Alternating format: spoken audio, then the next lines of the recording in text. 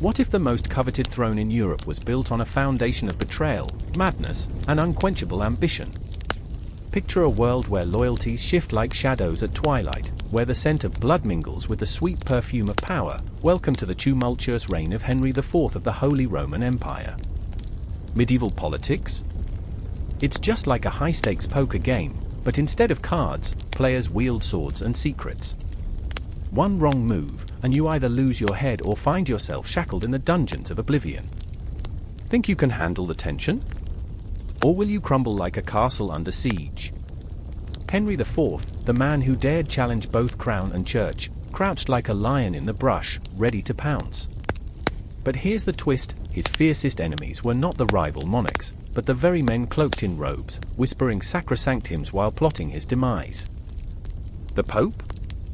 A puppet master pulling strings from afar, and Henry? A marionette dancing perilously close to the flames of heresy. Picture it, the year is 1077.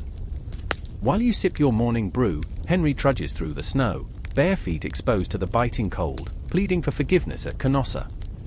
A king on his knees before a mere priest, what a spectacle! And just when you think you've grasped the absurdity, a plot thickens. Noblemen circle like vultures over a carrion feast, ready to feast on his downfall, all while the emperor's own son stirs unrest like a tempest in a teapot. Is loyalty just a word tossed around in courtly banter, or a fragile illusion waiting to shatter? Every glance exchanged, every whispered secret, could ignite a war. Assassination, excommunication, and rebellion, choose your poison wisely, for it's the only drink on the menu. Fast forward to castles festooned with opulent tapestries, where feasts overflow with meat and wine, and yet the air is thick with treachery. The laughter echoing through gilded halls hides the bitter taste of betrayal. Noble women spin schemes, their silks whispering secrets that would make Shakespeare blush. Are you intrigued? You should be, for in these ancient cathedrals of power, the line between friend and foe blurs like the fog rolling in at dawn. And as Henry weaves through this deadly labyrinth, armed with cunning, wit, and a questionable sense of humor, he faces foes both familial and ecclesiastical. What are the stakes? Only the very soul of an empire hangs in the balance. So, will you turn away and shield your eyes from the chaos? Or will you plunge headfirst into this electrifying saga where every heartbeat could be your last, every smile a dagger poised to strike? The pages of history wait, quaking with the weight of untold tales. You've been warned, once you step into this world of intrigue, there's no turning back. Who will rise, and who will fall? The game has just begun. Chapter 1. Early life, birth and family background. The silence was suffocating. It hung in the air, thick as fog, wrapping around the small room like a vice. The only sounds were the rhythmic ticking of a clock, its hands moving forward with cruel indifference to the chaos outside. I remember the damp smell of the sheets, the way the shadows seemed to stretch and shudder along the walls, whispering secrets of despair. And there she was, my mother, sweat-soaked and wide-eyed, gripped by something primal, something that rattled even the bravest hearts. "I can't," she gasped, the words torn from her mouth like a desperate cry in a darkened alley. "Not again. Not again." Her hand gripped the edge of the bed, knuckles white as if it alone tethered her to sanity. The world was crumbling outside, and she was battling the storm inside. I remember the door slamming open, revealing my father, his face a mask of fury and fear. His breath was ragged, as if he had just clawed his way out of a suffocating abyss. "We don't have time for this," he barked, the sound rolling through the room like thunder, rattling the very bones of our home. He was a man of contradictions, strength mixed with fragility, passion blending with rage. I saw the wildness in his eyes, the unwavering determination to protect us, but also the haunting shadows of helplessness creeping at the edges. "Lila," he shouted, pleading and demanding all at once, as if calling her name could somehow summon the strength she needed. And in that moment, reality split in two, the world outside, filled with chaos and uncertainty, and the fragile bubble of our family, teetering on the brink of collapse. I remember the way the sun hung low in the sky, casting an eerie orange glow across the room, filtering through the grimy window panes, illuminating the dust motes dancing like lost souls. My mother's deep breaths quickened. Each inhale felt like a plea for survival, each exhale a whisper of surrender. "It's too late," she murmured, her voice cracking, the weight of defeat heavy on her shoulders. But I also remember the fleeting moments of tenderness, like the time she cradled me in her arms, her laughter spilling over like water from a cracked jug. "You're my little warrior," she'd said, and those words had wrapped around my heart, a warm blanket in a world that often felt cold and uninviting. Yet in this moment, her warrior spirit was fraying, and the shadows crept ever closer. "Get her to the hospital," my father's voice shattered the air, urgency spilling from his lips like a lifeline. I felt helpless, standing there wide-eyed, caught between the fear of losing her and the desperation to hold her close. I wanted to scream, to throw myself at their feet, but instead, I just stood there, paralyzed by the looming specter of loss. The shadows lengthened as time warped and twisted. I remember the clock ticking louder, each tick a reminder that life was slipping away, a cruel countdown etched in the air. My mother's eyes fluttered, the light flickering like a dying candle. I can't breathe," she gasped, each word laced with agony, and the walls began to close in. My father's hands were shaking as he reached for her, a desperate attempt to bridge the chasm that had opened between them. "Just hold on," he implored, but his voice cracked, betraying the fear that lay beneath his bravado. "You fought before, haven't you? Fight now. Fight for us." In that moment, I saw the love beneath the layers of anger and frustration. Love that could fuel revolutions, love that could tear down walls. But it was also a love marred by imperfections, a raw, messy entanglement of hopes and fears. I could see it warring within them, the want to save, the want to let go. I remember, I whispered in the silence that followed, I remember the nights when we sat together, sharing stories wrapped in laughter. I thought of our little kitchen, the smell of burnt toast and laughter hanging in the air, how every moment felt like a fragile gift. I thought of the way my father would sweep my mother into his arms, their laughter echoing like a cherished melody. But that melody was fading, drowning in the fears that threatened to swallow us whole. The shadows pressed closer, and my heart raced. An unseen weight bore down on us, a specter of despair. "Please," I wanted to shout, "don't let it end like this." But the words were trapped in my throat, choking on the reality we faced. I remember the moment I made a choice, a silent vow to brave whatever darkness lay ahead. It wasn't a conscious decision, but a pulse of instinct that surged through me. "You can't leave us!" I cried out, breaking my own silence, pouring every ounce of love into those words. The room held its breath. The air crackled with tension, a fierce storm brewing in the depths of our hearts. I felt the world shift beneath my feet, the ground trembling with the weight of our collective fears. And then, in an instant, the clock struck, reverberating through the thick silence, dragging us into the next chapter of our lives. Tears streamed down my mother's cheeks, mingling with the shadows that gathered around us, painting our fears with a desperate hue. I'm trying," she gasped, her voice a fragile thread, and I felt a flicker of hope ignite in the depths of my own heart. The moment hung there, suspended in time, a heartbeat that echoed into infinity. It was beautiful and terrible, a raw display of what it meant to be human, to love and to fear, to hope and to fight. I felt the walls quiver, the shadows recede slightly, and each breath we took brought us closer to something fierce and powerful, something that might just save us. But as the clock ticked on, I knew deep down that this battle was far from over. The darkness loomed, ready to engulf us again, ready to test the bonds we clung to. And I was left standing there, a witness to the turmoil of our lives, heart aching and soul ignited, ready for whatever awaited us next in this chaotic tapestry of love, loss, and relentless hope. Each moment woven together, leading us down a path fraught with danger, but also with the promise of survival. The air crackled with tension, thick and potent, as the moon hung high and pallid, casting a ghostly glow over the muddy streets of the city. The echoes of distant clashing swords reverberated like a heartbeat, erratic and fevered, a battle cry woven into the night. I found myself standing there, heart racing, breath catching on the colors of fear and anticipation swirling around me, feeling the weight of history in the air, heavy, suffocating. Henry of Lancaster, a man both fierce and fragile, stood at the precipice of his fate. I remember the way his hands trembled, not from fear but from the intoxicating lure of power that danced just out of reach. He was a lion trapped in a cage, one paw bleeding from the rusted bars of his lineage, a lineage marked by betrayal, blood, and the kind of familial love that could turn to ashes in an instant. The chaos around him was the storm that whispered promises, and oh, how he craved those whispers.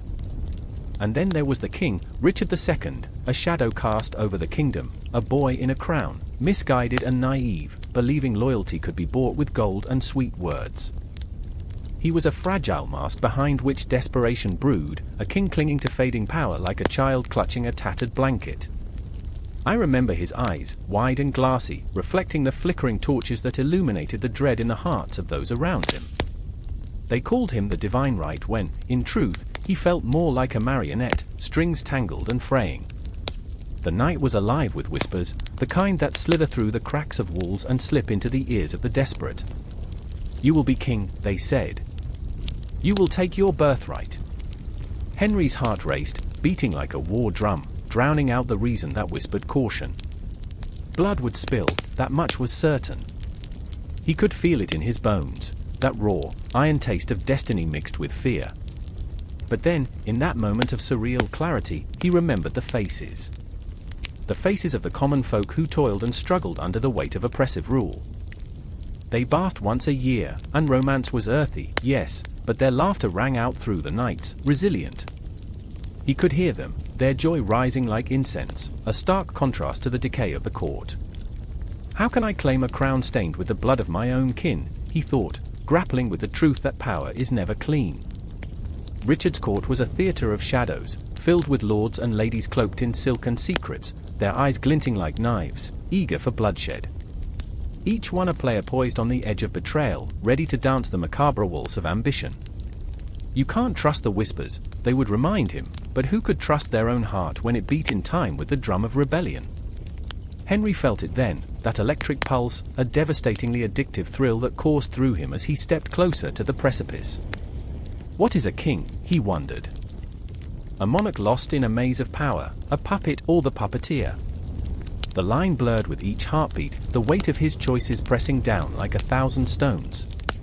As the first rays of dawn threatened to breach the darkness, the sounds of clashing metal grew louder, the air thick with the tang of sweat and blood. I remember the moment the realization hit him like a hammer against a nail: the world was not a stage for the weak-hearted. The throne demanded sacrifice, and he could feel the ghosts of his ancestors, spectral and silent, standing behind him, urging him forward into the chaos. The battle was not just outside, it raged inside him, a confluence of fear and ambition, love and hate. He remembered his mother's tear-streaked face, the way she had whispered tales of honor and duty. "You have a choice," she would remind him. "A choice to be greater than the blood that runs through you." But how could he be greater when the blood of betrayal stained his own hands? The din erupted into chaos as swords clashed, and amid the clash of iron and the cries of dying men, the confrontation became inevitable. Henry found himself standing before Richard, the king's face twisted in disbelief, a child robbed of his toys. "You dare?" Richard cried, the words spilling from his lips like venom. In that moment, I could feel Henry's resolve hardening. Yes, it was bloody, but the taste of power and purpose drowned out the echoes of doubt. And then came that moment, that split second when everything hung in balance. The world paused, the cries muted, and I felt the weight of history shift as Henry raised his sword. The clang of steel rang out, reaching into the very marrow of time, a sound that would resonate in the hearts of those who dared to listen. This was not just a battle, it was the birth of a ruler, the strangling of a child king too innocent for the game. He saw himself reflected in Richard's eyes, fear, fury, confusion. It was a mirror that held the truth of his choices, and he lifted his sword, the weight of it both liberating and suffocating. This was the moment both of ascension and descent, the line between hero and villain blurred into obscurity.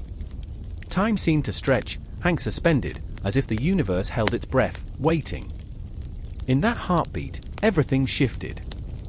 The ground beneath him felt alive, trembling with anticipation. He remembered the laughter of the folk, the stories of his ancestors, the whispers of destiny, all merging into one, all leading him to this crucible moment of power.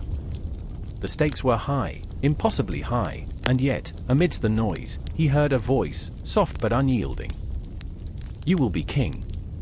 And so, in that moment, as the sun began to rise over the horizon, casting a fiery glow that ignited the world, Henry stepped into the shadows that would follow him, shadows that held secrets and burdens yet unimagined. The air crackled with the electric promise of change, and he felt it in the marrow of his bones. This was the dawn of Henry IV. A rise that would echo through the ages, a heart both heavy and eager, forging a path through darkness and light, one breath at a time. The moon hung low, watching, waiting, as if the cosmos itself had become a witness to this bloodshed, a silent spectre of history poised on the brink. And so, there we stood, amidst the ruins and the rising smoke, where dreams collided with destiny, where the past would haunt him like a shadow, always present, always demanding. The journey had just begun, and with each heartbeat, each breath, the world would remember the price of power, the cost of ambition draped in glory and grief. The echoes of swords clashing would fade, but the whispers of what was to come would linger, eternally, in the air. In the dim light of a flickering torch, shadows flickered like whispers against the cold stone walls of the papal chamber. Pope Gregory VII stood rigid, his heart pounding like a war drum. The air was thick, heavy with the scent of incense and unspoken dread. Outside, a storm gathered, a tempest that mirrored the turmoil brewing within. He could feel it, a dark tide rising, a confrontation with fate. He had declared war, not against armies, but against the very fabric of power itself. The Investiture Controversy had begun. I remember that moment vividly. The heat of it clung to me, a palpable tension that wrapped around my throat. I watched as Gregory turned, his eyes ablaze with righteous fury, yet haunted by doubt. What had he unleashed? "The church must be free," he murmured, almost to himself, words steeped in desperation. His voice trembled, a fragile thing held together by the gravity of his mission. To reform the church, to claim its authority over kings, to wrest control from the hands of earthly rulers like Henry IV, this was his dream, yet it felt like a nightmare creeping closer. And across the land, in the opulent halls of the Holy Roman Empire, Henry IV paced like a caged lion. He was young, barely more than a boy in the eyes of the world, yet the weight of the crown was a leaden shroud upon his shoulders. He was not merely a king, he was a vessel of tradition, each decree a thread in the tapestry of his lineage. Yet now, he stood on the precipice of rebellion, uncertainty gnawing at his insides. "Who does Gregory think he is?" he spat, his voice cracking with rage. "I am the king. I'll not be dictated to by a mere priest." But the word priest tasted bitter on his tongue, for he knew, deep down, that this priest wielded a power he could scarcely comprehend. I remember the flicker of his eyes, a storm of emotion swirling. Defiance mingled with a deep-seated fear. What would it mean to challenge the Pope? The heavens, it seemed, had already taken sides. The wind howled, slapping against the windows like the cries of prophets warning of doom. The ghosts of his ancestors loomed in the shadows, their legacy pressing against him like a weighty cloak. But to defy him, the thought wrapped around his mind like a serpent. What will the people think? Both men, caught in a web of ambition and fear, were unwilling puppets of history. Gregory, clinging to the belief that morality could trump power, and Henry, a boy thrust into a game of thrones that had no mercy. The stakes were impossibly high, a battle not just for authority but for the very soul of Christendom. I could feel it, the clash of wills, the storm gathering, and I couldn't look away. Then came the day of reckoning. A chill swept through the land, biting at skin and spirit alike. Gregory stood in front of a gathering of clergy, faces pale and anxious, eyes wide with uncertainty. "We cannot allow the king to choose bishops like pawns in a game," he declared, voice echoing in the vaulted chamber. "We must stand against the corruption." The tension was electric, a taut string pulled to its limit, vibrating with the weight of hope and fear. But Henry was not idle. In the dead of night, he summoned his loyal barons, shadows brought to life by the flickering candlelight. "Do you want a pope who thinks he can rule us?" he growled, fury igniting the room. "We are the ones with swords, the ones who spill blood on the fields for our land. We will not bow to a man cloaked in silence and incense." Each word came out like a battle cry, a rallying force that set hearts ablaze.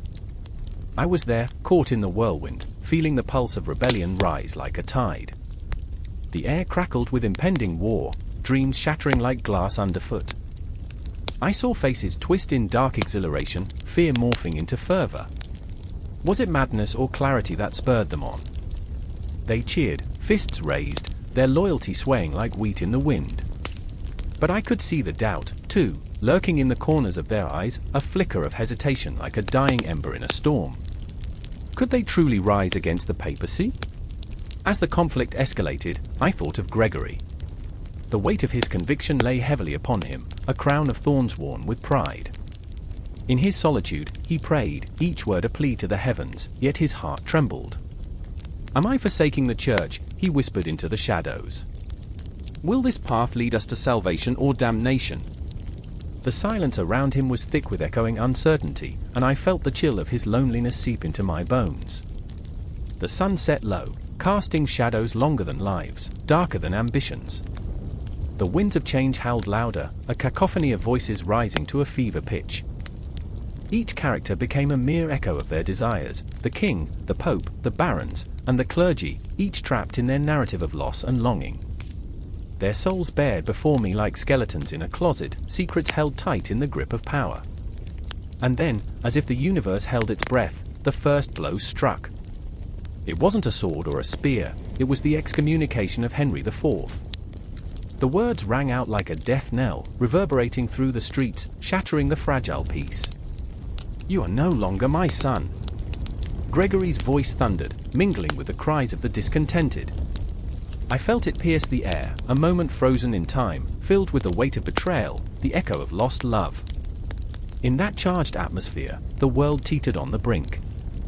Hopes rose like smoke, but so did despair, an intoxicating mix that left my heart racing. I could see it, the lines being drawn, the shadows creeping closer, each character consumed by their fierce desire for control. Henry's defiance surged like a wildfire, threatening to consume everything in its path. Gregory's resolve hardened like iron, yet the doubt seeped through, a slow poison in his veins. And as the storm raged on, both in the sky and within their hearts, I realized something profound. This was not merely a clash of power but a reflection of the human condition, fraught with ambition, fear, love, and desperation. Each character was a mirror held up to our own struggles, flawed, relatable, and achingly real. The crescendo built, the tension palpable, a knot in my throat. I could almost hear the clock ticking, each second an echo of choices unmade, dreams deferred. The battle lines were drawn, and I was rooted in place, breath held, heart racing, awaiting the inevitable clash of wills. The world held its breath, and with it, I felt the pulse of history beckoning me closer. The moon hangs like a dagger in the night sky, a silent witness to the chaos brewing beneath its cool, indifferent gaze. Shadows flicker in the halls of the castle, a symphony of whispers weaving through the chambers, wrapping around the hearts of the nobility as they huddle together, fear painted across their faces like a mask. I stand there, mere inches away, my breath caught in my throat, drowning in the tension that crackles like fire in the air. Henry's Ascension is supposed to be a celebration, yet the atmosphere is thick, suffocating, like stepping into an unseen trap masked by silk and gold. I remember Lady Eleanor, her hands trembling as she grips her goblet, the wine spilling over the rim like the secret spilling from her mouth. "A king must be strong," she murmurs, her voice a thread of silk and sorrow. But what if strength is a mask for weakness? Her eyes dart to the door, haunted. She knows the weight of the crown, how it can crush the spirit and ignite rebellion all at once. Each sip of wine feels like poison sliding down her throat, the very essence of power tasting bitter on her tongue. She's a woman caught in the storm, a vessel of hope and despair, painted in shades of uncertainty. And then there's Lord Richard, a man whose laughter echoed in the halls not long ago, now reduced to a shadow of his former self. I see him, pacing, his hands fisted tightly at his sides, every movement a coiled spring ready to snap. "Loyalty is a fragile thing," he hisses, his voice low and venomous. "One wrong step and it shatters." I can see the flicker of doubt in his eyes, the churning conflict. The nobles whisper of rebellion, of a throne divided, a treacherous game where every ally could become an enemy in a heartbeat. He feels it, the betrayal lurking just beyond the candlelight, a specter of dread hovering over every conversation. I remember the echoes of a distant clock, its rhythmic ticking punctuating the silence, each chime a reminder of the time slipping away, the power shifting, and the bonds of loyalty straining under the weight of ambition. Lord Richard's fingers brush the hilt of his sword, a silent promise to himself, to the kingdom he swore to protect. But what protection can a sword offer when the heart of a man is trembling? The banquet hall is a caricature of celebration, laughter a fragile facade draped over the simmering tension. Nobles clink their goblets, a dance of glass and gold, but beneath the surface, the air is thick with unease. I can almost taste it, like iron on my tongue, sharp and metallic. Henry, the young king, sits at the head of the table, a boy masquerading as a monarch, his confidence a borrowed cloak that threatens to unravel with each passing moment. He is the axis around which this storm spins, a beacon and a target, all at once. Suddenly, the doors swing open with a thunderous crash, and the room falls silent. A figure stands silhouetted against the flickering torchlight, cloaked in shadows, a ghost from the past. It's Thomas, a name that lingers in the air like smoke, a reminder of loyalty betrayed, of alliances that can twist like a serpent. His eyes, dark pools of resentment, scan the room, his presence a curse, a herald of chaos. "You think you are safe," he snarls, his voice like gravel. The throne is not a seat for the weak. The nobles shift, unease rippling through them, and I can feel the electricity in the air, the tension taut enough to snap. Lady Eleanor flinches, her eyes wide, as if she can already see the blood staining the marble floors. Lord Richard stands straighter, anger igniting in his chest, but inside, I can sense the cracks widening, doubt growing in the fertile soil of his loyalty. They are trapped in a web of their own making, each thread a decision, each not a consequence. The clock ticks on, relentless, reminding us that time is running out. I watch as Henry's youthful bravado falters, the weight of a crown pressing down like lead. "I will not be intimidated," he declares, but his voice trembles, a mere echo of authority. I see the flicker of uncertainty in his eyes, a fleeting glimpse of a boy lost among giants. The nobility watches, hungry for a sign of weakness, for a moment where the facade can shatter completely. "Intimidation is not the game, boy," Thomas replies, a cruel smile spreading across his face. "It is survival. And you are but a lamb among wolves." His words hang in the air, suffocating, a prophecy whispered in the dark. I remember the feeling of dread creeping into the marrow of my bones, the sense that the very foundations of this kingdom are crumbling, the nobility caught between loyalty and self-preservation. The once glorious castle feels like a cage, the walls closing in tighter with each passing moment. Every heartbeat echoes the impending doom, every breath thick with impending betrayal. The silence stretches, sharp as a blade, each noble a prisoner of their own ambition. Lady Eleanor glances at Lord Richard, a silent plea in her gaze. "We must stand together," she whispers, her voice barely above a breath. But I can see the hesitation, the fear of losing everything they hold dear, a heart torn between loyalty to the king and the desire to survive this storm. The dark laughter of fate feels inescapable. They are pawns in a game played by unseen hands, and with each passing moment, the board shifts beneath them. As I stand, on the brink of this tempest, my heart races, the pulse of history thundering in my ears. The night is alive, a creature of its own, and the nobility will have to confront their fears, their loyalties, and their very souls. The shadows whisper of betrayal, of dreams shattered, a kingdom on the brink of collapse. And I wonder, in my gut, will they rise or will they fall?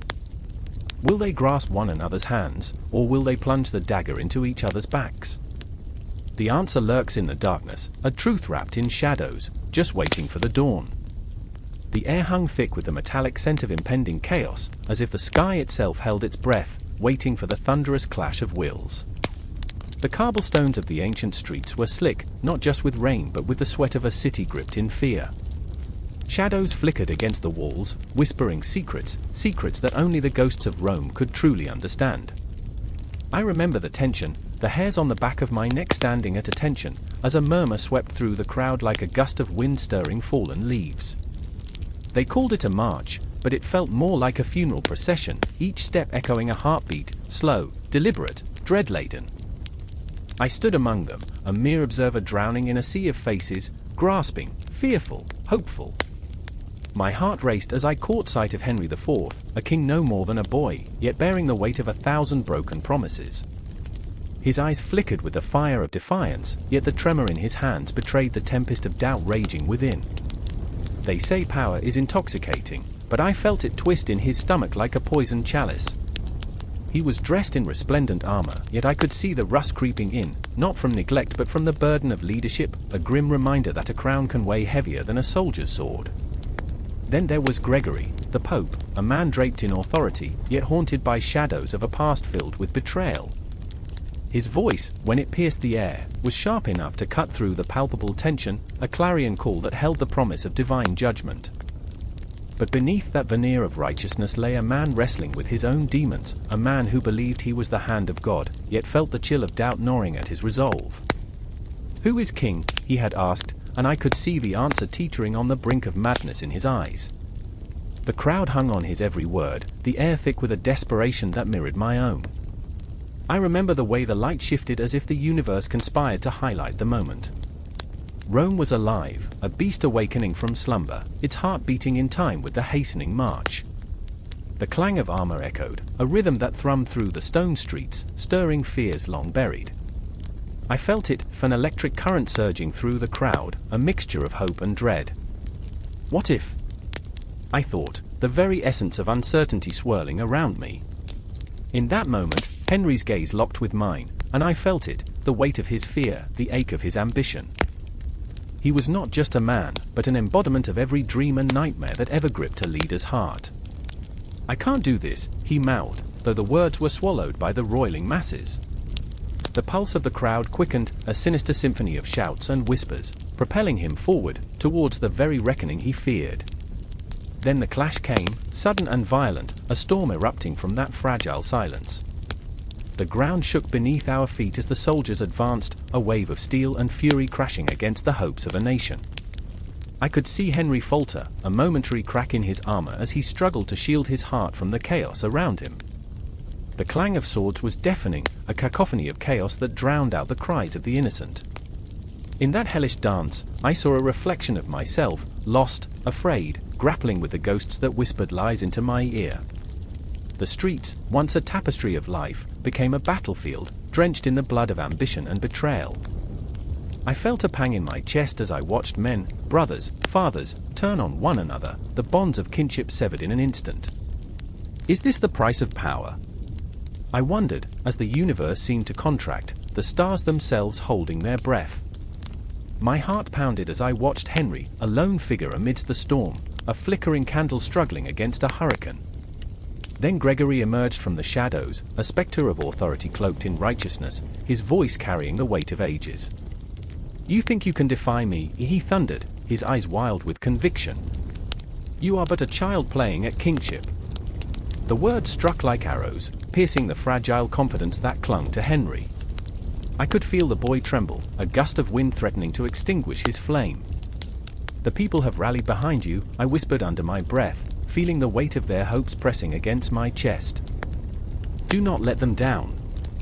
But doubt is a cruel master, and I could see it swirling behind his eyes, begging to take root. The shadows lengthened, engulfing the flicker of faith. It was all spiraling out of control, and I felt myself teetering on the edge of despair. My breath quickened as I watched Henry, his defiance waning, a tempest turned to stillness. Each heartbeat echoed with the haunting question, what was a king without his courage? The skies darkened, heavy with the promise of rain, and as the first drops fell, they felt like tears, tears of a kingdom caught in the throes of chaos. I remember the cold shivers racing down my spine, the way the wet earth drank in the blood spilled upon it. We're all just phantoms in this dance, I thought, as the world around us became a swirling vortex, drawing us into its depths. And yet, at that very moment, a spark ignited within Henry. It flickered hesitantly at first, but soon blazed into a wildfire. "I am more than a crown," he shouted, the sound rising above the din, carving a path through despair. "I will not yield." I felt it, a rush of electricity surging through the masses, igniting a flicker of belief that had been smothered in darkness. But the fight was far from over. The clash of swords echoed on, a relentless reminder that this was only the beginning, a prelude to the tempest that lay ahead. I felt the truth in my bones. This march would not end here. The stakes had been raised, and the world held its breath, poised on the edge of a knife, waiting for destiny to strike. But we were all caught in the storm now, Henry, Gregory, and me, a trio bound by fate and urgency. The darkness loomed, threatening to consume us, but somewhere within that heart-stopping moment of tension, a glimmer of hope emerged. The question remained, would it be enough to light the way forward? The answer danced just beyond our reach, teasing, taunting, an echo of what was yet to come. As the shadows lengthened, the clock ticked on, our fates intertwined, spiraling into a night that felt endless. The air was thick with dread, a tension so palpable it vibrated like a plucked string, ready to snap. I stood there, surrounded by the echoing stone walls of the cathedral, a timeless monument to power and faith.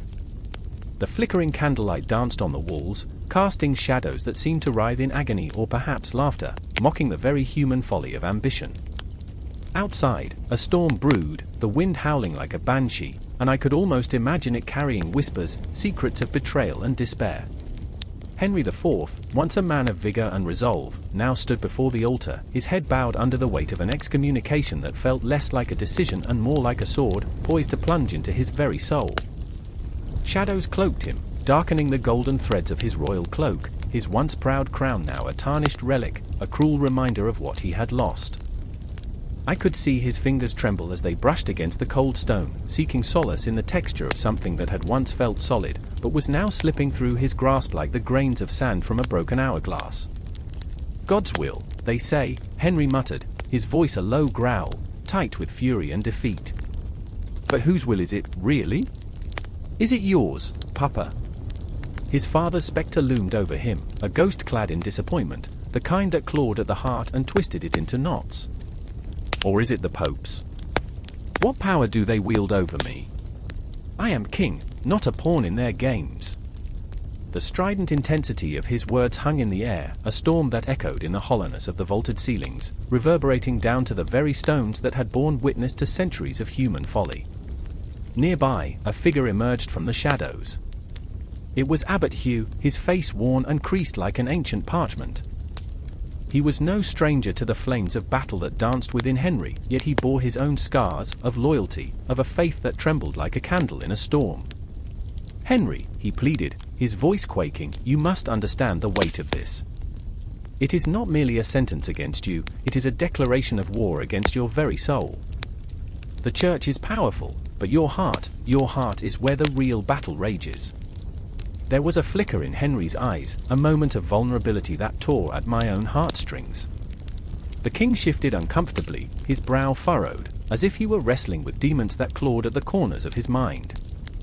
And what of my heart, Hugh? Does it matter to the men in Rome, those who have never felt the heat of a battlefield? They sit in their ivory towers, while I bleed for this kingdom. He spat the words, venomous yet tinged with an ache that echoed through the very stones beneath my feet. Kings may wear crowns, but their thrones can be made of ash, I whispered to myself, the words heavy with the weight of history. I often found solace in the absurdity of it all, cracked smiles in the face of calamity. He is a king, but what is a king without his people? A jester at a banquet of shadows. I fought the urge to laugh bitterly, for I knew well the folly of men who believed themselves invincible, untouchable. In that moment, I sensed the churning tide within Henry, the echoes of dreams long lost, of promises made and broken, lay like a shroud over him. I remember the laughter of my children, their innocence, their dreams, he said, his voice now barely a whisper, the rawness of emotion seeping through every word. I remember the joy I felt when I first donned this crown. But now it feels like a burden too heavy to bear. I felt the heaviness in my chest, the suffocating weight of despair that held him captive. For all his power, he was just a man, a flawed soul caught in a tempest of conflict. Yet Abbot Hugh pressed on, do not let their shadows consume you, my king. You still have the capacity to bring light to this darkness. But first, you must confront the truth within yourself. His eyes glimmered with something akin to hope, yet laced with the tremors of fear. I could see it in his brow, the worry, the apprehension of what lay ahead. the confrontation looming like a dark cloud, threatening to unleash a torrent upon the fragile web of faith and authority. Truth, ha! A cruel mistress indeed, Henry scoffed, the remnants of his anger flaring momentarily before being snuffed out like a candle caught in a gale. I have borne witness to the betrayal of those I trusted, the treachery that lurks behind every smile. What is truth but a mask worn by liars? His words dripped with venom, yet I could sense the mask slipping, peeling back to reveal the raw, aching vulnerability beneath. Henry, Hugh urged, stepping closer, the truth is not in others, it lies within you. It is the love for your people, your family. It is the legacy you choose to leave behind. A flicker of understanding ignited in the storm-clouded gaze of the king, and for a heartbeat, the world around us held its breath. The cathedral, once a sanctuary, now felt like a cage, the very stones whispering of betrayal, of lost dreams. Legacy, Henry's voice trailed off, a crack forming in the steel veneer he wore like armor. I felt the rawness of his despair and the echo of dreams slipping through his fingers, like the ashes of a fire long extinguished. What legacy can I leave if I am cast out, a pariah in my own land? And then the thunder echoed, as if the heavens themselves were mocking his turmoil. Outside, the storm ratcheted up, crashing heavily against the stone facade, nature mirroring the chaos within. The shadows danced ever closer, ready to consume him whole, and the air thickened, stifling breath and hope. In that moment, I understood, excommunication was not merely an act of the church, it was a visceral severing of the soul from the very essence of existence. The empty chair at the family table, the barren fields where laughter once bloomed, the silence that fell like a shroud over once vibrant cities. Consequences, haunting and insistent, that would reverberate through time long after the dust had settled. As the storm howled and the shadows closed in, the world outside faded into a distant memory. The cathedral, a silent witness, awaited the outcome of this devastating clash, not just of faith and authority, but of a man battling himself, caught in the throes of despair and redemption. And as I held my breath, I realized the heart of the matter. We all wear our crowns, and sometimes we pay the ultimate price to keep them aloft, even as the specter of excommunication looms ever closer, a dark cloud waiting to eclipse the light of our very being.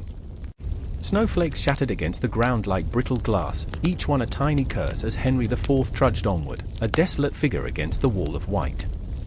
The chill of the late winter air cut through him, sharper than the betrayal of his own kin, yet here he was, the king of the Romans, reduced to a penitent, wearing the tattered rags of humility.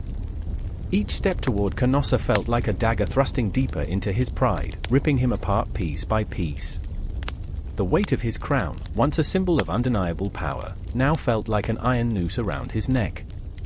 I remember how his breath came in ragged gasps, the steam rising like ghosts of the past whispering in his ear. He was not alone, though the shadows of the trees loomed ominously. Beside him, his loyal friend and knight, Otto, walked with a face etched in fear and resolve. Otto held the weight of his own conflict, torn between loyalty to his king and the council of the church that had turned its back on Henry. "What if this is all for naught?" Otto muttered, his voice trembling in the bitter wind. "What if the Pope turns you away?" But beneath that trembling lay an ember of belief, flickering just enough to keep the darkness at bay. I remember feeling that ember, how it ignited hope in the hearts of those who should have known better. As they approached the castle, the towering walls loomed closer, a fortress of stone and ice, a symbol of authority that now felt like a prison. The sun hung low, a fiery eye in a grey sky, casting long shadows that danced like spectres around them. Each shadow carried laughter, mocking, cruel, echoing the voices of those who once bowed before Henry and now turned away. He could almost hear them. What a king! Reduced to this! A beggar at the gates of the Papacy! My heart ached for him, knowing that the world had turned its back, leaving him to face the very embodiment of his shame. The memory of his own decision wove through his mind, a desperate gamble fueled by anger and ambition. He had defied Gregory VII, the Pope, the very voice of God on earth, believing he could reinstate his authority through sheer force. Now, that defiance lay shattered at his feet. "I remember when I was crowned," Henry whispered, the confession raw and unpolished. The cheers, the adoration. "And now?" "Now I am stripped bare, a sinner before the world." Otto's eyes reflected the flickering flames of their shared past, the camaraderie forged in battle and blood. "You are not alone, my king," he murmured, but even his words tasted of doubt. The fear that clung to their bones felt palpable, a shroud of impending doom wrapping tighter around them with each step. I could see Otto's fingers twitching, itching for the hilt of his sword, longing to draw it, to protect Henry from the world. But there was no enemy to fight, only the frailty of humanity, the terrifying loneliness of being lost. And then there was Gregory, the looming shadow, the cold figure waiting behind the castle doors, a man who wielded divine power like a sword, ready to strike down the fallen. The confrontation would be swift, yet it stretched before them like an eternity. What would it be like to kneel before the very man who had cast you into the abyss? Would the Pope grant him mercy, or would he let the flames of judgment consume him? I felt the tension coil around my throat, choking the air from my lungs, as if I were witnessing the final act of a tragic play. The gates of Canossa creaked open with a groan that echoed through the desolation, revealing a world that felt stark and unrecognizable. I could see the flicker of torches, the silhouette of figures watching with hawk-like intensity. Eyes filled with judgment, eyes filled with glee, eyes filled with nothing at all. This was not a welcoming, it was a spectacle, and Henry was the main act. I remember the moment his breath hitched, the moment the absurdity of it all crashed over him like a wave. Here he was, a king on his knees, a puppet danced by the strings of fate. As he stepped forward, the icy ground cracked beneath his feet, an omen, or perhaps just the earth laughing at his plight. The deep red of his blood pulsed in his ears, a drumbeat of despair that matched the rhythm of his heartbeat. Each pulse a reminder of his humanity, of the flaws that had led him here. "I am more than my mistakes," he seemed to say, though the words never left his lips. The cold truth had settled in, he was not merely a king, he had become a man stripped of everything, save his resolve. In that moment, I could feel the air thicken, the silence pressing against my chest. What was left of his dignity? What remained of his heart? It hung in the balance, a fragile thread suspended over an abyss. Otto's hand brushed against his arm, a silent reminder that love could endure even in the face of divine wrath. "We'll face this together," he said, not as a promise, but a desperate hope. The gates of Canossa stood tall, a final barrier between Henry and the reckoning he had wrought on himself. They were moments away from a confrontation that would reshape their lives forever. With a deep breath, he swallowed his pride, the taste bitter and metallic. "Let it be so," he breathed, stepping into the unknown. And as he crossed the threshold, a shiver cascaded through the air, a warning, a plea, a farewell to who he had been. The shadows of the past gathered like a storm, swirling around them, as the gates closed behind him, shutting out hope, shutting out the world, sealing them in a moment that felt both eternal and fleeting, a pause before the plunge. What lay ahead? Only the murmur of destiny, echoing in the silence, whispering the truths they feared to face. The weight of humiliation clung to Henry IV like a shroud as he stepped into the cold light of judgment, one king, one friend, one moment of reckoning. The clock ticked ominously, time unwinding as the shadows deepened, and the stage was set for the unfolding drama, each heartbeat an echo, each breath a prayer. The hall echoed with silence, a gaping maw of darkness swallowing the last flickers of candlelight. I stood at the precipice of despair, the air thick with the weight of unspoken words. Outside, the winds howled like lost souls, while inside, a storm brewed between us, a tempest of secrets and shattered dreams. I could feel the pulse of the castle walls, the heartbeat of generations entwined in the fabric of betrayal and ambition. My heart raced, pounding against the constraints of duty and desire, a prisoner in this gilded cage of political alliances. Edith, a name that rolled off my tongue like bitter wine. She stood there, the embodiment of grace and fury, eyes burning with unshed tears. Her hands trembled, the delicate fingers adorned with rings that glittered like daggers in the dim light. I remembered her laughter, the way it danced around the banquet tables, a beacon of life amid the suffocating weight of expectation. I remembered the first time I glimpsed her, the laughter extinguished. My heart had plunged into a chasm, a dark void where hope twisted into despair. "Do you think they care for us?" she whispered, her voice barely breaking through the suffocating silence. "Do you think they see us beyond the chess pieces we've become?" Her words sliced through the air like a sharpened blade, each syllable a painful reminder of the roles we played. I wanted to reach for her, to bridge the chasm between us, but the reality of our situation pulled me back. My future was already etched in stone, a political contract binding me to a foreign princess whose smile I had never seen. I was to marry for alliances, for power, for the crown. I felt like a puppet, my strings pulled by unseen hands, dancing on the stage of history. Edith, it's not just us. It's the realm. The words tumbled from my lips, heavy with the burden of truth. We're pawns in a game far greater than ourselves. Her laughter, sudden, sharp, sounded like glass shattering against stone. Pawns? Or hostages? The question hung in the air, an echo of the unthinkable. We were prisoners of our lineage, shackled to lineage like a chain around our throats. I could see the ghosts of our ancestors flickering in her eyes, specters of ambition and sacrifice, whispering the stories of those who came before us, now heavy with the weight of their failures. Time stretched, an unbearable tautness between us, as I recalled a fleeting moment, a dream of the past where we danced under starlit skies, her laughter weaving through the night like a soft melody. But now the stars felt distant, heavy, as if they, too, were mourning the love we could never claim.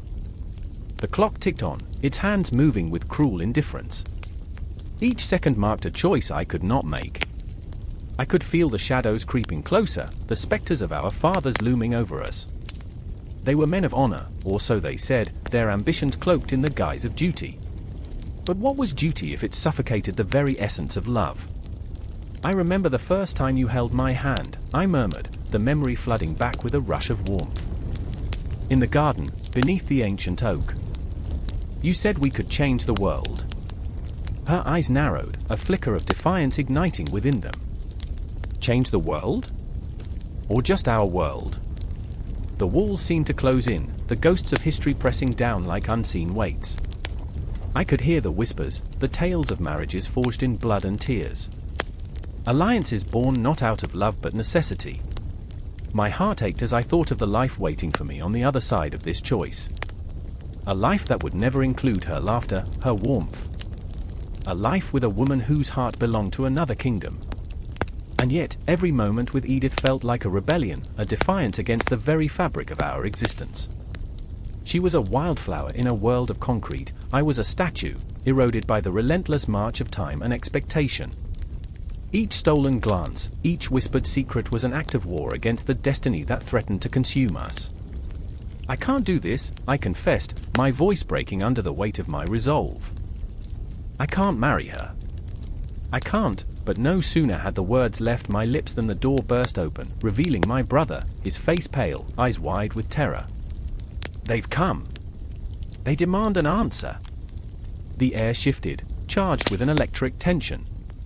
The moment was slipping, like sand through fingers, and suddenly I was caught in a tempest, the storm swirling around us, each decision a call to arms. The ghosts of our ancestors, the weight of alliances, the bloodlines that demanded loyalty, they all screamed for a choice, a sacrifice, a betrayal of what we held so dear. Edith stepped back, her gaze piercing through the chaos. You must choose, she said, her voice a fragile thread woven with fear and desperation. Will it be love or duty? The air grew colder, the shadows darker, each heartbeat a reminder of what was at stake. The clock's ticking echoed in my ears, the world outside a blur of expectation and obligation. And in that moment, with the weight of history pressing down like a funeral shroud, I realized that the choice was never just mine. It was a tapestry woven with the lives of those who came before us and those who would come after. Love, I breathed, the word a tremor on my lips, an impossible hope. But as the door swung shut, sealing our fate, I wondered whether love could ever conquer the darkness looming just beyond the gates of our hearts. The rain fell like a sorrowful drum, each drop a reminder of what was lost, what was at stake. It drenched the earth, turning the ground into a thick, clinging mud, much like the heaviness that clung to the hearts of the Saxons. I stood there, the chill of the air biting into my skin as I watched the shadows of my people take shape in the twilight. The blood of old grievances pooled beneath the surface, waiting for someone, anyone, to give it voice. A shout pierced the stillness, sharp as a knife. I turned, my heart hammering, caught between fear and fierce loyalty. My brother, Edric, stood at the center of it all, his face streaked with mud and defiance. His fists clenched, knuckles white, his voice a thunderous echo against the silence. No more. His words rang out like a battle cry, stirring the souls around him. No more will we bend to the whims of the king. I watched as the crowd swelled, faces illuminated by the flickering torchlight, a tapestry of rage and desperation. They were brothers and sisters, mothers and fathers, woven together by the thin threads of hope fraying at the edges. My heart ached for them, for Edric, whose dream of a free Saxon land was a feverish spark igniting the dry brush of rebellion. I wanted to join him, to scream alongside him, but my feet felt rooted, like stones chained to the earth. Then I saw her, Ethelwyn, standing on the outskirts, her dark hair swirling like a tempest around her face. The firelight danced in her eyes, but pain shadowed her features. Edric, she called, her voice a haunting melody, fragile and fierce. You cannot invite chaos.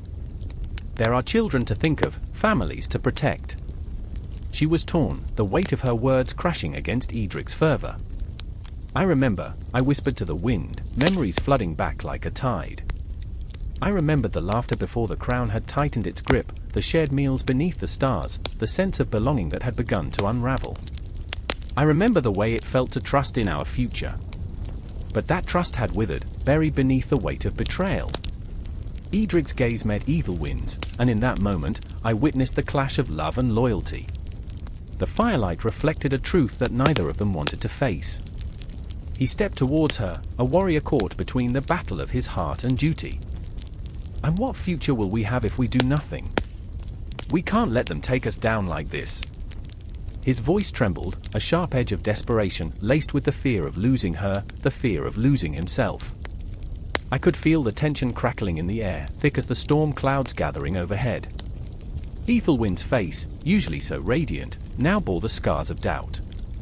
Using anger to fuel a fight can only lead to ruin, Edric. You know that. Her voice quivered, a warning wrapped in tender concern. But the crowd had begun to stir, drawn in by Edric's passion, a swelling tide of emotion that threatened to break free. I could see it in their eyes, the hunger for change, for a life unshackled from tyranny. I felt it, too. The ground beneath me trembled with an urgency, a wild desire to cast off the chains of oppression that bound us. Yet, amidst this swirling tempest of emotion, I felt a ghost of my own, an echo of my father's laughter, a whisper of his unwavering faith in justice. He had stood up once, long ago, only to be swallowed by the very darkness we now faced. The memory clawed at me, a reminder of the cost of rebellion. I shivered, not only from the cold but from the haunting realization that this could be our end. Edric! I finally called out, forcing my voice through the fear that gripped my throat. We can't let our hearts lead us blindly into the night. We need a plan. But even as I spoke, I felt the weight of my own doubts, the specter of failure looming. What could we possibly hope to accomplish against the crushing might of the crown? The rain intensified, each drop a sharp reminder of our plight, and the crowd roared with fervor. Edric's eyes lit up with the fire of rebellion, igniting the hope of the masses. Tonight, we claim our voices. We will not be silenced. The words hung heavy in the air, a promise wrapped in the veil of uncertainty. The atmosphere throbbed with tension, a heartbeat of its own, echoing the pulse of rebellion. The shadows danced around us, a macabre ballet of despair and determination. I clutched my hands into fists, feeling the raw energy coursing through my veins, urging me to join the fray, to fight alongside Edric and Ethelwyn. But just as the tide seemed to swell, a figure emerged from the shadows, sharp and ominous. Lord Alaric, the king's envoy, his presence cutting through the air like a blade. What's this? His voice was smooth, yet laced with danger. A gathering of traitors in the night? How quaint. His laughter, chilling and devoid of warmth, gripped my heart with icy fingers. The crowd fell silent, the tension shifting, morphing into something darker. Edric's bravado faltered, his fiery spirit momentarily dimmed by the threat looming before us.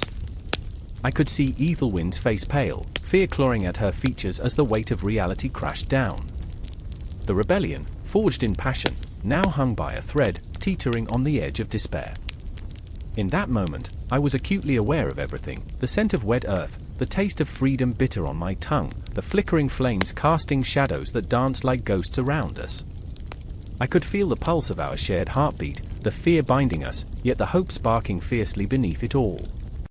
Do you think your voices can stand against the crown? Alaric's tone dripped with contempt, a reminder of the power he wielded. You are nothing but whispers in a storm.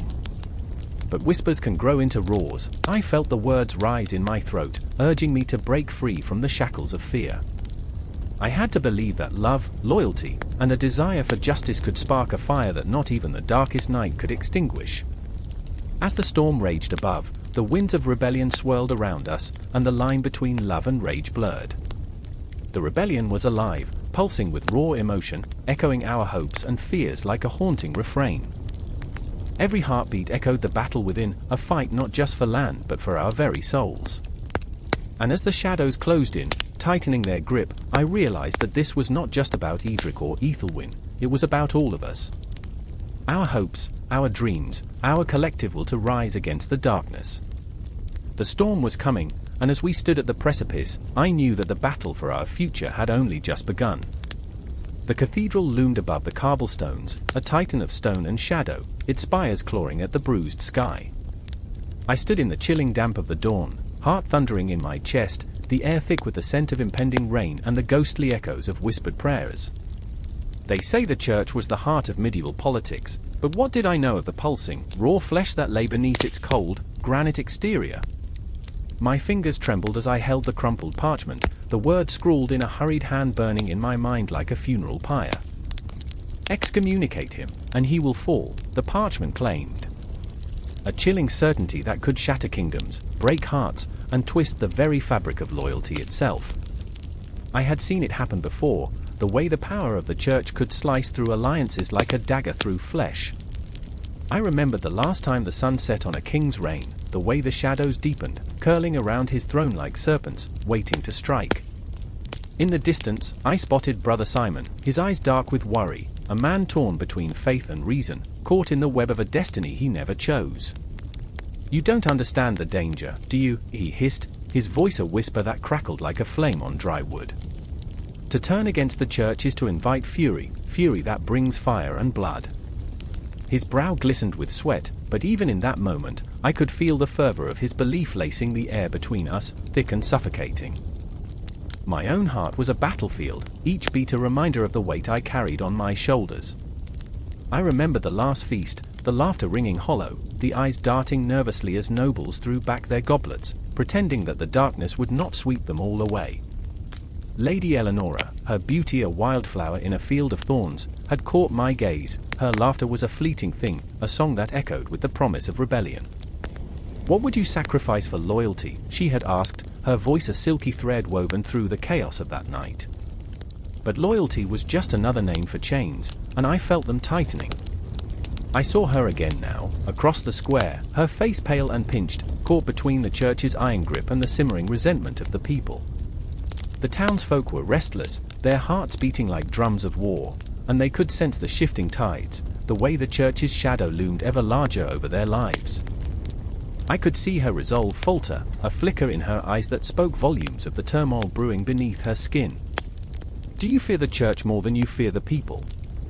I asked her once, the question hanging heavy in the air, charged with the weight of unsaid truths.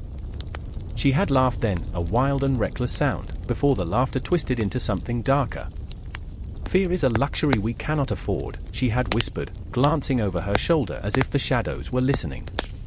But anger can be a weapon.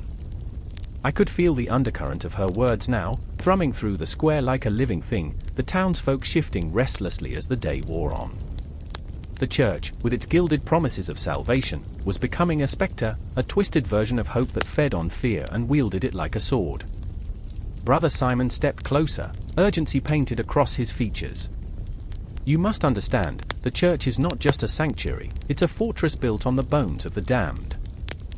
And it will not hesitate to defend itself. His breath came in short, sharp gasps, each word a prayer for sanity in a world spiraling into chaos. They will stop at nothing to protect their power. They are wolves dressed in the skin of shepherds. And as the clouds gathered, dark and ominous above us, I felt the heartbeat of the city quicken, echoing with the pulse of 1,000 fears.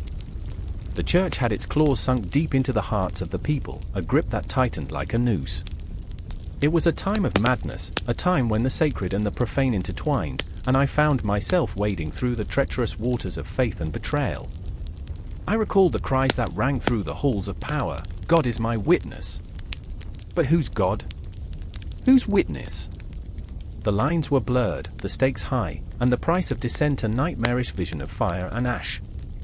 Each clang of the church bell reverberated through my bones, a siren's call to the faithful but a death knell for the vulnerable.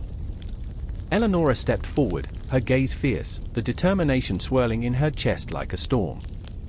If the church wishes to condemn us, let it. I would rather die on my feet than live on my knees. Her words hung in the air, a rallying cry wrapped in defiance, but there was a flicker of fear behind her eyes, a vulnerability that threatened to unravel her resolve. The sun dipped lower, painting the horizon in shades of blood and gold. It was a prelude to the chaos that awaited us. The people surged forward, voices rising like a tide, a cacophony of anger and despair.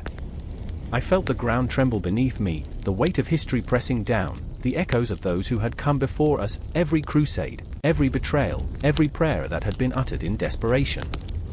Brother Simon's voice sliced through the noise, desperate and ragged. "We can't let them tear us apart. We must stand united. The church may wield the sword, but we hold the power of the people." His declaration ignited a fire in my chest, a flicker of hope amid the growing darkness. But I knew the truth. The church was a master of manipulation, spinning webs of deceit and loyalty that ensnared even the strongest hearts. And as the last light faded, casting us into a realm of shadows, I felt the weight of the coming storm pressing down. The church and its promises loomed larger than life, an impenetrable fortress fortified by fear and faith. I stood at the precipice, heart racing, knowing that the battle was not merely for power but for the very soul of a people, a struggle that would echo through the ages, a haunting refrain that refused to be silenced. There would be no easy path, no clear victor. The night deepened around us, and the shadows stitched themselves into our fates, binding us to the church and its relentless pursuit of control. The world trembled, and we braced ourselves for whatever darkness came next, knowing that the choices we made would ripple through time, each heart beating in tandem with the echoes of history. In the flickering shadows of a moonlit castle, the air crackled with tension. A storm raged outside, each thunderclap a sinister reminder of the tumult brewing within. I stood there, heart pounding, a silent witness to the unfolding chaos that clutched the empire like a vice. The walls whispered stories, echoes of betrayal and ambition curling around me like smoke. The king, Henry IV, paced the room, a caged lion, his thoughts swirling like the tempest outside, a man torn between power and piety. I remember the moment vividly. His brow furrowed deep, eyes aflame with desperation. "What is a king without the church?" he bellowed, his voice reverberating off the cold stone walls. The air felt thick, suffocating, each heartbeat a reminder of his plight. He was a monarch wading through a quagmire of excommunication, a man who wore the crown yet felt the weight of hell bearing down on him. The papacy, that distant yet omnipotent force, loomed like a spectre, casting its long shadow over his reign. Across the room, Cardinal Hildebrand watched him with a mix of disdain and pity, the embodiment of the church's unyielding authority. He was a man of iron will, with an unshakable faith, yet I could see the flicker of doubt dancing behind his eyes. Was he supporting a king or sealing his own doom? The tension between them was a live wire, crackling with unspoken words, ancient grievances, and the relentless pull of spiritual duty. I felt their pain, their struggle, as if it were my own. "I remember," Henry murmured, as if lost in a reverie, "the day I took the throne. The cheers of the people, their hope. But now, they cower in my shadow, torn between loyalty and the wrath of God." His voice cracked, a raw wound exposed to the world. The memories washed over him like the rain beating against the windows, each drop a reminder of the weight of expectation, of rotting alliances and shattered dreams. And then there was Matilda, the fierce and fiery soul, standing resolute, her heart a battlefield of loyalty and love for the king who had been cast out by the church. She was a woman whose very essence radiated strength, yet behind those steadfast eyes lurked a vulnerability that made her all the more powerful. "You are more than your crown, Henry," she shouted, her voice slicing through the tension like a dagger. "Why do you cling to a power that forsakes you?" Her words hung in the air, heavy with the sting of truth. I could feel the weight of her desperation, the love that bordered on madness. The flickering candlelight danced between them, illuminating her features, fierce and unyielding, yet trembling with the fear of losing him to shadows darker than any night. "They will come for you, Henry. The church will not rest until they see your fall." And there it was, the grotesque ballet of emotions played out against the backdrop of the church's might and the king's faltering spirit. The storm outside howled as if echoing the chaos within, the howling winds are haunting him of despair. I could taste the salt of their tears, feel the weight of their unshed grief, the ghosts of their dreams floating like phantoms in the corners of the room. Henry turned to Matilda, his face a mask of anguish. "What must I do?" His voice a whisper now, a plea that resonated with the very fabric of despair. "Am I to kneel before the papacy like a beggar, stripped of my dignity?" The vulnerability in his eyes was a devastating blow, a king reduced to a mere man, grasping for the remnants of his fading power. The air crackled, thick with anticipation, as if the universe itself held its breath. Hildebrand stepped forward, his presence both commanding and foreboding. "You misunderstand, my liege. Power is a fleeting shadow cast by the light of faith. You can either chase the shadow or embrace the light." The priest's eyes gleamed with zeal, yet behind the fervor, I sensed a flicker of doubt. Did he believe his own words, or were they merely a ruse to mask the churning uncertainty within? The storm outside raged on, rain lashing against the castle walls like the relentless accusations hurled from the Vatican. Each drop echoed the clash of swords, the weight of oaths, and the gnawing fear of damnation. I felt the electricity in the air, the impending storm of a confrontation that would shake the very foundations of their world. Henry's gaze darted between the two, caught in a web of conflicting loyalties. "Must I choose between my crown and my soul? Tell me, Hildebrand, will submission to Rome quench the thirst of my heart?" The question hung heavy, a weight that threatened to crush them all. The room shook, not with the tremors of nature, but with the quake of raw human emotion, fear, anger, desperation. Matilda stepped closer, her hands trembling as she reached for him, her voice soft yet fierce. "You are not just a puppet dancing to the whims of unseen strings. You are a king. Find the strength that lies within you. Fight for your right to rule, not just in name, but in spirit." Her words dripped with the fervor of a million battles fought and lost. And in that moment, the moon broke through the clouds, casting a silvery glow that illuminated the storm-tossed room. The shadows retreated, but the uncertainty remained, thick and palpable. I could feel the pulse of fate thrumming in the air, a heartbeat that resonated with my own. The stage was set, the players poised on the brink of catastrophe. Time seemed to hang in the balance, a cosmic pause filled with potential and dread. I could see it clearly now. This was not just a battle of flesh and steel, but a war of souls. The conflict between a man and his faith, a king and his destiny, a lover and her beloved, all entwined in an intricate dance of passion and despair. I remember the sound of the clock ticking, each second a reminder of the fate that awaited. The confrontation loomed, a terrifying specter that beckoned them forward, into the abyss.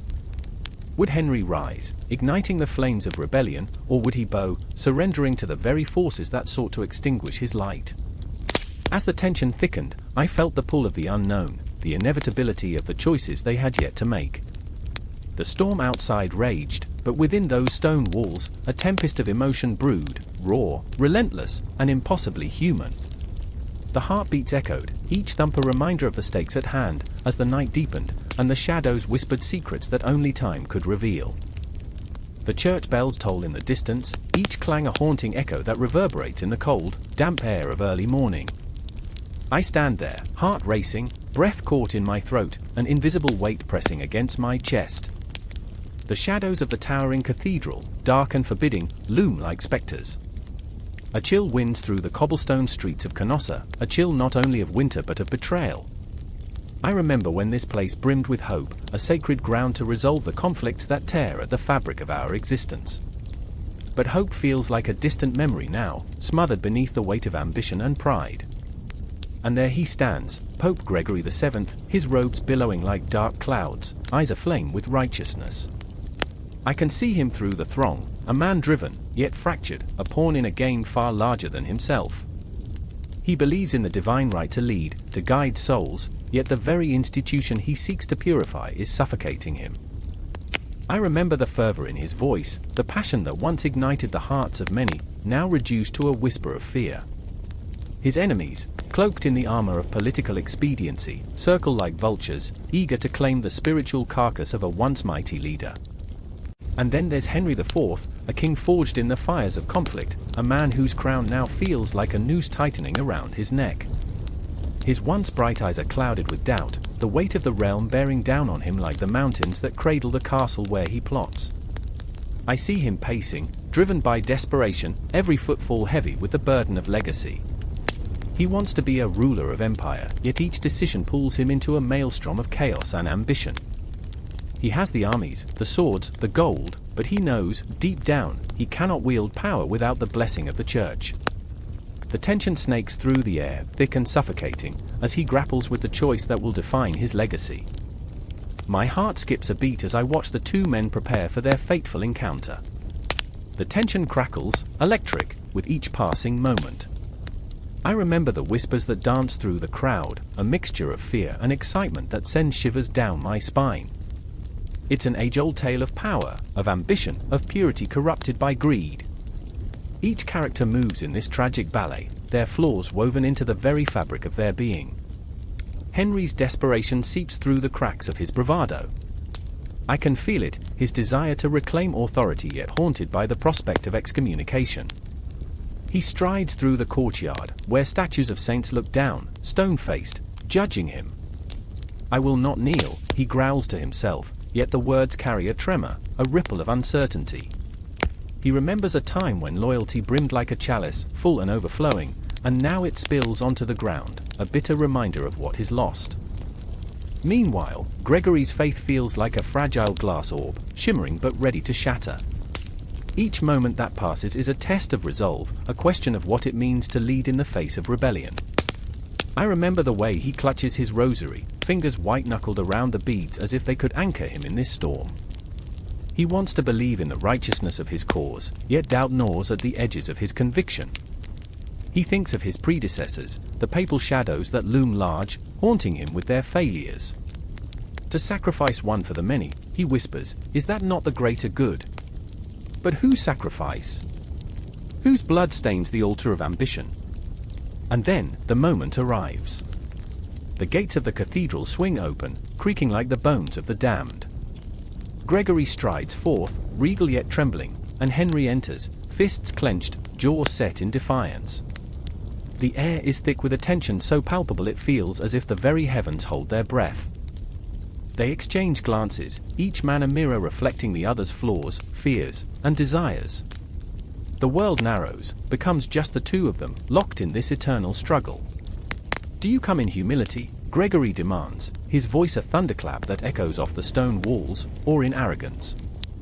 Every word hangs in the air, a noose tightening around the very fabric of their existence. I can see it in Henry's eyes, the flicker of indecision, of rage, of despair. Power, once a lush garden, has become a barren desert beneath the weight of their conflict. I will not kneel before you, he spits, each word a dagger. But I see the tremor in his hands, the way his bravado falters under the weight of the moment. The crowd gasps, caught in the tragic play unfolding before them, a tapestry woven with threads of ambition, faith, and despair. They lean forward, hungry for resolution, yet fearing the consequences of the choices made on this fateful day. I remember the flicker of torchlight, shadows dancing along the stone walls, illuminating the faces of those who have come to witness this clash of titans. Old men, young women, children, all holding their breath, clutching the hope of a brighter future. The legacy of the Investiture Controversy unfurls in front of them, a dark tapestry woven with strands of betrayal and devotion. It whispers of the chaos that would follow, a legacy that would echo through the centuries, shaping kingdoms and faiths alike. The clock ticks on, each second a heartbeat, a reminder that history is not a stagnant pool but a raging river, carrying us all along in its current. Time, relentless and unyielding, presses forward, and with it, the knowledge that this confrontation will not resolve neatly. There are no heroes, no villains, only men, flawed and desperate, caught in the web of their making. As the tension reaches its zenith, I feel the air shift, a storm gathering, a reckoning looms. Shadows stretch and twist, the darkness closing in, and I realize, this is not merely about two men. This is about us, all of us, the legacy of ambition and faith. The choices made in this moment will ripple through time, shaping destinies, carving out futures, igniting a firestorm that will consume everything in its path. And just like that, the moment hangs suspended, everything poised on the edge of a razor-sharp decision, hearts pounding, souls trembling, and the world waits with bated breath, frozen in time, yet moving inexorably toward an uncertain future. The air was thick with the scent of burnt parchment and something far more sinister. Shadows clung to the corners of the dimly lit chamber, where whispers of betrayal flickered like candle flames. I stood there, heart pounding, as the king's voice thundered against the stone walls, a hammer striking an anvil, demanding submission. His hands trembled, not with fear, but with fury, an all-consuming fire ignited by the audacity of those who dared to question his authority. I remember, he growled, eyes blazing, as if conjuring the spirits of every forsaken soul that had faced his wrath. I remember when this kingdom was nothing but a whisper in the wind, and now they dare to challenge me. Anger twisted his features, desperation lacing his words, a king on the edge of madness. Across the room, Lady Elara stood frozen, a heartbeat away from a storm. She wore her loyalty like armor, but cracks had begun to splinter through her resolve. The memories of her childhood, when the world was painted in vibrant hues of possibility, echoed in her mind, but now it lay dull and grey, smothered by the weight of corruption festering at the heart of the court. She felt the pull of the king's rage as if it were a noose tightening around her throat, and yet, beneath her fear, a flicker of rebellion ignited. I remember, she whispered to herself, when we believed in justice. The words were like shards of glass cutting through the silence, a raw truth that hung heavy in the air. She could almost taste the blood of the innocent spilled in the name of royal decree, could hear their cries for mercy ringing in her ears, a haunting symphony that refused to fade. The king, sensing her trepidation, turned his gaze upon her, the intensity in his eyes piercing through the haze of doubt. You, Lady Elara, of all people, should understand the necessity of my reforms. The land bleeds for order. This chaos must be tamed. His voice skimmed the surface of sanity, teetering precariously, while the darkness within him bubbled to the surface. Elara's heart raced, a wild bird in a cage. She thought of the people, their scared faces, their desperate pleas, the way they would bow their heads before the throne, not out of respect, but fear. But at what cost, Your Majesty, she dared to ask, her voice trembling like a fragile leaf in the wind. Are we to sacrifice our very souls for the illusion of peace? The silence that followed was deafening, a shroud that wrapped around them both. The king's breath quickened, and for a fleeting moment, vulnerability flickered across his face. Was it regret? Was it fear? The flicker died as quickly as it appeared, swallowed by the shadows lurking just beyond the torchlight. I will not let this kingdom fall into disarray, he spat, his words sharp as daggers. I will make them understand my authority. And just like that, the tension snapped, an elastic band stretched too far. The court erupted in a cacophony of voices, accusations, and allegiances clashing like swords drawn in battle. The nobles, their faces masks of feigned concern, watched eagerly, like vultures circling a wounded beast, waiting for the moment to strike. In the corner, Lord Cedric, the king's most trusted advisor, clenched his fists so tightly that his knuckles turned white. He felt the weight of expectation pressing down on him, the suffocating pressure to choose sides. Loyalty warred with morality, and each heartbeat echoed the brutal truth: he had always been the king's shield, but now he felt like a pawn in a game far larger than himself. I remember, he thought bitterly, when loyalty meant something beyond survival. His heart wrenched at the betrayal of the king he once admired, the childlike innocence that had once fueled his devotion now a distant memory. The king's thirst for power was insatiable, and Cedric could feel the world around him unraveling as the tides turned. The echoes of the past had a way of surfacing in moments like this. They whispered of alliances forged in blood, of friendships decimated by ambition. Cedric glanced at Ilara, the flame of defiance burning in her eyes, and for a moment, hope flickered in his chest, a desperate ember fighting against the suffocating darkness. But hope was a fragile thing, easily snuffed out by the harsh realities of royal decrees. "We must act," Cedric found himself whispering, though he didn't know to whom. The words hung between them, a lifeline thrown into turbulent waters. We must remind him what it means to rule with honor, not fear. Across the chamber, the confrontation boiled, a tempest of emotions threatening to swallow them whole. The king's voice rose above the chaos, fierce and uncompromising. "You will submit. This is my kingdom, my law." His words felt like a noose tightening around the fragile neck of justice. And there it was, the moment when everything spiraled toward an inevitable climax. Ilara stepped forward, the weight of centuries of silence behind her. "Your Majesty, justice cannot thrive under tyranny. If you choose this path, you will be remembered not as a ruler, but as a monster." The room fell silent, even the torches flickered in anticipation, waiting for the king's reaction.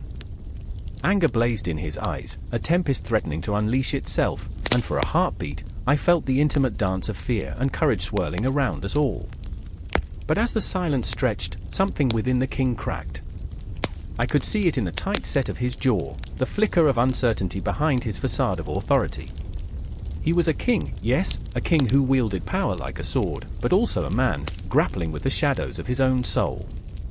In that moment, I remembered the sky, the vast, infinite cosmos where stars blink into existence, one by one, against the black tapestry of night.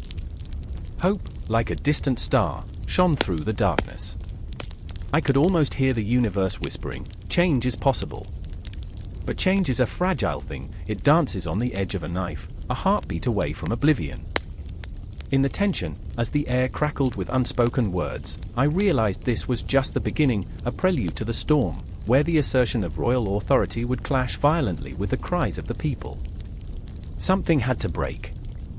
And in that moment, as the king's wrath loomed and Ilara prepared to stand her ground, the chamber felt charged with the weight of history, the echoes of the past, an ominous reminder that the road ahead would be paved with sacrifice. The clock had begun to tick, and time, relentless as the turning of seasons, would not wait for them to decide. The chill of the dawn air cut through the silence like a knife, sharp and unforgiving. The sun hesitated, a timid child peeking out from behind the curtains of night, casting long shadows that danced across the cobblestones of the city. A muffled scream echoed from the square, where the gallows loomed like a dark promise, a grotesque monument to those who dared defy the crown. I stood there, heart racing, breath shallow, eyes wide with horror. I remember the smell of damp earth mixed with iron, the metallic taste of fear clinging to my mouth. This was no ordinary morning, this was the reckoning.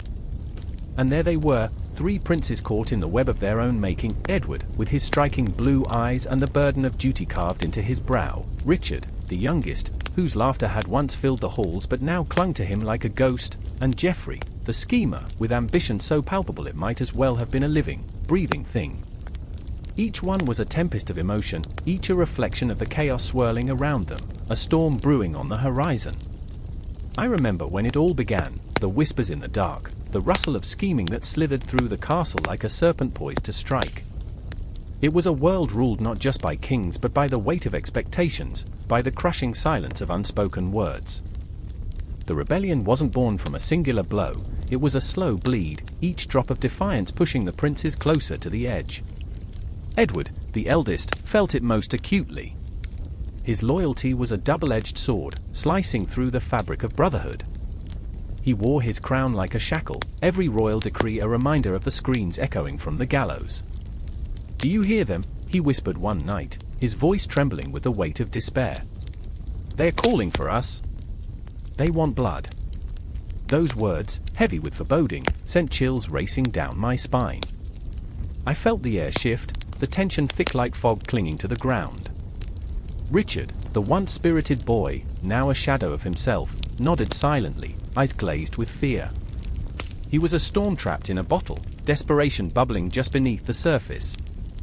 The rebellion raged within their hearts, fueled by the ghost of their father's ambition and the spectre of their mother's fears. "We must act, Edward," Geoffrey pressed, his voice smooth as silk, wrapping around the others like a venomous snake. "We can't let fear dictate our fate." But with each word, the divide grew deeper. Geoffrey's ambition was intoxicating, each plan laced with enticing promises, yet it lay thick with betrayal, gnawing at the fragile bond that held them together. I could see the struggle flickering in Edward's eyes, the hesitation that tugged at his heart like a child's plea in the dark. "Blood for blood," Richard murmured, and those words hung in the air like a noxious cloud, suffocating everything around them. They were the echoes of a forgotten time, a prophecy written in the stars that loomed ominously over their heads. In that moment, time itself felt distorted, as if the universe paused to listen to the pounding of their hearts, to the frantic whispers of rebellion that festered in the shadows. I remember the sound of clashing swords, the cries of men caught between loyalty and survival. Each swing was a prayer, each thrust a question of existence. The rebellion had ignited like a wildfire, uncontrollable, devastating. Bodies fell, faces twisted in agony, and amidst the chaos, I caught a glimpse of Edward, sword raised, his face a mask of anguish. It was a grotesque ballet, the dance of guilt and rage intertwined, a performance that would etch itself into my mind forever. "Do you see what we've become?"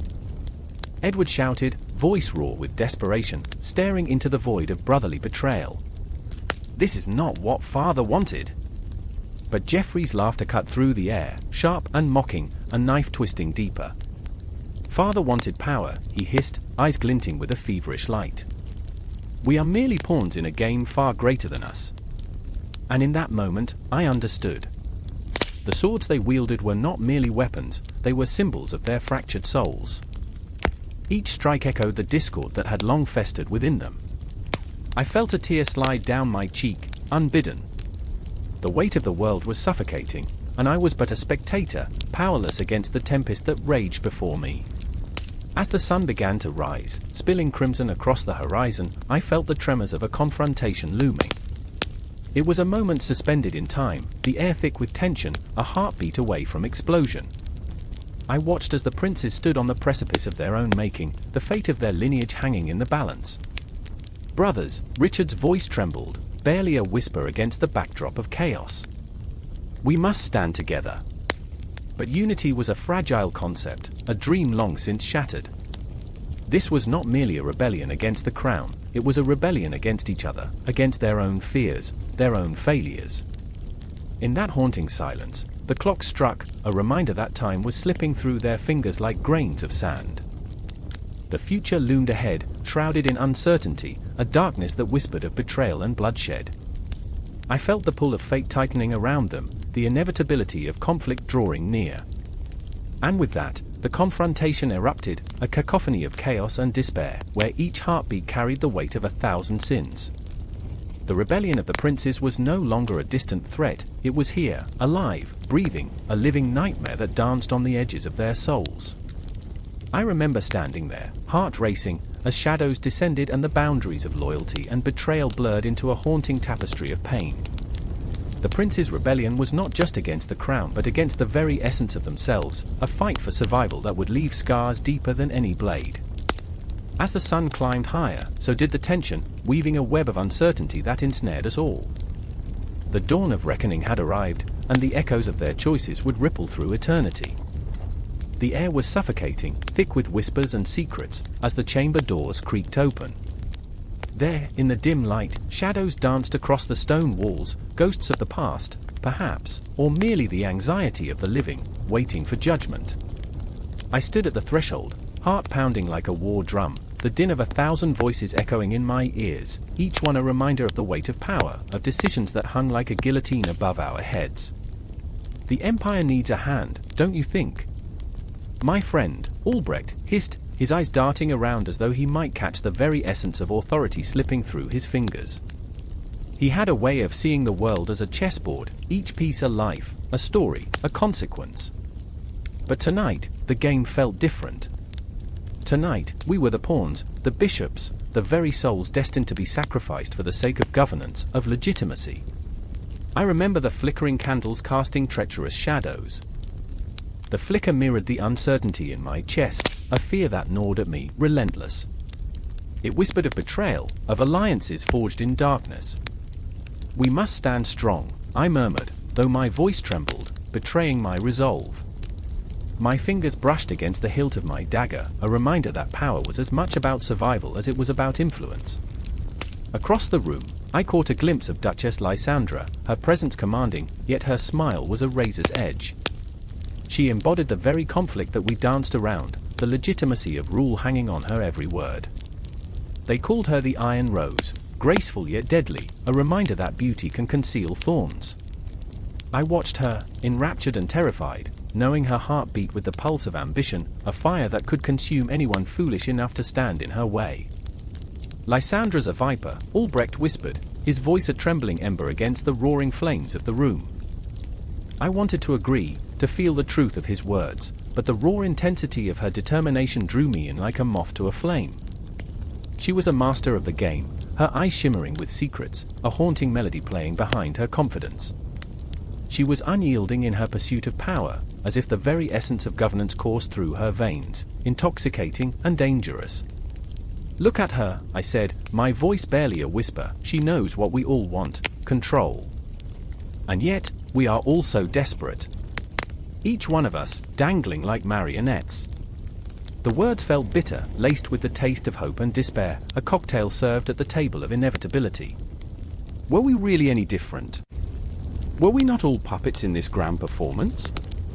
Suddenly, the clamor crescendoed, a wave of anxiety crashing upon us as the Emperor's herald entered, eyes like a hawk surveying the room. "The Diet demands your attention," he boomed, and the very walls seemed to shake in response. The room fell silent, a deafening stillness, pregnant with the weight of history. I could feel my heart rising in my throat, choking me with the gravity of what lay ahead. "The Empire is crumbling," he continued, his voice a knife cutting through the tension, "and we need unity." But unity was a fragile illusion, a cracked mirror reflecting the chaos within us. I looked around, faces painted with fear, anger, desperation, everything and nothing. Each glance told a story of how far we had come, how close we were to the abyss. Who will take charge? The question hung heavy, suspended in the air. A ghostly silence followed, interrupted only by the soft tapping of Lysandra's fingers against the table, her heartbeat echoing in my ears. The tension was unbearable, a pressure building that threatened to explode. I could see Albrecht's brow furrowed in thought. He was calculating, always calculating, but this time his usual confidence flickered. "We either stand together, or we fall apart," he said, his voice steady, but the doubt seeped through like poison. Lysandra leaned forward, her eyes glittering with fire. "Together," she echoed, a challenge woven into her tone. "Or under the weight of each other's failures." The words dripped with venom, and I could feel the tension snap like a taut string, ready to unravel. In that moment, I saw the reflection of my own fears in her eyes. The fear of being lost, of being crushed beneath the weight of destiny. The world beyond those doors felt distant yet close enough to touch, the reminder of the lives waiting for us outside, as fragile as the threads of a spider's web. As the debate ignited again, voices clashing like swords, I felt an overwhelming sense of urgency. I had to choose. I had to act. The Empire was not just a title, it was a tapestry woven from the lives of those who dared to dream, to hope, to fight. My heart raced as I glanced at Albrecht, knowing we were bound by more than loyalty, we were bound by our desire for a future that could so easily slip through our fingers. Lysandra's gaze pierced through the chaos, locking onto mine, a challenge that sent shivers down my spine. "What will it be?" she seemed to ask, her voice a low murmur that beckoned me into the depths of her ambition. This was a moment of truth, a chance to join her in the darkness or to fight against it. I could feel the clock ticking, the seconds slipping away, every heartbeat a reminder of the choices we were about to make. Outside, the moon hung like a watchful eye, casting its cold light upon a world unaware of the tempest brewing within these walls. The stars stared down, indifferent, their ancient wisdom echoing through the ages. I could almost hear them whispering, "How far will you go for power? How far will you fall?"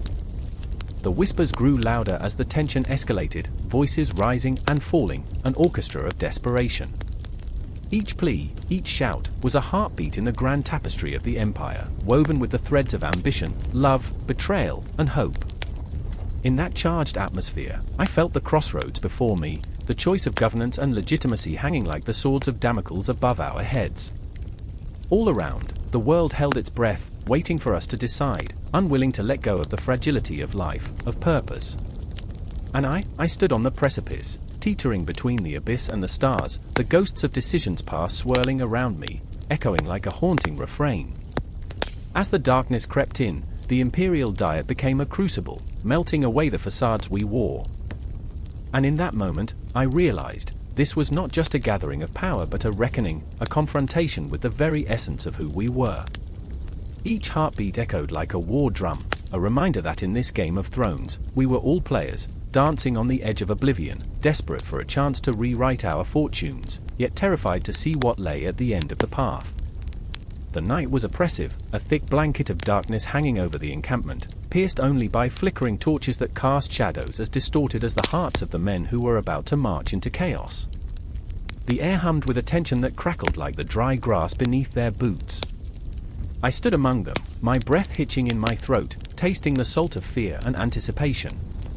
Somewhere in the distance, a lone wolf howled, a harbinger of the darkness to come. I remember thinking, this is it.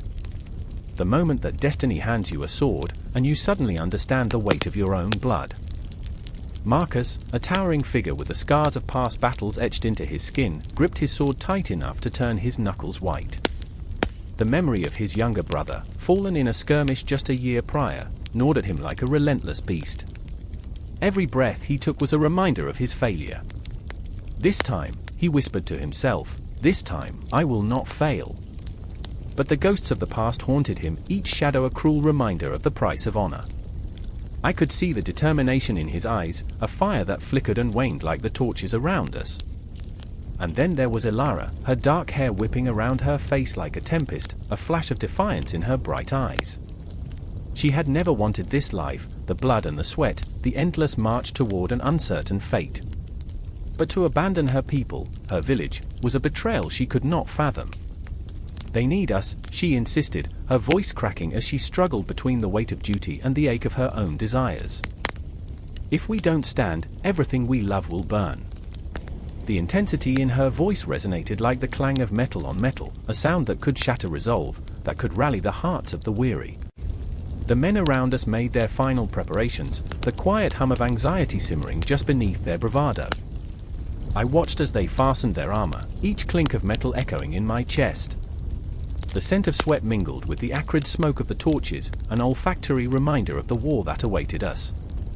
Heads bowed in prayer, faces set like stone. I remember feeling the pulse of the earth beneath my feet, as if it echoed the heartbeat of 1,000 lives intertwined in this moment, on the brink of destruction or glory. The air grew heavier, and a chilling silence wrapped around us, pressing against our chests like an invisible hand. As we fell into formation, dread coiled around my heart like a constrictor, squeezing tighter with every step. The road ahead was a maw, ready to swallow us whole, and each man wore his fear like a shroud. I glanced at Marcus and Elara, their faces illuminated by the firelight, and I knew that the battle was not just against the enemies that lay ahead, it was a war fought within the very souls of those who marched. The first clash came swiftly. The clash of steel rang out, a discordant symphony of chaos that shattered the silence. It was as if the night itself had erupted, a cacophony of shouts and screams piercing through the darkness. The air was thick with the scent of blood and smoke, and I felt the world tilt on its axis. In that moment, the past slipped away, and all that existed were the faces of men, twisted in rage and fear, their eyes wide with the primal instinct to survive. Elara was a whirlwind, her movements graceful yet fierce. She fought with a tenacity that left no room for doubt. I watched her strike with precision, a blade of light in a sea of shadows. But even as she danced through the chaos, I could see the flicker of terror behind her fierce gaze, the uncertainty of what it meant to wield such power, to take a life. "You can do this!" I wanted to scream, to reach out and pull her back from the edge of despair that threatened to consume her. But in the throes of battle, words were lost. And then there was Marcus, a titan among men, but even titans can fall. He charged into the fray, a wrathful storm, but every swing of his sword was shadowed by the ghosts of his past. With each enemy he felled, I could see the flicker of the brother he had lost. Each life he took was both a victory and a reminder of his failure. I remember, he would shout, his voice raw and desperate, "I remember the day I let you down." With every swing, he bled more than just sweat, he bled memories that tore at the fabric of his being. Time became an illusion, stretching and contracting as we fought, clawing through the storm of flesh and metal. The night was a living beast, a swirling mass of chaos that clawed at us. I could feel the cold grip of fear wrapping around my heart, the weight of uncertainty leaving me gasping for air. I pushed forward, but it felt as if I were wading through a nightmare, where shadows danced just out of reach, whispering secrets I dared not understand. And then it happened, a moment so visceral, it shattered the world around me. A cry, a sharp intake of breath, and I turned just in time to see Ilara fall, the ground swallowing her scream as if it were a sacrifice. Time froze, and the battle around me dissolved into a haunting silence, the world narrowing to the pinprick of her figure crumpling to the earth. No! The word tore from my lips, a raw, primal scream that echoed in the night. Marcus rushed to her side, the fear in his eyes echoing the horror that gripped my heart. I remember the weight of that moment, the crushing realization that we were not just fighting for an empire, but for the very souls of those we loved. The battle raged on, but for us, it felt as if the universe had paused, holding its breath in mourning. Shadows stretched around us, dark fingers reaching to snatch away our hopes. The war was far from over, and as we fought, we carried the weight of our grief, our guilt, and our resolve. Each clash of steel rang out like a heartbeat, a reminder of our fragility amid the chaos. The night wore on, the stars above indifferent to our plight, twinkling like distant ghosts bearing witness to our struggle. And as the battle continued, I could feel the pulse of the empire, the hope, the despair, the untold stories that wove through every heart. The clash of military campaigns was not merely an expansion or a defense, it was the very essence of what it meant to be alive, to fight, to hope against the encroaching darkness.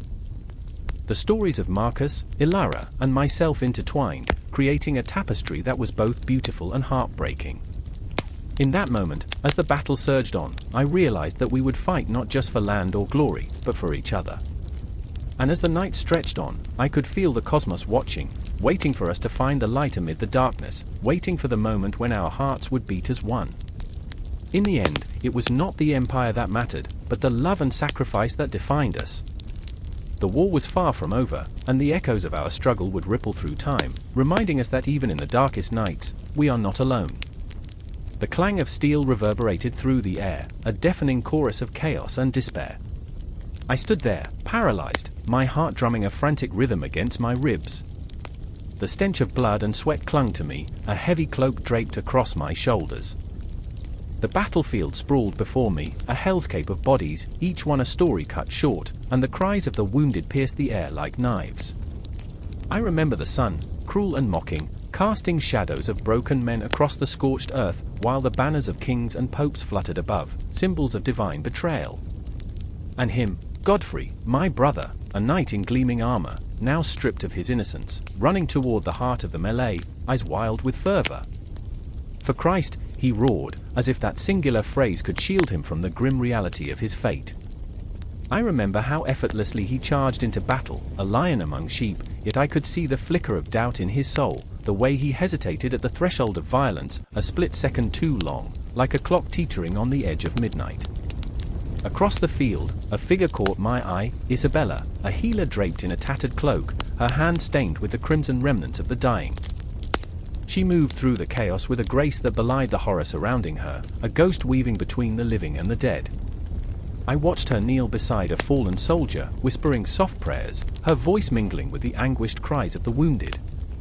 She wore her faith like armor, but I could feel the cracks forming, the weight of every life lost pressing down on her fragile spirit. I remember, I whispered to myself, gripping the hilt of my sword, a futile attempt to anchor my spiraling thoughts. I remember when we believed this was a holy war. But the truth was a jagged shard lodged deep in my throat. This was not salvation, it was slaughter. The The banners of the cross fluttered, yes, but they held no promise, only the echoing laughter of the damned. In those moments, the past haunted me like a spectre, memories of sermons filled with fire and brimstone, tales of glory, of how God desires the faithful to reclaim his lands. I recalled the faces of the priests, their voices rising in fervor, as they promised us heaven in exchange for blood. I had believed them, once. I had imagined a world united in faith. Instead, the only unity was in suffering. Godfrey crashed against an enemy warrior, the clash of metal a symphony of desperation, and I felt the instinct to rush to his side, to pull him back from the edge. Stop! I wanted to scream, but the words were lodged in my throat, a trap of fear. I was rooted to the spot, a witness to a tragedy unfolding, a coward in the eyes of heaven and hell. Isabella caught my gaze, her eyes wide with desperation. "Help him," she cried, and for a moment, the world stilled. Time froze, every heartbeat a drumroll leading to an inevitable reckoning. "Please," she begged, and I saw her faith flicker like a candle in the wind. My heart twisted. It was not just Godfrey's life at stake, it was her faith, her hope, her very soul. I stumbled forward, the weight of my armor dragging me down, each step a battle against my own treachery. I could feel the earth tremble beneath me, a reminder of the lives lost, of the promises broken. The cries of the dying mingled with the shouts of the living, a cacophony of desperation. Godfrey's laughter rang out then, wild, reckless, and utterly defiant, as he felled an opponent with a swift stroke, but I also saw the glint of fear in his eyes, the awareness that he was dancing on the edge of oblivion. I reached him just as he stumbled, a gaping wound blossoming on his side like a dark flower. "Brother," I gasped, catching him before he fell. His eyes met mine, and in that moment, I felt the weight of the world, the burden of faith, of duty, of family pressing down like a mountain. "Do not let me die here," he breathed, his voice trembling like the last flicker of a dying flame. Not for nothing. Isabella was there beside us, her hands trembling as she pressed cloth against the wound, her face a mask of determination and despair. "You will not die." "You cannot," she insisted, but the tremor in her voice betrayed her. "I won't let you." And then, I felt it, a shift in the air, a crack in the heavens. The cries of battle faded into an eerie silence, as if the very cosmos had paused to witness our plight. I wanted to scream, to shake my fists at the heavens, to demand why we were here, why we had allowed ourselves to be pawns in this grotesque game. But instead, there was just the thrum of Godfrey's fading heartbeat, a metronome marking the end of innocence. The sun hung low, casting long shadows over the field, and I realized that the war had become more than a conflict between nations. It was a war of souls, a battle fought in the depths of our hearts. Faith had become a weapon, and love, a casualty. In that visceral moment, I felt the weight of history crashing down upon us. The Crusades were not merely a series of battles, they were a fracturing of belief, a collision of hearts torn between duty and desire, faith and doubt. The echoes of our choices would reverberate through time, a haunting melody of tragedy and triumph, forever altering the landscape of our souls. As Godfrey's eyes began to dim, I understood that we were all bound by the same threads of desperation and hope, the same longing for redemption. The world around us was a tapestry woven with the fibers of our choices, each thread a reminder that the impact of our actions would ripple through the ages, shaping the course of humanity. And still the battle raged on, a relentless tide of blood and fury, the banners of the cross flapping in the wind, not as symbols of hope, but as harbingers of despair. I clung to my brother, to Isabella, as the shadows loomed ever closer, and I understood, the fight was never just about land or faith, it was about the very essence of what it means to be human, to grapple with the divine and the darkness within us. In that moment of heart-stopping intensity, I realized we were not mere characters in this grand narrative, but the embodiment of every struggle, every heartbeat, every prayer whispered into the void. And as the chaos engulfed us, I braced myself for the inevitable. This story was far from over. It was merely the beginning of a deeper conflict, one that would echo through time, leaving marks on our souls that would never fade. The air was thick with the stench of betrayal, a putrid odor that clung to the cold stone walls of the Vatican like a shroud. I remember the flicker of the candlelight casting ghostly shadows, dancing in a macabre waltz, as if mocking the very essence of hope. Gregory VII lay there, frail and broken, his breath a raspy whisper against the cacophony of ambition swirling around him. The room was charged, electric with tension, a storm brewed just beyond the archway, a tempest that mirrored the turmoil within his heart. I remember the weight of his gaze, dark and hollow, yet aflame with the remnants of fervor. It was the fire of a man who had dared to challenge the throne, who had grasped the threads of power with both hands, only to feel them slip away. The whispers of the nobles echoed in my ears, "He will fall. He must fall." Each word a dagger, each syllable a nail in the coffin of his papacy. I felt it then, the palpable fear that clung to him like a second skin, a vulnerability that made my heart ache. Then there was Hugh, the ambitious cardinal, a man of contradictions. I could see him pacing, the very picture of a caged lion, his mind racing with the possibilities of power. He wore his ambition like a crown, yet I could see the cracks in his facade. He was the architect of the betrayal, a man who had once pledged loyalty, now plotting in the shadows, weighed down by the gravity of his choices. "What have I become?" I can still hear him mutter, the words escaping his lips like a confession torn from the depths of his soul. His thoughts spiraled, a whirlpool of fear and desire. It was almost tragic, the way he wrestled with his conscience, the way the flicker of loyalty flickered like a dying ember. I could see the sweat beading on his brow, glistening under the dim light. But power, he would whisper to himself, power is intoxicating. The tension coiled tighter, wrapping around us like a serpent, constricting breath, hope, life. And outside, the city of Rome rumbled with the weight of change. The clouds roiled in the night sky, heavy with rain but also cries of the people, discontent swirling among the streets like a dark fog. I remember the echoes of their voices, filled with desperation, their unity a chorus of unrest. They sought a leader, a savior, yet they were blinded by the very ambition that had built their hopes. The irony dripped like honey from a poisoned chalice, the very man they once revered now lay crumbling beneath their expectations. In that dim chamber, Gregory's eyes fluttered, half closed, as he fought against the encroaching darkness. "Help me," he breathed, a plea that clawed at my heart. It was a cry that echoed through the corridors of power, yet it would fall on deaf ears. I felt the chasm between his despair and the ambitions of men like Hugh, who had risen with serpentine grace while he faltered. The shadows lengthened, creeping closer, an ever-present reminder of mortality. "Is this it?" I thought, despair tightening its grip around my chest. "Is this the legacy of a man who dared to dream?" I could feel the tremors of history shaking the very foundation of the church, and with it, the fragile threads of faith. The weight of the moment sat heavily on my soul, each heartbeat drumming a relentless rhythm of dread. Time had become a cruel joke, ticking away with a mocking laugh, each second a reminder that the end was near. I could hear the clock in the corner, its steady cadence a reminder of the inevitability of fate. The sound filled me with a sense of foreboding, drowning out the whispers of hope. What will remain? I wondered, as I watched the flicker of life slowly fade from Gregory's eyes. And there was Hugh, pacing still, his thoughts a tempest. What will history say of me? He fretted, the weight of ambition pressing down on him.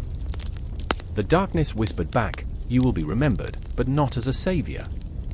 I could see him grappling with the specter of his own choices, the shadows of his actions clawing at his conscience. "Power has its price," he muttered, clenching his fists.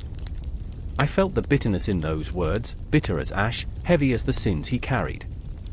How easily he had traded loyalty for ambition, how quickly the facade of brotherhood had crumbled into a tapestry of deceit. I wanted to scream, to shake him from this delusion, but I could only watch as he spiraled deeper into the abyss. The storm rumbled outside, and for a moment, the universe seemed to hold its breath. It was a cosmic pause, a moment suspended in time, as the weight of Gregory's impending death pressed down upon us like the very heavens. Would the heavens weep for him? Would the church mourn the loss of a man who dared to dream? Then, like a lightning strike, the realization hit me, this was not merely the death of a man, but the death of a vision, a belief that had sparked a revolution. With each passing moment, the darkness encroached, waiting for the final breath, the final flicker of life. I could feel the chill of inevitability creeping into my bones. Hugh froze, staring at Gregory as if trying to wrench the truth from the depths of his soul. "Can you forgive me?" he whispered, a tremor in his voice as if he were standing on the precipice of his own doom. But the silence swallowed him whole, the shadows deepening around us. The haunting echo of that question lingered, heavy and unanswerable. In that moment, as the world outside roared with the fury of change, as the storm raged on, I knew something monumental was about to shift, a rupture that would send shockwaves through the very fabric of faith and power. The candle flickered wildly, casting wild shadows on the walls, and with it, I felt the heartbeat of history quicken. And then, just like that, I remembered the clock again, ticking, ticking, an ominous reminder that time was running out. The air thickened, the shadows danced, and I found myself holding my breath, listening, waiting for the inevitable, the moment that would shatter everything. It loomed over us, this moment hung like an executioner's sword, poised to fall, but it wouldn't just be Gregory's death, it would be the death of an era, the birth of something darker. I stood on the edge of despair, on the cusp of transformation, knowing that nothing would ever be the same again. And as the storm broke, unleashing its fury upon the world, I felt the pulse of change thrumming beneath my skin. The dice had been cast, and the outcome would forever haunt the annals of time. The air was thick with dread, a suffocating fog that hung in the narrow streets of Rome, curling into the alleyways like a whisper of a ghost.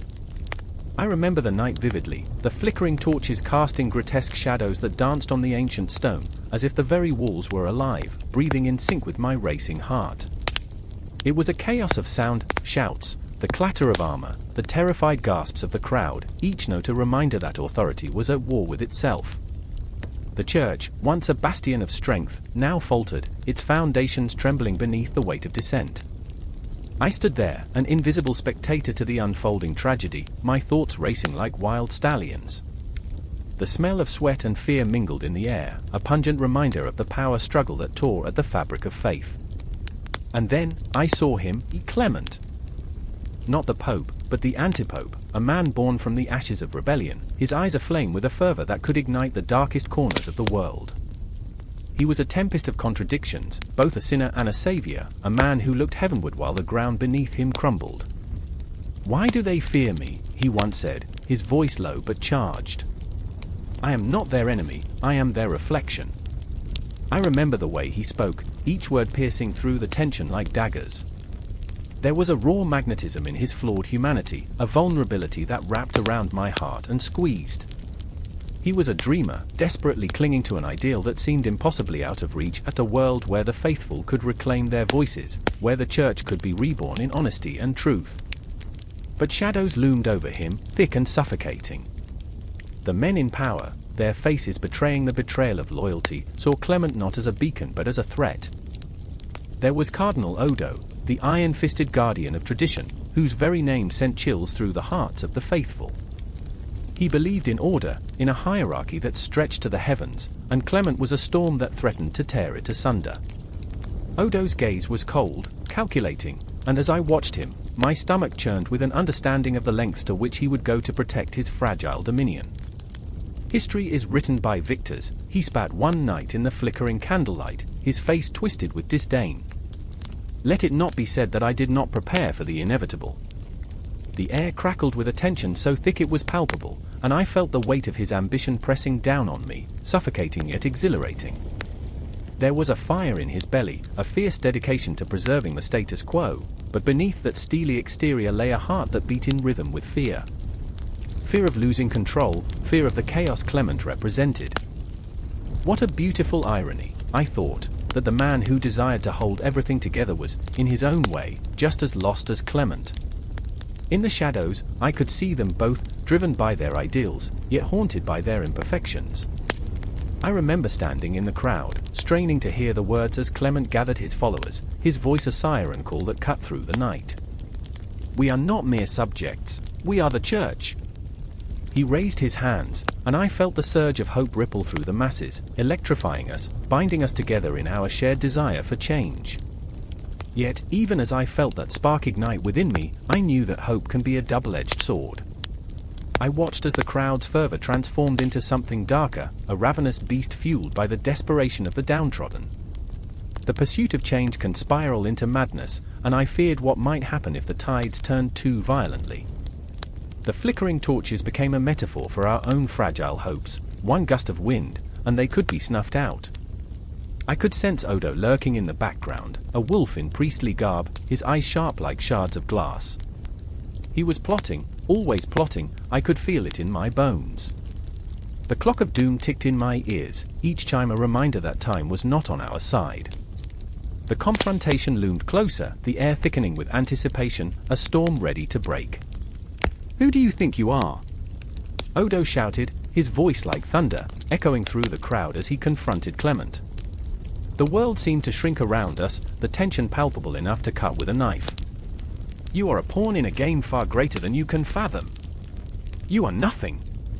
Clement, undeterred, stood tall, fists clenched. "And you, Odo, are the very chains that bind us. You fear what you cannot control, but the people," he gestured to the sea of faces, eyes wide with a blend of fear and hope, "they desire freedom. Do you not see that your time is over?" I remember holding my breath, the world teetering on the brink of chaos. It felt like standing on the edge of a precipice, the abyss below calling to me with a dark, seductive whisper. The confrontation crackled in the air, a raw electric current swirling around us, igniting something deep within the collective soul of the crowd. I could see it in their eyes, the flicker of rebellion, the desire to rise, to break free from the chains of silence. Yet, beneath that fierce determination lay an undercurrent of fear. Fear of the unknown, fear of the consequences of standing up, fear of losing everything they had ever known. It sent shivers down my spine, the very pulse of humanity, a collective heartbeat echoing in the night. And then, as if time itself held its breath, the moment exploded. The clash of ideals, the desperate cry for freedom met with a desperate grip on power, a storm of emotion that shook the very foundation of faith. The rise of Antipope Clement III was not merely a challenge to authority, it was an awakening, a terrifying dance on the knife's edge of hope and despair, and I felt myself slipping further into its depths. The shadows lengthened, the night deepening, and I knew that this was only the beginning. With every heartbeat, I felt the echoes of that pivotal moment reverberating through history, stretching into the void as if the cosmos itself held its breath, waiting for the next move in this treacherous game. The struggle was far from over, and in that uncertainty, I found myself teetering on the brink, caught in a loop of hope and dread, knowing that the battle would rage on. The air crackled with tension, a thick fog of desperation clinging to the cobblestone streets of Eldralore. I stood there, heart pounding like a war drum, as the bells tolled ominously from the tower, each clang a countdown to chaos. A figure emerged from the shadows, his face half hidden beneath a tattered cloak, his eyes like storm clouds brewing with secrets. It was Lord Tristan, a man I once called an ally, now a ghost of ambition, haunted by the factions that splintered our empire like brittle glass. "I remember," he whispered, the weight of his words heavier than the stillness surrounding us. "I remember when loyalty meant something." His voice cracked, and I saw the flickering torchlight dance across his scarred visage, each mark a testament to betrayal, each scar a bitter reminder of the games we played. The factions loomed large, a monstrous construct of ambition and greed, each vying for supremacy. The Iron Circle, ruthless and cold, plotted in the shadows while the Serpent's Guild whispered venomous promises into the ears of the weak and powerful alike. They were intoxicating, delectable in their treachery, yet utterly suffocating. I, a mere pawn, found myself caught between them, my heart a battlefield where love and hatred waged war. I turned my gaze to the flickering tavern sign, the raucous laughter spilling into the night like errant sparks from a dying fire. An invitation, perhaps, to forget the bitterness for just a moment. But as I stepped closer, the laughter morphed into something darker, a cruel reminder that revelry in Eldralore was merely a mask for despair. The very walls seemed to breathe, exhaling memories of past glories and present miseries. Then came her voice, a melody threaded with sorrow. Lady Anya strode into view, her presence both a balm and a blade. Her golden hair shimmered like sunlight on water, yet her eyes held the depth of night, the void where dreams once flourished. "Tristan," she called, her tone a blend of hope and resignation. "We must choose sides or be trampled underfoot." I felt the pull of her words, a magnetic force that threatened to shatter my resolve. "Choose," I echoed, my own voice barely above a whisper. What choice remains when all paths lead to ruin? Inside me, uncertainty twisted like a serpent, coiling tighter with each heartbeat. Tristan clenched his fists, the muscles in his jaw tightening. "We forged our destinies, Anya. We cannot simply fold like parchment under a heavy hand." There was fire in his eyes, a flicker of the man he used to be, but I sensed the shadows creeping back in, mocking him, whispering of the inevitable collapse that awaited us all. I took a step back, my mind racing through memories of laughter shared, of dreams exchanged, of the moment we believed we could change the world. I remembered the night we dared to dream of a united empire under the banner of friendship, but that dream had withered, choked by the greed of men. "We are not knights. We are not heroes," I said, my voice trembling. "We are mere shadows, flickering in the light of their ambition." Anya took a step forward, her hand outstretched, trembling like a leaf caught in a tempest. "No. We are more than that. We have the power to ignite change, to tear down the walls they've built around us." Her eye sparkled with a fierce determination, but I could see the cracks beneath the surface, the fear threatening to consume her resolve. "Is it worth the cost?" I asked, the question hanging heavy in the air. The specter of betrayal loomed, each moment a heartbeat away from disaster. I could almost hear the echo of laughter in the distance, mocking our fragile hope. "Every choice has a cost," Tristan replied, his voice gravelly, a reminder of the battles we had fought and the ones yet to come. "But what are we without the courage to take a stand?" As the words left his lips, a shiver danced up my spine. Courage, an elusive spectre, forever out of reach. I could see the gears turning in Anya's mind, her resolve strengthening, yet within her flickered the fear of what our choices might unleash. The factions were hungry, and they would devour anyone who dared to impede their progress. In that moment, the ground trembled beneath our feet, a rumble that echoed the turmoil inside. My heart raced as I felt the world shift, a reminder of the fragility of our alliances. With a swift glance, I caught the glimmer of steel in the distance, a banner unfurling, a warning. The iron circle was advancing, their shadows swallowing the remnants of the twilight. "Run!" Anya shouted, urgency slicing through the haze of our despair. It was a command laced with desperation, a plea for survival wrapped in the hope that we could escape the grip of the inevitable. But where could we run? There was no sanctuary amidst the ruins of our choices, no safe haven from the chaos that threatened to consume us. I grasped Tristan's arm, our eyes locking in a silent promise. Together, we would face whatever came next, even as doubt clawed at my insides. Together, I said, the word a fragile thread binding us, yet offering a flicker of strength. No matter what happens. And as we turned to flee, the shadows stretched, swirling around us like wraiths whispering of our doom. I could feel the weight of the Empire's divisions pressing down, suffocating in its intensity. We were caught in a tempest of ambition, betrayal, and fear, each moment a heartbeat away from destruction, each breath a reminder of the ghosts that lingered in the echoes of our choices. With the iron circle closing in, we ran into the chaos of the night, unaware of the final confrontation that awaited us, a battle not only for our lives but for the very soul of the Empire. And as we sprinted into the darkness, I could not shake the feeling that this was only the beginning of the end. The ground trembles beneath me as the roar of war drums fills the air, a relentless heartbeat echoing through the thick fog of fear enveloping Rome. I stand at the edge of the battlefield, a mere shadow amid figures clad in iron and desperation. My chest tightens as I grip the hilt of my sword. It feels cold, unyielding, yet oddly comforting, an extension of my own will. Each beat of the drums is a countdown to chaos. I remember the faces of those I love, their laughter dancing in the air like ghosts. I remember their hopes, their dreams, now shackled by the gloom of siege. I remember, oh, how I remember, the moment I chose to stand against Henry IV, the king whose ambition casts a long, dark shadow over the city I vowed to protect. He comes like a tempest, a force of nature, and I can feel the weight of his presence pressing down on my soul, suffocating yet exhilarating. The air is thick with smoke and tension, and the walls of Rome loom like ancient sentinels, weary yet unyielding. Our hearts beat in sync with the clattering of armor, the shouts of soldiers, and the distant cries of the innocent. In this hellish symphony, I find myself drawn to my brother-in-arms, Cassius. His eyes, once bright with dreams, now hollow, reflect the gravity of our impending doom. I can hardly look at him without feeling the sharp pang of guilt gnawing at my insides. He trusted me, believed in our cause, and yet here we stand at the precipice of destruction. Do you think we'll make it through this? Cassius' voice is barely a whisper, a fragile thread in a storm of uncertainty. His hands shake, not from fear alone, but from the weight of the world pressing down upon him. I want to say yes, to cradle his hope like a fragile bird, but my tongue feels like lead.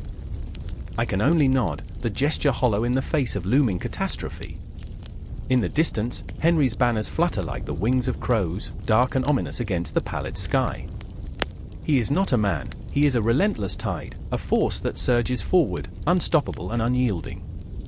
I've studied his strategies, I've seen how he plays the game of war like a master chess player, each move calculated, ruthless. I remember the night we gathered around the flickering fire, sharing tales of courage. A fragile moment before the storm. He's a beast, I had said, my voice heavy with trepidation. His strategy is simple, crush the spirit of the city before the walls can protect it. Now, standing on the cusp of his wrath, those words resonate like a death knell in my ears. The siege begins with a thunderous clash, metal meeting metal, the earth shaking beneath us as the walls shudder under the might of Henry's forces. My heart races, an erratic drumbeat of adrenaline and fear. The first wave crashes against our defenses, and in that moment, the world narrows down to the clash of swords and the cries of the dying. I glimpse Cassius fighting beside me, his youthful spirit ignited by fire and fury.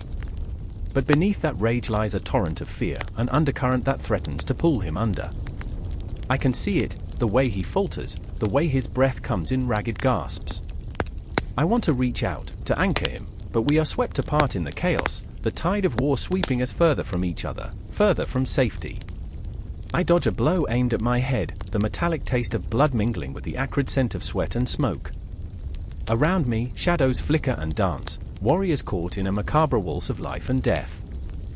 I strike out with my sword, a desperate thrust that finds its mark, but the victory feels hollow, a fleeting glimmer before the darkness swallows it whole. There's a moment, a heartbeat, where the world stands still. I see them, the faces of the fallen, the men who once laughed, who once dreamed. I see Cassius among them, a fleeting ghost. The moments we shared crash into me like waves, the laughter, the camaraderie, the warmth of friendship. Suddenly, the weight of battle feels heavier, as if the very air conspires to suffocate hope. Then I hear it, a scream, raw and piercing, a sound that cuts through the din of war like a dagger through flesh. It's Cassius. Time stretches, warping around that cry, and panic surges through me like a tidal wave.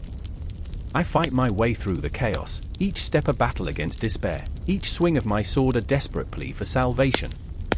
When I finally reach him, the sight is like a knife to the heart. He lies on the ground, surrounded by shadows, his face pale and haunted. I can't, he gasps, blood pooling beneath him like a dark promise of the end. My heart shatters, a cacophony of agony coursing through my veins. I drop to my knees, cradling his head in my hands, the world around us blurring into insignificance. Stay with me, brother. My voice breaks, fraying at the edges, but I can't let go. I can't. I remember the dreams we shared, the plans we made, the light in his eyes. You'll fight, you'll live. For us. But in his gaze, I see the flicker of understanding, acceptance, a chilling calmness that tightens around my heart like a vice. It's too late for me. But you must fight for us all. His last words linger in the air, a haunting echo that will forever chase me through the ruins of this city. As I watch him slip away, I feel the world dimming, the siege becoming a mere backdrop to this personal war. I'm enveloped in an ocean of rage and despair, a swirling tempest that threatens to drown me. I rise, the weight of Henry's ambition now a dark crown pressing upon my brow. The fight is far from over, it has only just begun. With a primal roar, I charge back into the fray, a storm unleashed, a soul ablaze with vengeance. Each swing of my sword becomes a tribute to lost dreams, to Cassius, to the spirit of this city we once loved. A battle rages on, the siege tightening its grip, but within the chaos, a single thought burns brighter than any flame. I will not let his sacrifice be in vain. I will fight until the very last breath. The air was thick with the scent of blood, a metallic tang that clung to the stone walls like a ghost refusing to leave. I stood in the courtyard of the crumbling castle, the remnants of once mighty walls echoing with the screams of the past. Shadows danced, flickering in the twilight as I watched the figures scurry, their faces twisted in panic, mouths moving in silent pleas. The world spun on a dark axis, and I could feel the weight of it pressing down, suffocating. I remember the rain, how it drummed against the cobblestones like a sinister lullaby. The gathering clouds mirrored my heart, heavy and foreboding. I caught sight of Eleanor, the Duchess, her gown swirling like a tempest, her face a canvas of anguish and resolve. She was a storm, a fury, yet there was a fragility beneath her fierce exterior that made her seem impossibly human. "Marcel," she called, her voice a sharp blade cutting through the chaos. "Where is he?" I remember the way her eyes searched the darkness, shimmering with a desperation that felt almost tangible. Marcel was her brother, a man caught in the twisted snare of political ambition and familial betrayal. What had once been a familial bond now felt like a curse, a chain dragging them both into the abyss. "He's gone, Eleanor," I whispered, and the words felt like stones lodged in my throat. Across the courtyard, shadows moved with purpose, the soldiers of the rival house, eyes glinting with the thrill of the hunt. They were predators, and we were the prey, trapped in a labyrinth of power games and broken alliances. I felt the fear crawling up my spine, but buried beneath it was a flicker of something else, an insatiable curiosity, a question that gnawed at me: what happens when the facade of power crumbles? As I watched Eleanor clench her fists, her nails digging into her palms, I thought of her childhood laughter, a sound now drowned by the weight of expectation. She was not just a duchess, she was a warrior, fighting against the tides of history, grappling with the ghosts of her ancestors whose shadows loomed large over her every decision. Each choice was a step on a precarious tightrope, balanced between loyalty and ambition. I could feel the electricity of her determination, a spark that ignited the darkness around us. "I will not let them take what is ours," she vowed, her voice trembling with an intensity that pulled at my insides. Not this time. But the world outside had no sympathy, no mercy. I remembered the tales told by the fireside, legends that made heroes out of the defeated. I wanted to believe that this was a story with a happy ending, that the underdog could rise against the giant. But in that moment, as the thunder rumbled ominously overhead, reality crashed down like a wave, cold and unforgiving. Marcel was a fool, blinded by ambition, caught in the web of his own making. He believed the throne could be seized with a blade and a whispered promise, but power was a slippery serpent, coiling tighter with each betrayal. I could see the cracks forming in his bravado, a flicker of fear in his eyes when the weight of his choices loomed large. The brothers had once stood together, united in their dreams. How had we come to this? The clock tower chimed, the sound echoing through the stillness, a taunting reminder of the time slipping away. I remember thinking how time was a cruel mistress, weaving fate in ways we could never hope to understand. With every tick, the shadows grew longer, creeping into the crevices of our hearts, whispering doubts, amplifying fears. Eleanor turned, fury ignited in her gaze. "We must act, Marcel," she shouted, desperation clawing at her voice. "This is not just about us anymore." But Marcel, a man of pride and stubbornness, only clenched his jaw, torn between the love for his sister and the ambition that threatened to consume him whole. The tension between them crackled like a live wire, a tragic dance of loyalty and dreams dashed against the rocks. I stepped forward, my heart racing as I felt the weight of their despair. "Eleanor, what if we silence?" Her voice was a whip, quick and sharp, silencing my voice before it could fully take shape. I wondered then if our roles had shifted, if the desperate cries of the past had reshaped us into something unrecognizable. We were no longer just players in a game, we were the very pieces themselves, trapped in a board that was shifting beneath our feet. Outside the castle walls, the storm broke, rain lashing down in sheets, drowning the world in a wild frenzy. In that moment, it felt as if the heavens themselves had turned against us, a cosmic judgment echoed in the chaos. I watched as Eleanor's resolve hardened, the fire in her eyes igniting an unquenchable thirst for vengeance. "Let them come," she hissed, her voice low and dangerous, a whisper that sent chills racing down my spine. "Let them come." Marcel hesitated, the weight of his indecision palpable. I could see him wrestling with the man he had become, the choices that had led him to this precipice. In that heartbeat, I realized we were different. Eleanor was prepared to fight, Marcel was teetering on the edge of surrender. The tension built, thickening the air around us, trembling with unspoken fears and unfulfilled dreams. I felt it in my bones, the inevitability of the confrontations ahead, the grim truth lurking in the shadows. We had been thrust into a relentless cycle of power and consequences, and the night was far from over. I remember the crack of thunder, a portent of the storm to come, and I felt the trembling in my core. This was just the beginning, a prelude to a tragedy that was already written in the stars, not just the fall of a house but the crumbling of dreams forged in blood and betrayal. Each moment was an echo, resonating with the chilling certainty that nothing, absolutely nothing, would remain unchanged. As the rain fell heavier, soaking the ground beneath us, I could only hold on to the flicker of hope that danced like a candle in the dark.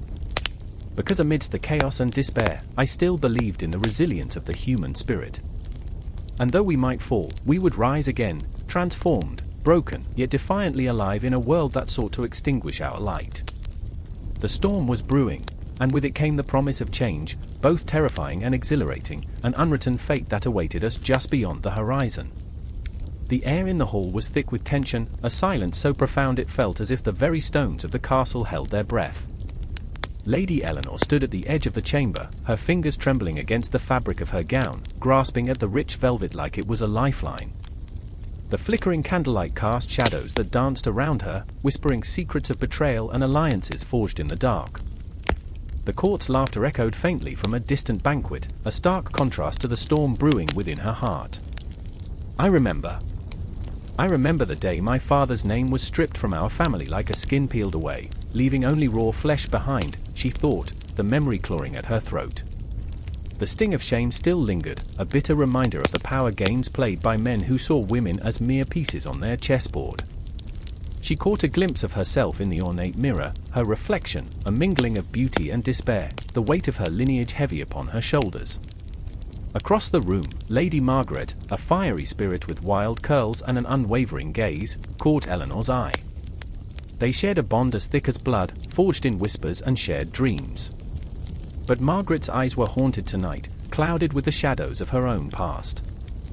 I remember the nights I lay awake, heart racing, wondering if I would be next, caught in the web of men's ambitions, she recalled, a chill running through her. She had loved a man who promised her the stars, only to watch him fall into the abyss of power and greed. Now, that love felt like a ghost haunting her every step, just waiting to drag her down with it.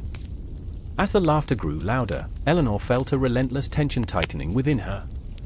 They were not merely ladies of the court, they were warriors in a battle of wits and wills, navigating a world that saw them as pawns. A single glance from King Henry IV, his face lined with the burdens of governance, sent a shiver coursing through her. He was a man of strength, yet beneath the weight of the crown, she sensed a heart wrestled into submission. "Take your place, Eleanor," he had commanded once, as if she were a mere trinket to be displayed. But what he didn't see, what none of them saw, was the fire that raged within her. The burning desire to shout, to claim her own narrative in a world that silenced her. She clenched her fists, the rings biting into her skin, a reminder of the chains that bound her. Suddenly, the hall erupted with a burst of applause. A knight had returned from battle, a hero draped in glory, and yet, beneath the surface, Eleanor felt the ripples of a darker tide. The cheers felt hollow, a mask for the fear that gripped her. As the knight basked in admiration, she could hear the unspoken words, feel the hunger, the expectation, the pressure to marry, to produce heirs, to play her part in this twisted play. "Why do they not cheer for us?"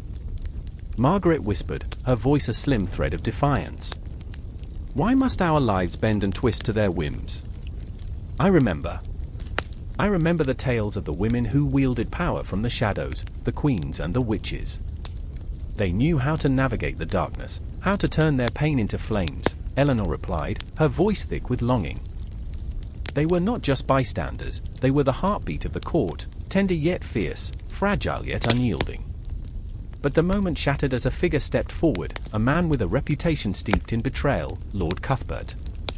He had a smile that glinted like a dagger, and every time he spoke, Eleanor felt the air grow colder. "Ladies," he purred, "how delightful to see the flowers of the court blooming so beautifully, yet so tragically unaware of the thorns that surround them." Each word dripped with malice, and Eleanor's heart raced. Was he hinting at something darker? A threat lurking beneath his polished veneer?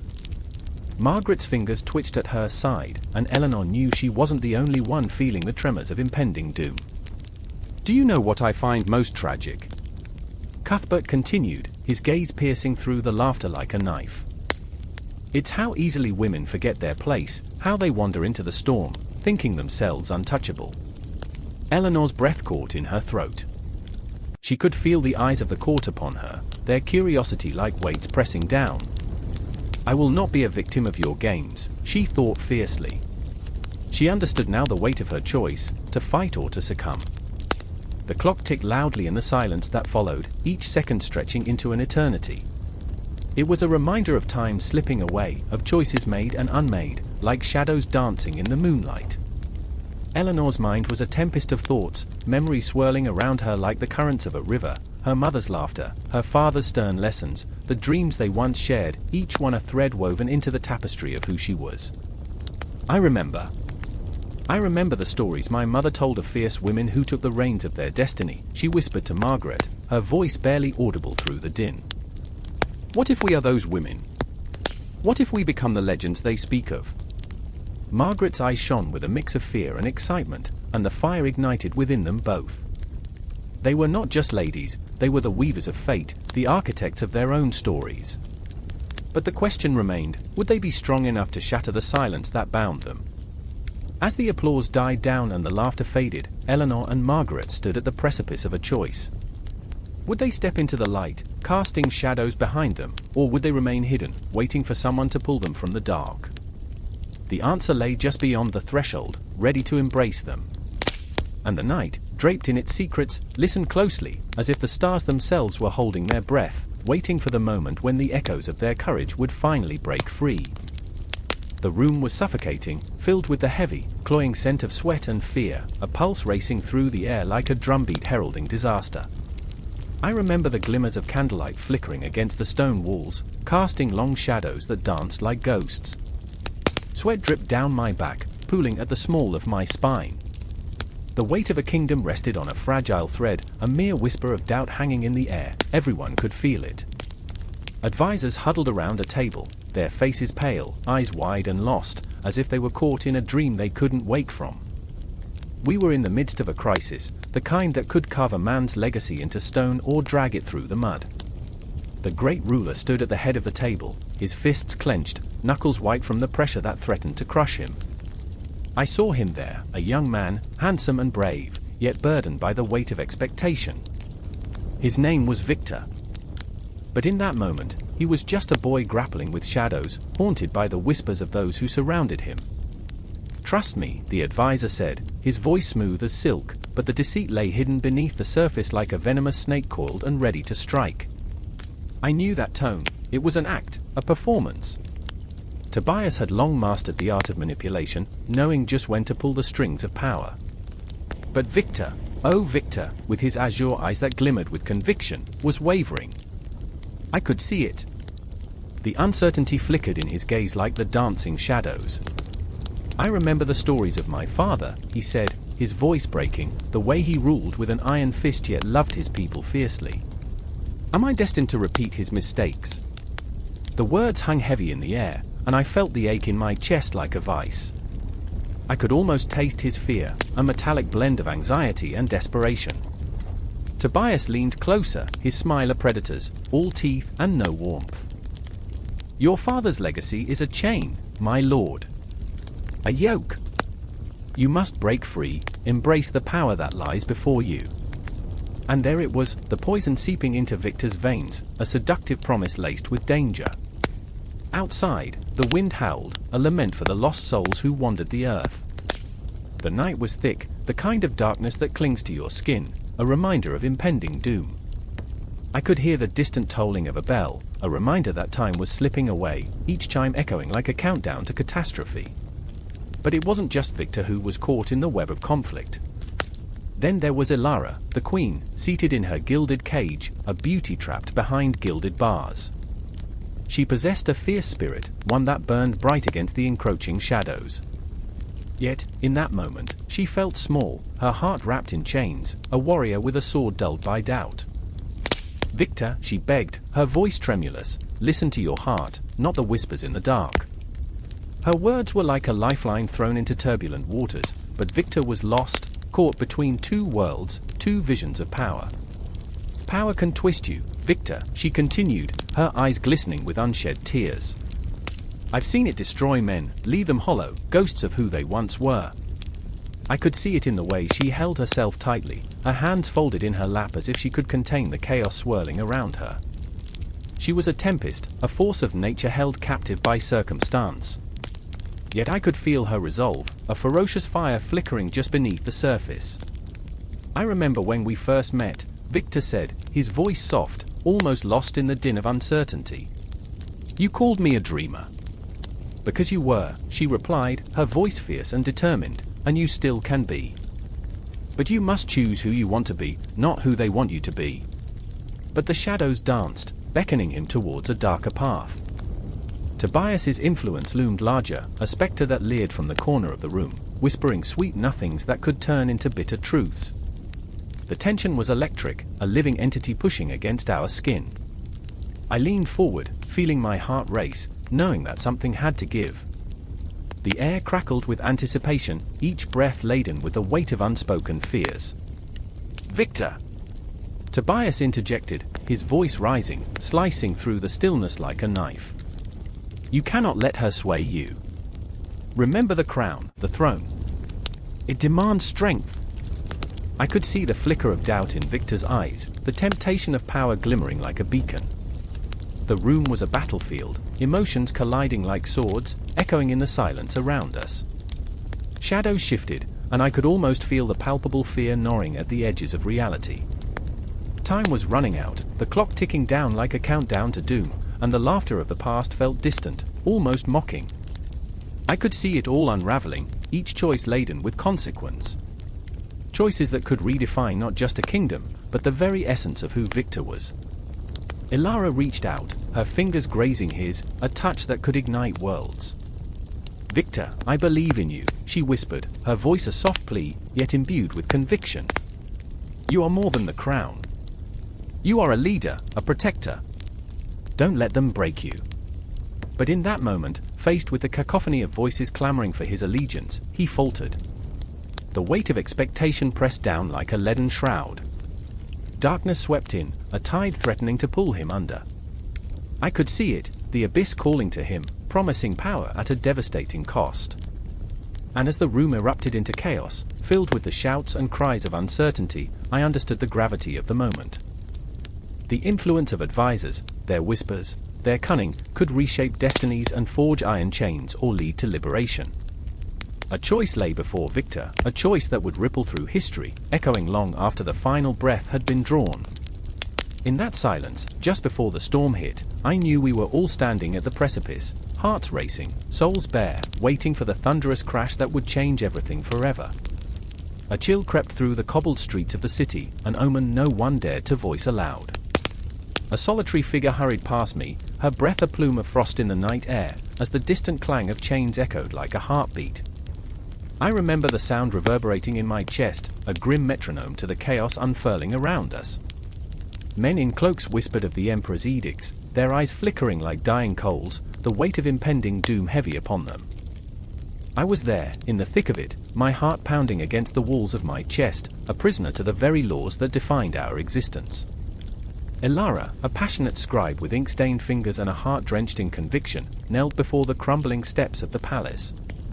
The moonlight caught her hair, turning it to silver as she scribbled furiously, her quill scratching against parchment like a desperate heartbeat. "It's all falling apart," she murmured, her voice a fragile whisper. "The people, they need justice. They need the truth." The words hung heavy between us, a thread of hope in a tapestry of despair. I could see it in her eyes, that flicker of defiance. Yet, it was an ember, fighting to survive against the suffocating winds of a corrupt system. I remember the day I first met Ilara, the way she spoke about laws as if they were living, breathing entities, capable of love and vengeance. It struck me as beautiful and terrifying, her ambition to reform a legal structure that twisted lives into knots of suffering. But beneath her fierce exterior lay a tremor of doubt, a fear that the very weight of the Emperor's rule would crush her dream before it could take flight. The ghosts of failed reformers whispered around her, their shadows casting long and dark. Then there was Marcus, the enforcer of the Emperor's will, his heart a battleground of loyalty and moral reckoning. He stood by the gates, a sentinel of steel, yet I saw the crack in his armor, the way his hands shook as he received orders that felt like curses. Each command felt like a noose tightening around his conscience. "I don't want to be that man," he confessed one stormy evening, rain pelting down like the tears he refused to shed. "But what choice do I have? Survival is a fickle mistress." I could feel his struggle, the way he wrestled with the power he wielded, knowing every choice he made was a step deeper into a labyrinth of shadows. He was a wolf guarding a door, hungry but torn between the thrill of power and the gnawing ache of guilt. I watched him crumble every time he had to turn a blind eye to the suffering he could alleviate. The Empire was built on the backs of the broken, and he was one of the architects, drafting blueprints in blood. And as the night deepened, the air thick with unshed tears and unspoken words, the city trembled under the weight of its own secrets.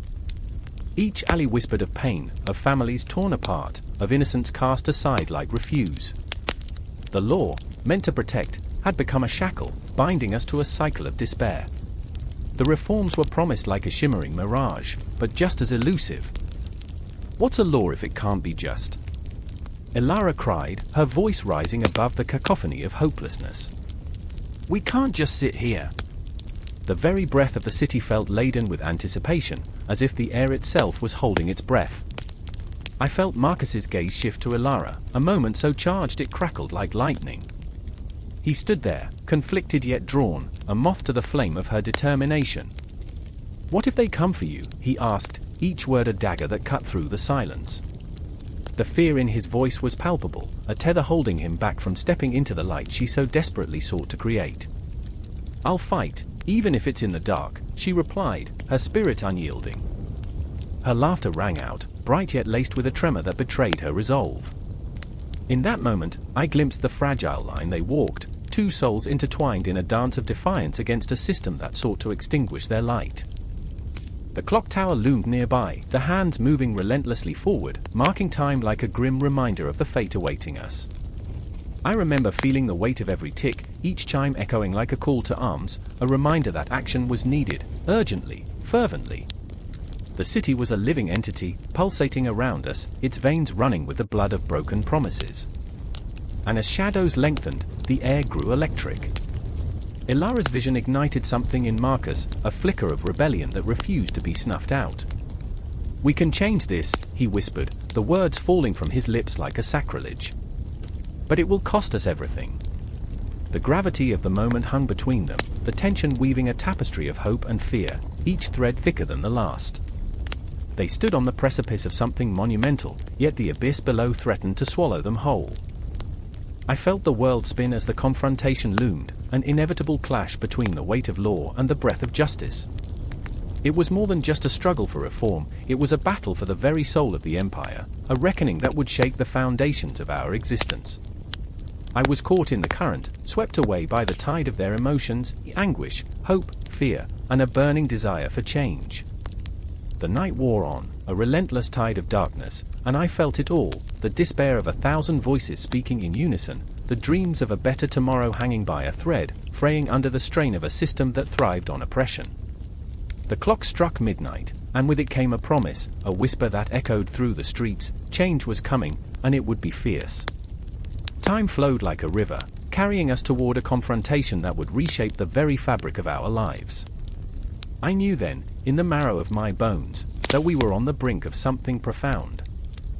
The air crackled with the energy of possibility, and I was swept along, a witness to the unfurling drama of revolution simmering just beneath the surface. The clock on the wall ticks in a rhythm that feels almost cruel, a metronome for the chaos unfolding in the cramped living room. Shadows stretch like accusing fingers, grasping at the remnants of laughter that once filled this space. It's a choking silence, thick with unsaid words and bitter regrets. I stand at the threshold, watching her, my wife, her hands trembling as she clutches the dinner plate, the porcelain creaking under the weight of her burden. Her eyes are wells of unshed tears, and I can almost hear the echo of her heartache, a mournful melody that weaves itself into the very fabric of the room. "I can't do this anymore," she whispers, her voice barely breaking through the silence. Each word falls like a stone, splashing in the pool of grief that has consumed us. I remember the way she used to smile, the way her laughter danced through the air, but now? Now it's as if the very air between us has grown stale, filled with bitterness. I take a step closer, but the distance feels insurmountable. "What do you want me to say?" I ask, and my voice is raw, taut with the need for understanding. I can't see her face clearly through the shadows, but I can feel the tension crackling in the space between us, electric and suffocating. Memories whirl around us like trapped ghosts, the lovely moments overshadowed by the weight of our mistakes. "I don't want words," she replies, her breath hitching. I want you to see me. To really see me." I catch a glimpse of vulnerability, a fleeting moment that cuts deeper than any argument. I remember when we first met, how she lit up the room with her joy, the way her spirit felt like a burst of sunlight on a bleak winter day. But now, the light has dimmed, and I'm left holding on to shadows. "Can't you understand?" I plead, desperation clawing at my throat. "We're trying to survive here." Her eyes flash with anger, and I instinctively step back, afraid of the storm brewing within her. "Survive? Is that all we're doing?" She snaps, and it's a blade, slicing through the air. "You've built a fortress around your heart, and I'm stuck outside in the dark, begging to be let in." The truth hits harder than I expect, a revelation that sends shivers racing down my spine. I remember every moment I've chosen to shut her out, the times I thought silence was safer than vulnerability. Each decision a brick in the wall I'd built, and now I'm trapped within it. "What do you want me to do?" I whisper, my own pain surfacing, raw and unfiltered. "Stop being afraid," she cries, the words hanging between us, heavy and suffocating. "Fear has become your only companion, and it's killing us both." I can see it now, her frustration, her heartache. It's a mirror reflecting my own, the pain mingling, intertwining like a twisted vine. I want to reach for her, but my hands feel leaden, paralyzed by the weight of my own failures. And then, from the shadows, our daughter steps forward. She's only 8, but her presence fills the room with an intensity that makes my heart race. "Mama, don't be sad," she says, her voice a fragile whisper, yet it carries the power of innocence. The world's chaos seems to hush for a moment, as if time itself pauses to observe. She looks between us, her wide eyes searching for answers, for comfort. "Can we just be happy again?" A knife twists in my chest at her words. I remember the bedtime stories, the giggles that echoed through the hallways.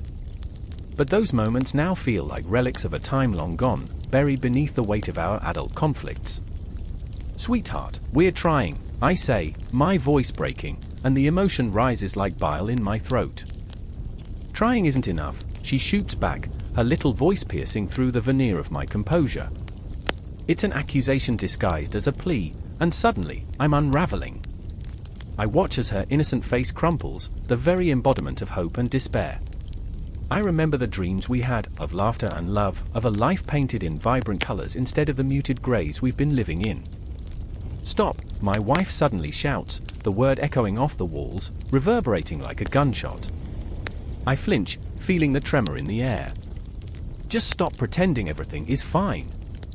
The weight of her words strikes me, and in that instant, I realize we're drowning, each of us in our separate ways, our cries for help muffled beneath the surface.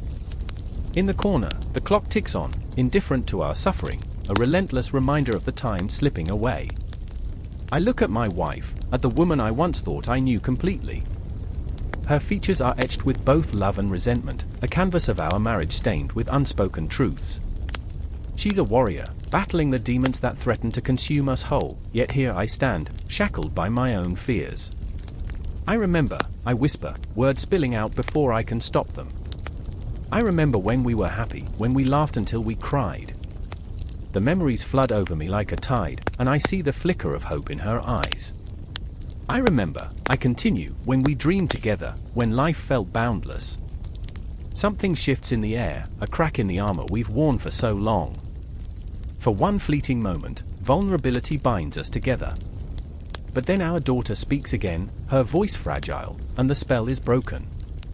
Will we ever be happy again? She asks, her small face clouded with worry, the innocence in her eyes piercing my heart. I wish I could shield her from this chaos, but the truth is a tempest we can't escape. I think of the shadows that lurk behind us, the love that has begun to feel like a ghost haunting our home. I don't know, I finally admit, and the words hang like a heavy curtain, draping over our family, suffocating us in its weight. As silence creeps back in, the clock continues to tick, marking each moment of despair. I see my wife, her shoulders falling as if the world is pressing down on her. I see our daughter, her innocence cracking, and I realize, this isn't just about us anymore. It's about the legacy we leave behind, the ghosts of our marriage that will linger long after we've stopped fighting. With a heavy heart, I step forward, reaching out to my wife, my fingers trembling as I take her hand in mine. We have to try, I say, my voice shaky yet filled with determination. For her. For us. And as I look into her eyes, I see a flicker of something, the tiniest spark of hope amidst the shadows. But the darkness is still there, lurking just out of sight, waiting for the moment when we let our guard down. And as we stand together, hand in hand, the emotional storm rages on, a promise unspoken, a battle yet to be won. The clock ticks on, relentless and unyielding, a reminder that time waits for no one. And we are left to navigate the treacherous waters of love, fear, and longing, together, yet alone, the echoes of our past swirling around us like a haunting melody. The night was alive, thick with the stench of smoke and despair, as flames crackled around the old library, the heart of the empire's culture, where art whispered secrets and the ink of literature bled into the very stones. Isabella stood at the threshold, her breath shallow, heart hammering like a war drum in her chest. The shadows danced, mocking her fears, taunting her with memories of the sacred texts, words that had woven the fabric of her soul. She could hear the screams, the sounds of history burning, of lives lost in the inferno. I remember, she whispered to herself, voice trembling like a leaf caught in a storm. I remember the way the pages felt beneath my fingers, the way they promised immortality. Each syllable lanced through the air, a ghostly reminder of what was at stake. The fire swirled, a demonic ballet, and Isabella felt the weight of its hunger, a hunger that threatened to consume not just the tomes, but the very essence of their civilization. Beside her, Marcus stood rooted, his hands trembling as he clutched a charred manuscript, the last remnant of his father's legacy. His dark eyes were pools of swirling despair, reflecting both love and loss. "It's not just words, Isabella," he said, voice low and guttural like thunder rumbling in the distance. "This is our history, the stories of those who lived and died for their ideals." The passion behind his words ignited a fire within her, battling against the encroaching darkness. But the flame was unyielding. The library was a mausoleum for knowledge, and with each lick of the fire, Isabella felt a part of herself die. What is culture if not the ghosts of our past, she wondered. She thought of the art that once graced the walls, paintings that sang of love and loss, of dreams shattered and rebuilt. "We can't let this happen," she cried, desperation threading through her voice, a threadbare rope fraying under pressure. As the flames devoured the texts, her mind danced back to the stories of heroes and villains, of gods who walked the earth and whispered to poets beneath the moonlight. In the chaos, she caught a glimpse of her brother, Theo, his face pale, eyes wide in terror. "Isabella," he called, each heartbeat a drumroll of impending disaster. "We have to go. We're not safe here." He was a shadow of a boy she once knew, filled with laughter, not fear. "I can't leave," she screamed, a primal instinct clawing at her throat. "Not while there's still hope." It was the last glimmer of defiance against the tide of despair, against the very empire that had raised her on tales of bravery and sacrifice. With fiery resolve, she turned back to Marcus, their eyes locking in a silent agreement. They would not let the flames win, they would not let fear dictate their fate. Marcus's hand tightened around the manuscript, and with fierce determination, he nodded. Then we fight. The words were a lifeline, pulling her from the abyss. Together, they rushed into the chaos, navigating through the shadows, working against time like desperate clock hands racing toward midnight. Time, Isabella thought bitterly, that merciless thief. It slipped through their fingers, each second a reminder of the lives lost, the art eradicated. The air was thick with ash and sorrow, each breath a reminder of their own mortality. But within that horror, the promise of creation flickered, like the last flicker of a candle in the dark. We can rebuild, she whispered, but uncertainty gnawed at her heart. Outside, the city, once a vibrant tapestry of colors and voices, lay draped in shadows, its joy eclipsed by the eclipse of its spirit. The streets bore witness to the tragedy, cobblestones that had felt the weight of countless footsteps now silent, mourning. Isabella felt the pulse of the empire beneath her skin, a rhythmic chant of sorrow. She wanted to scream, to wake the ghosts of those who had come before, to remind the living who they were, a culture forged in fire, but resilient. They stumbled onto a square, the night alive with panic. People rushed past them, minds consumed with their own ghosts, their own losses. But a flicker of hope ignited in Marcus's gaze as he spotted a mural, a grand painting, though half submerged in darkness, it still whispered of dreams and beauty. "Look," he shouted, pointing toward it. "They can't take this away." Isabella's heart soared. Art, she thought, is the last sanctuary of the soul. They approached the mural, its strokes vibrant and alive, a testament to the resilience of their culture. "This is what we fight for," she exclaimed, the fire within her rekindled. "We must protect our stories, our art, our very existence." But as she spoke, a distant roar echoed through the city, a reminder of the empire's grip tightening like a noose around their necks. The darkness loomed larger, an oppressive weight that threatened to suffocate them all. The air vibrated with tension, a feeling so palpable it was as if the very cosmos held its breath, waiting for the inevitable crash. I remember, Isabella's voice trailed off, the weight of her memories pressing against her like the heavy chains of an ancient curse. I remember the laughter of children, the sound of brushes on canvas, the way stories wrapped around us like a warm embrace. And I remember, her voice faltered, a crack forming in her resolve. I remember how it all began, when art was not just a pastime but a lifeline. The confrontation was coming, a collision of ideals, a battle not just for survival but for the very soul of their culture. The flickering flames behind them mirrored the rising tension, each heartbeat synchronizing with the drumroll of fate. They were caught between the ruins of what was and the hope of what could be, the shadows creeping closer, whispering doubts that threatened to unravel everything. In that moment, Isabella, Marcus, and Theo stood united, not just as survivors but as bearers of a legacy that demanded to be remembered. The air crackled with the energy of impending change, of revolution spurred on by love, art, and an unyielding spirit. And as the night wrapped around them like a shroud, they knew this was not an end but merely a beginning. They were on the cusp of something unimaginable, a crossroads where the past met the future, and the heartbeat of the empire thrummed like thunder in the distance. The flames may consume the library, but they would not consume the stories, the art, the very essence of who they were. The battle was far from over, it was just the beginning of a war that would echo through the ages. The wind howled through the cold stone corridors of the castle, a mournful cry that echoed the turmoil within. I remember standing there, heart pounding like a war drum, watching Henry IV pace back and forth, his face twisted in anguish. A flickering candle cast shadows that danced widely across the walls, making the very air feel thick with impending doom. He was a king, yes, but in that moment, he looked less like the ruler of the Holy Roman Empire and more like a cornered animal, frenzied and desperate. "Can you hear it?" he shouted, his voice cracking, raw. "Can you hear the Pope's laughter? It's the sound of betrayal, a dagger in my back." The words hung between us, a palpable tension that throbbed like a wound. I knew then that this wasn't just a power struggle, it was a fight for his very soul. Outside, the world was cloaked in darkness, a bleak reminder of the chaos brewing in the heart of Christendom. The stars blinked above, indifferent witnesses to the agony unfolding below. I remember the cold that seeped into my bones as I listened to Henry's frantic thoughts spill like blood from an open vein. He was a man tormented by choices, each decision a brick laid in the wall of his own despair. Then there was Gregory VII, the Pope, a figure shrouded in mystery and fear.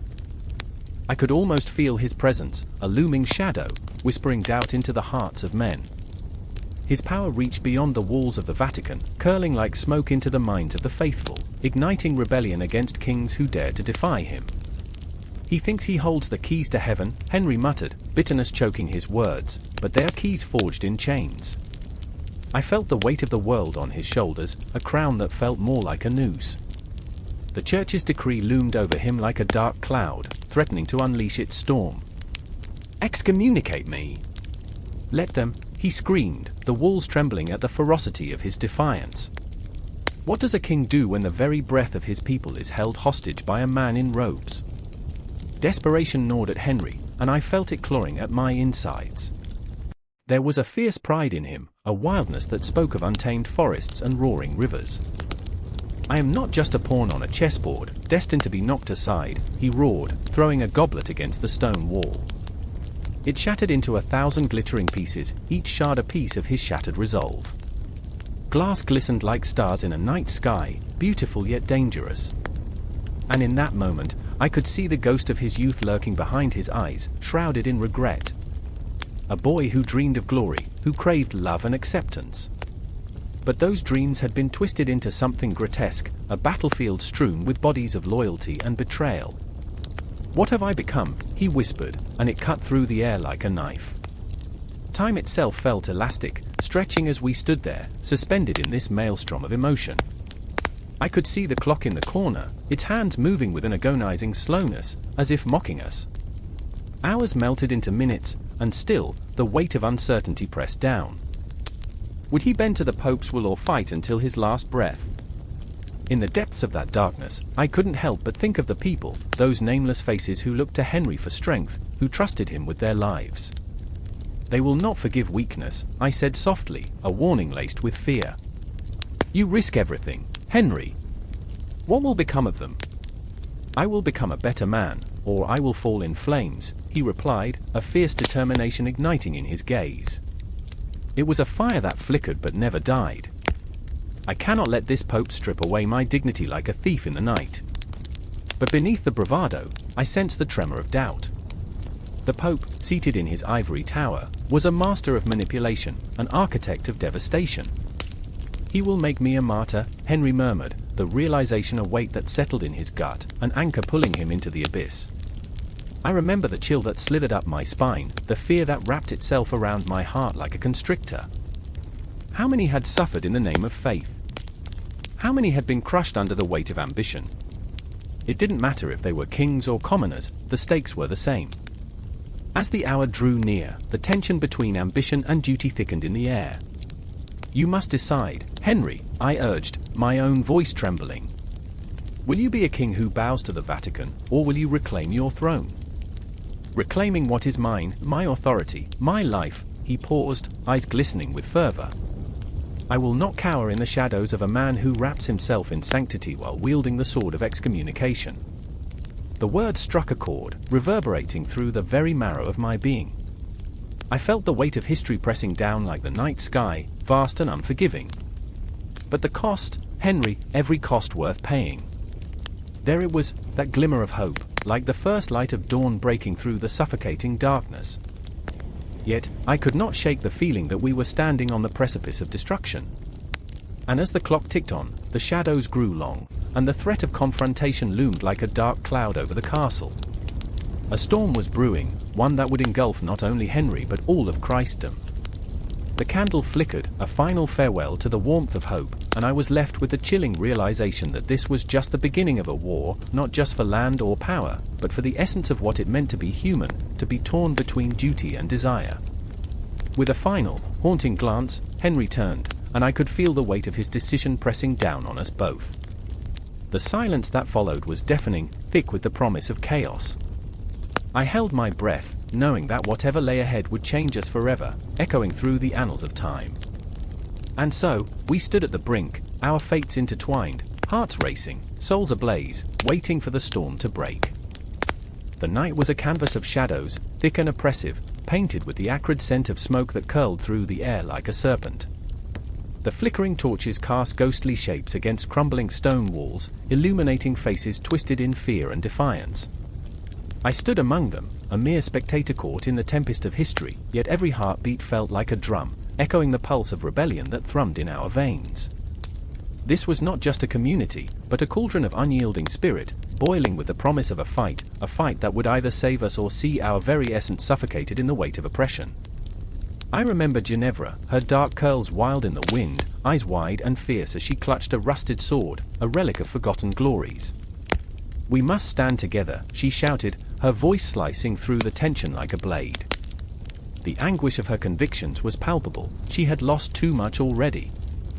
I could see it in the way her hands trembled, not from fear, but from the weight of her memories, of the brothers she'd watched fall, of the land that had swallowed their laughter. Then there was Matteo, his brow furrowed with the weight of indecision. He was the kind of man who could charm a serpent out of its skin, yet here he was, caught in the vice of his own thoughts. As the air crackled with the anger of the gathered crowd, I saw his gaze drift to the distant hills, where the enemy lurked like a predator in the grass. "What if we fail?" he whispered, more to himself than to anyone else, his vulnerability a raw wound laid bare. I wanted to scream at him, to shake him from this paralyzing doubt, but how could I? I felt it too, gnawing at the edges of my resolve, a parasite feeding on our hopes. The night grew heavier, the air thick with fear and anticipation, as if the universe itself held its breath in a moment suspended between despair and dawn. I could feel the shadows of the past creeping in, ghosts of lives lived and lost, and in that flickering light, I began to see them, echoes of those who had resisted before us, who had poured their blood into the soil of this very land.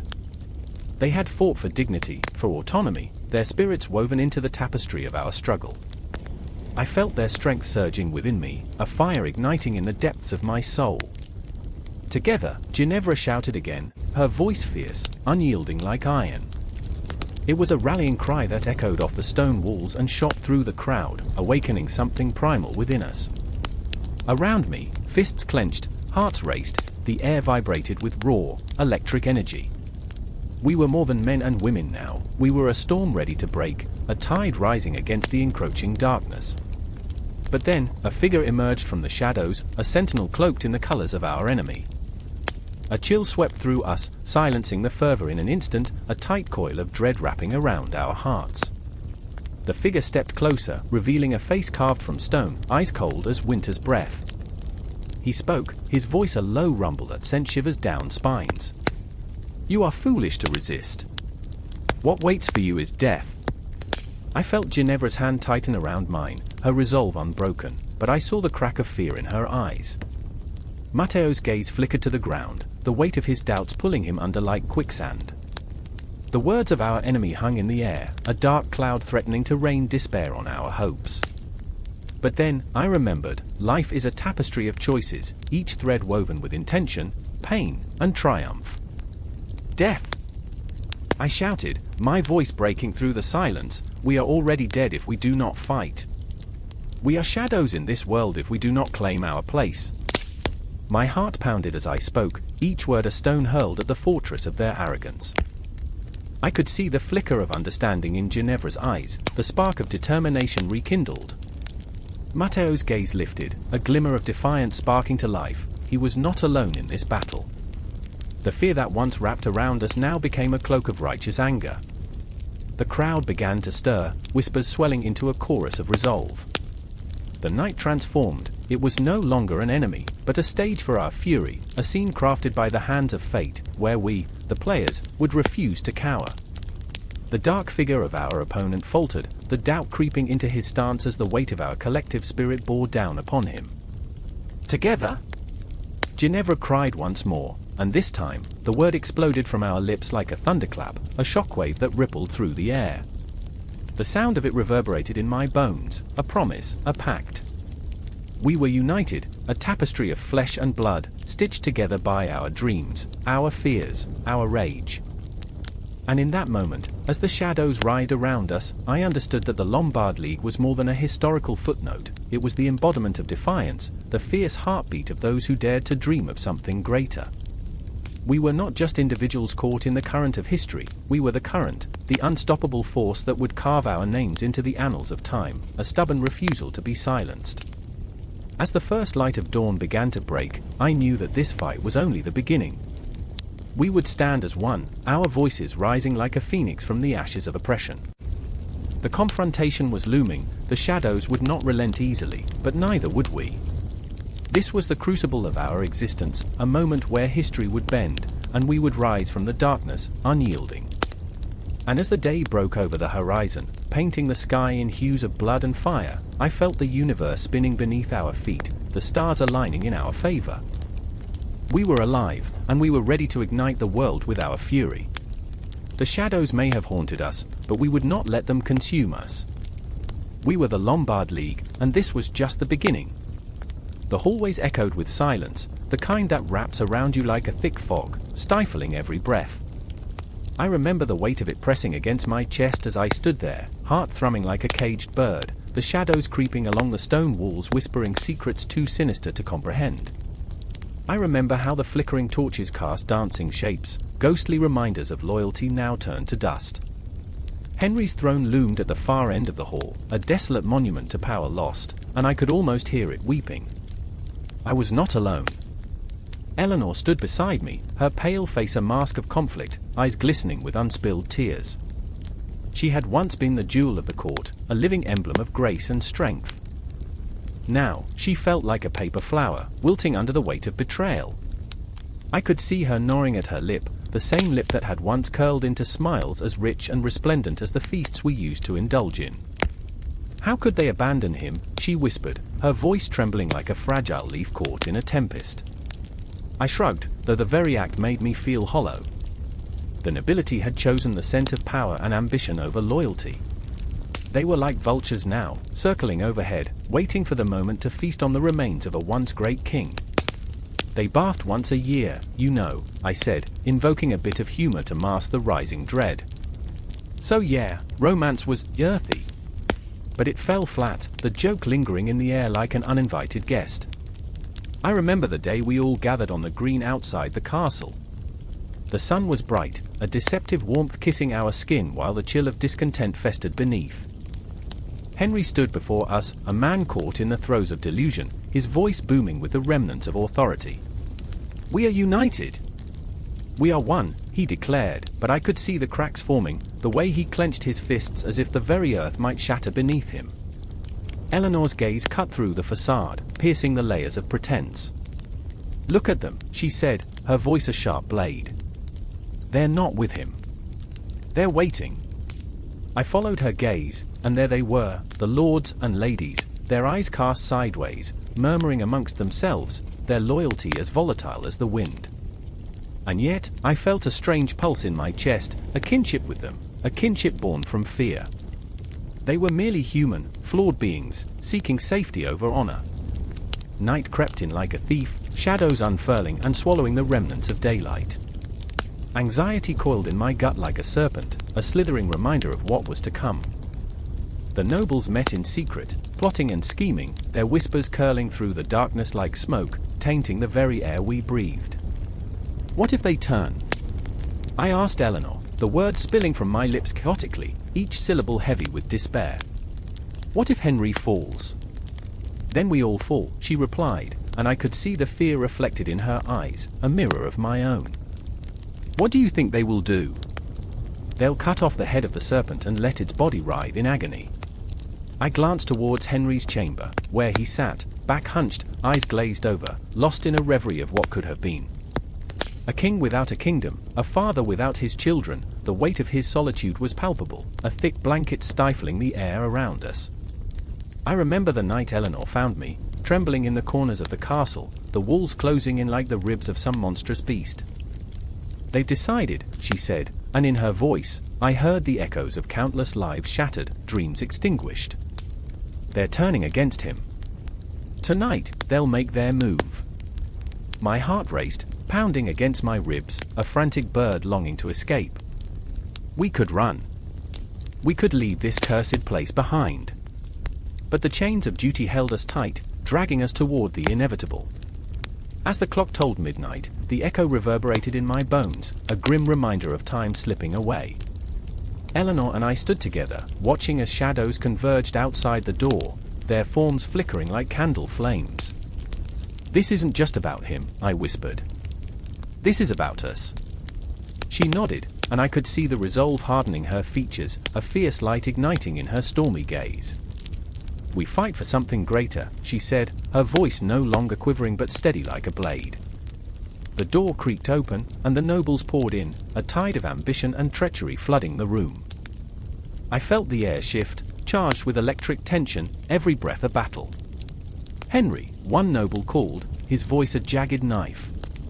"You've brought us to ruin." The words hung in the air, sharp and cruel, fracturing the silence that had cloaked the hall like a forgotten ghost. I watched as Henry's shoulders slumped, the weight of betrayal crashing down upon him like 1,000 stones.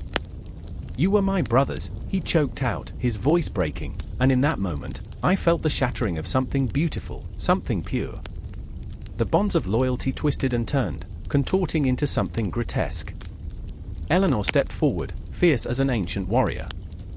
"If you tear him down, you tear us all down," she cried, and I felt the surge of emotion rise like a tide, filling the room, crashing against the walls. I wanted to join her, to scream, to fight. But I was paralyzed, caught between the love for a king and the loathing for his captors. The nobles shifted, uncertainty clouding their eyes as they stared at the woman who dared to challenge their greed. A flicker of doubt, a momentary pause, could they feel it too, the weight of their cowardice, swirling around like a storm? I could see Henry looking at us, a mix of despair and hope lighting his features as if we were the last embers of a dying fire. But loyalty is a fickle mistress, and just as quickly as it sparked, it sputtered. The room trembled with anticipation, and I could almost taste the bitterness of betrayal on my tongue. Time twisted, and I felt the pull of fate, dragging us toward an unseen climax, every heartbeat echoing with the promise of chaos, the promise of heartbreak.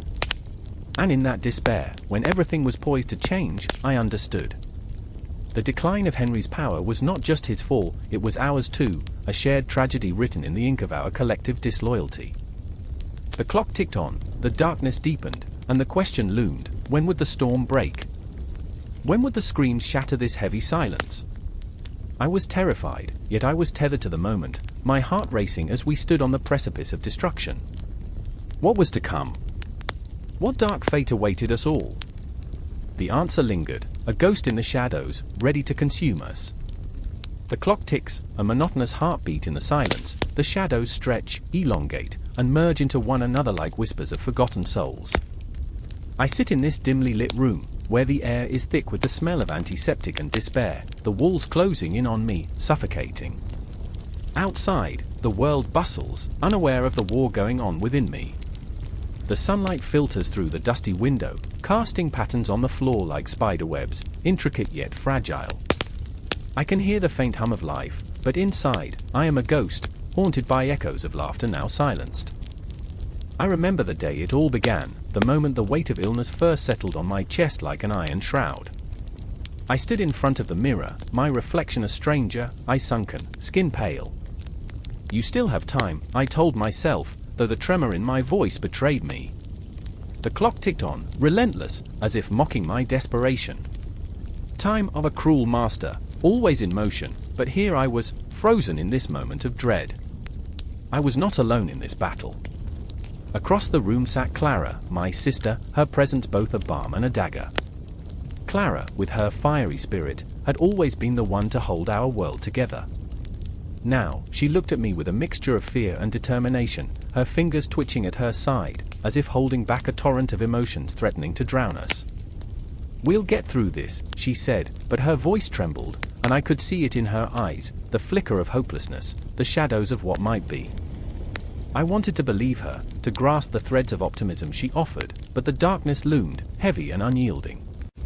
I remember the nights, where sleep evaded me like a thief in the night.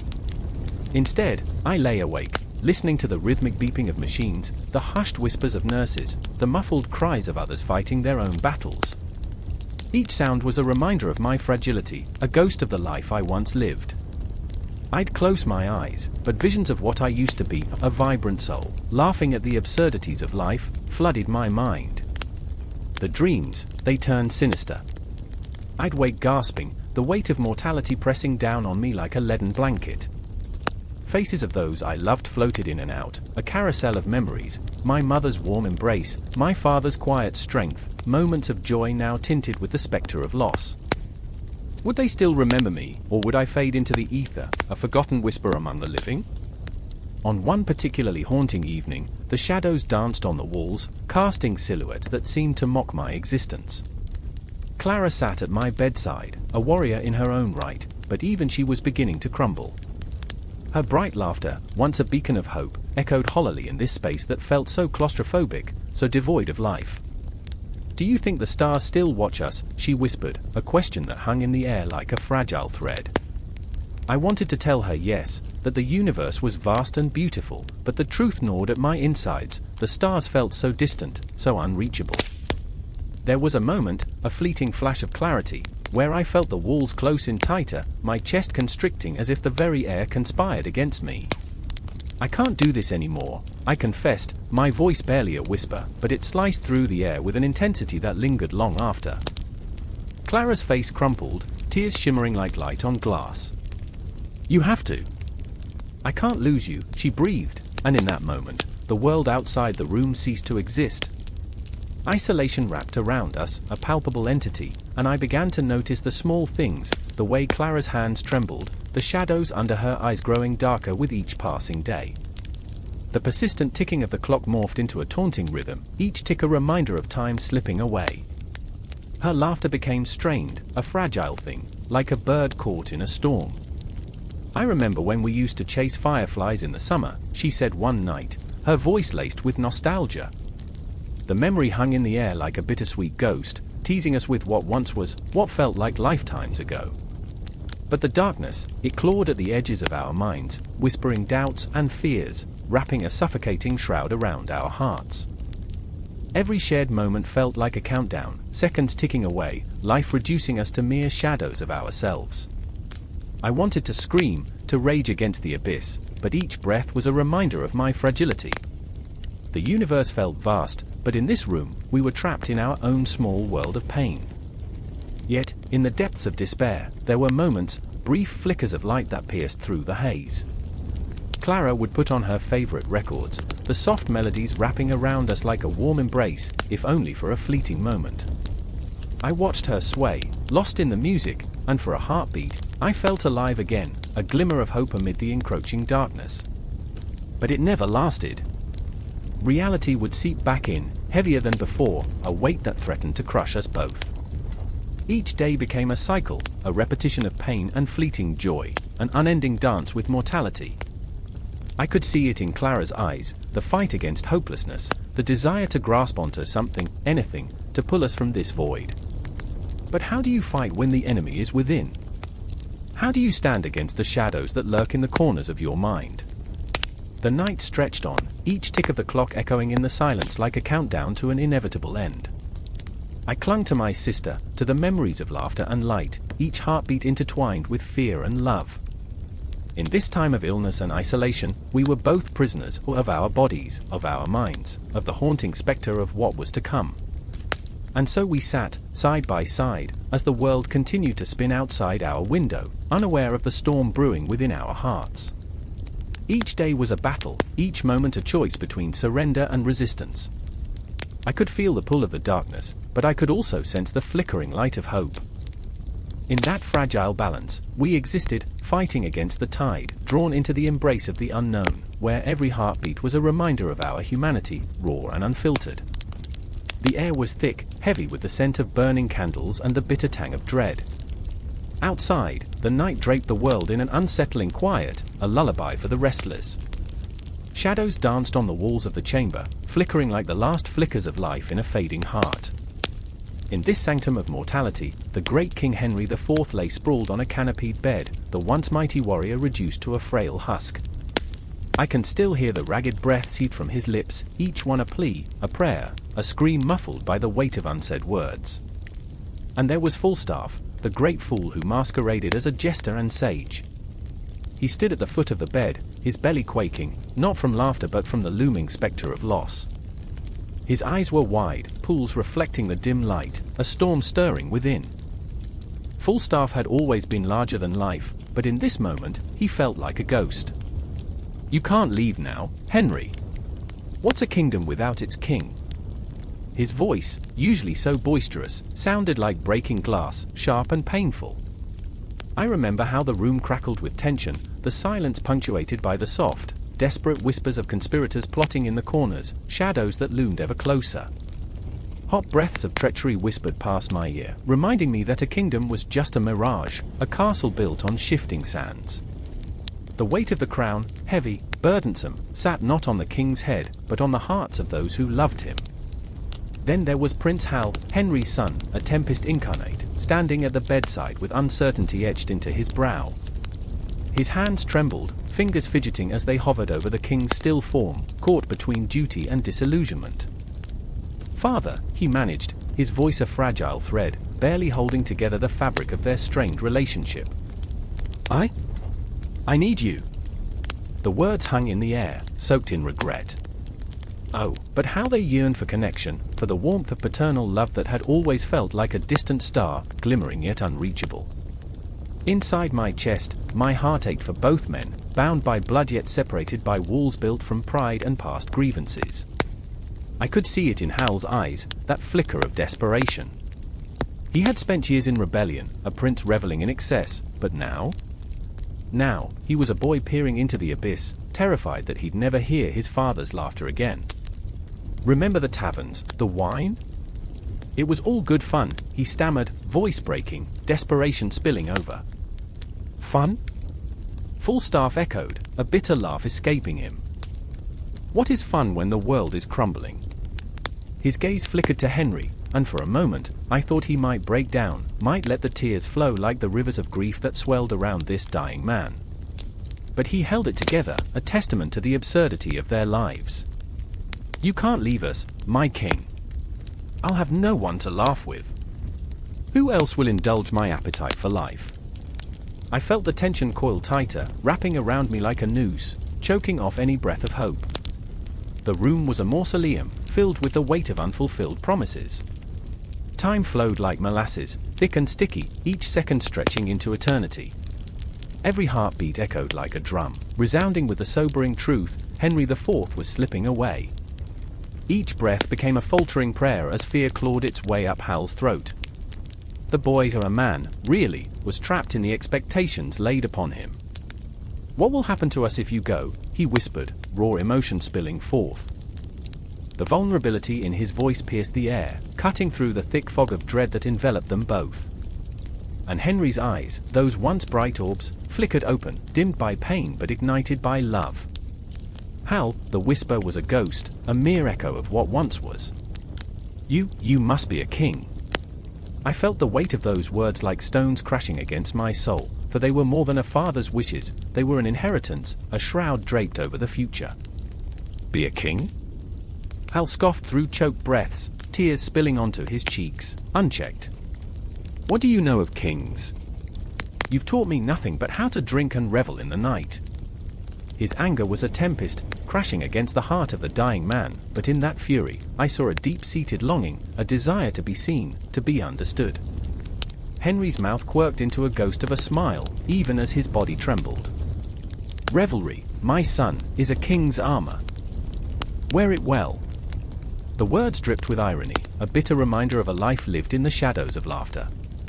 Outside, the moon hung low, a sentinel in the night, as if it too mourned the imminent loss. Stars blinked like distant memories, reminding me of how fragile life is, how quickly it can turn to dust. A chill wrapped me in its embrace, and for a moment, I felt the spectre of time creeping closer, its fingers brushing against my back. And then, as if the universe held its breath, Henry gasped, a final surge of strength that shattered the stillness. "Remember, to love," he croaked, the words slipping from his lips like sand through fingers. And just like that, the light in his eyes dimmed, flickering out, leaving behind only the haunting echo of his presence. At that moment, the world fell into chaos. Falstaff's cackle turned into a choked sob, while Hal crumpled beside the bed, a broken shell of the man he had wanted to become. It was an absurdity wrapped in heartbreak, a moment that bled into eternity, the weight of reality crashing down like thunder. "Henry!" Falstaff cried out, a mournful wail that shattered the silence. The fool, the jester, grieved not just for the king but for a lost friendship, a brotherhood forged in laughter and tears. Hal's cries mingled with the echoes of despair, rising from the depths of his being. In that room, death had woven itself into the fabric of their lives, a cruel puppeteer pulling strings of fate. The chamber filled with shadows, each one carrying the burden of unspoken words, dreams deferred, and love unfulfilled. But somewhere beyond the walls, the world turned, oblivious to the tragedy unfolding in the heart of the kingdom. The clock ticked forward, relentless, time refusing to pause for grief. I could feel the pulse of history, throbbing like an open wound, and I knew this was just the beginning, the dark night before an uncertain dawn. And as I stood there, caught in the web of their despair, I felt the cosmos shift, the weight of fate bearing down upon us all. The stage was set, the players waited, and the story was far from over. The wind howls like a grieving widow, carrying with it the scent of burnt flesh and betrayal. I stand at the edge of the village, where chaos reigns, where the remnants of humanity cling to the edges of ruin. A child's cry pierces the air, raw and unfiltered, a lament for all that is lost. I remember the warmth of laughter, the way the sun once kissed the fields, but now? Now it's a distant memory, swallowed by shadows. In the thick of it all is Isabel, her eyes wide like the full moon, luminous yet filled with unquenchable fear. She clutches her brother's hand, knuckles white with the tension of 1,000 unanswered prayers. "We'll find father," she promises, though I can see the tremor in her voice, a fragile thread stretched too tight. Her heart is a fortress under siege, armor cracking, hope fading. The chaos encircles them, a living beast hungry for despair, and I can almost hear her heart pounding against the barricade of her ribcage, a drum echoing the march of impending doom. And then there's Thomas, the blacksmith, a mountain of a man forged in fire and fury. He holds a sword, but even with steel in his grip, is quaking beneath the weight of his own fears, fears that turn his hands to trembling leaves in the autumn chill. He had always been the rock of the village, the one who could shape iron with his bare hands, yet in this moment, is as fragile as a porcelain doll. "They'll come for us," he mutters, voice gravelly, each word a stone tumbling down a dark well. He glances at Isabel and her brother, and I see the flicker of a decision in his eyes, a choice between personal safety and the heart-wrenching pull of duty. I remember the last time I saw Henry IV, he stood tall, a king crafted from ambition and shadows, his voice a thunderstorm stirring the hearts of men. But now, that thunder has faded, leaving the echoes of his legacy scattered like ashes in the wind. His reign, marked by blood and betrayal, hangs over us like a spectre, a dark cloud we cannot escape. I remember how he wielded power with the grace of a dancer, yet his steps left footprints of sorrow, of lives turned to dust. The ghosts of his decisions linger, whispering through the night, sending shivers down my spine. The moon hangs heavy, a witness to the unfolding tragedy, and I find myself caught in the web of their fates. Isabel's voice rises, desperate. "We must go to the church. It's our only hope." It's a beacon in the darkness, but the shadows twist, promising despair, and I can feel the weight of their resolve press against my chest. Time stretches, pulls taut like a bowstring ready to snap. I remember the market square, vibrant with life, where Thomas once laughed, crafting stories as easily as he shaped metal. "They say a good laugh can cut through steel," he would chuckle, and now? Now laughter feels like a distant ship lost in a storm. The clock tower chimes, each toll a reminder of the minutes lost, the choices made, the futures shattered beneath the weight of history. A thud reverberates through the streets, hoarse hooves, the grim heralds of approaching doom. Panic ignites like wildfire in the pit of my stomach. The villagers scatter, a flock of birds startled from their perch, but I remain tethered, anchored by the gravity of their despair. Thomas grips his sword tighter, knuckles turning white as he catches Isabel's gaze. In that moment, an unspoken pact is forged between them, a desperate bond against the oncoming tide of darkness. "I'll protect you," he vows, but the tremor in his voice betrays him. I can see the ghost of doubt clouding his eyes, and it pierces my heart. How do we protect those we love when our own hearts quake with fear? The shadows dance around us, taunting, whispering of ancient battles, of blood spilled in the name of power. I remember the lessons of history etched in my mind like scars: betrayal, ambition, and the relentless march of time that devours all. The air thickens, a palpable tension, as the first figures emerge from the shadows, soldiers clad in nightmares, faceless and relentless, their swords glinting under the feeble moonlight. My breath hitches. Isabel pulls her brother closer, a fierce protector in a world gone mad. "Run," she screams, her voice a siren's call, but it hangs heavy in the air, a haunting note that lingers even as they flee. Thomas stands firm, a bulwark against the tide of despair, and I feel the weight of his decision like a stone around my neck. He knows the risks, yet still, he remains. "I won't let them take you," he growls, every ounce of his being focused on the fight, on standing against the relentless march of history that threatens to swallow them whole. I remember the stories of kings and their legacies, how they are built on the bones of the forgotten. Henry IV's name echoes in my mind, a reminder that power comes with a cost. What will become of Isabel and Thomas in this storm? They are threads in the tapestry of history, but in this moment, they are alive, breathing, fighting against the inevitable. And as the soldiers close in, my heart races, a drumbeat for the battles we all must face, for the choices that define us. Together! Thomas roars, a rallying cry against the encroaching darkness. And I feel it, every heartbeat, every breath, a shared pulse of defiance against fate. The shadows dance closer, but in that fleeting moment, amidst the chaos and fear, I can feel the flicker of hope. The battle is coming, but so is the legacy of Henry IV, written not in the blood of the fallen, but in the courage of those who stand unyielding, hearts ablaze, against the night. And as the clash of steel rings out, I know this story is far from over.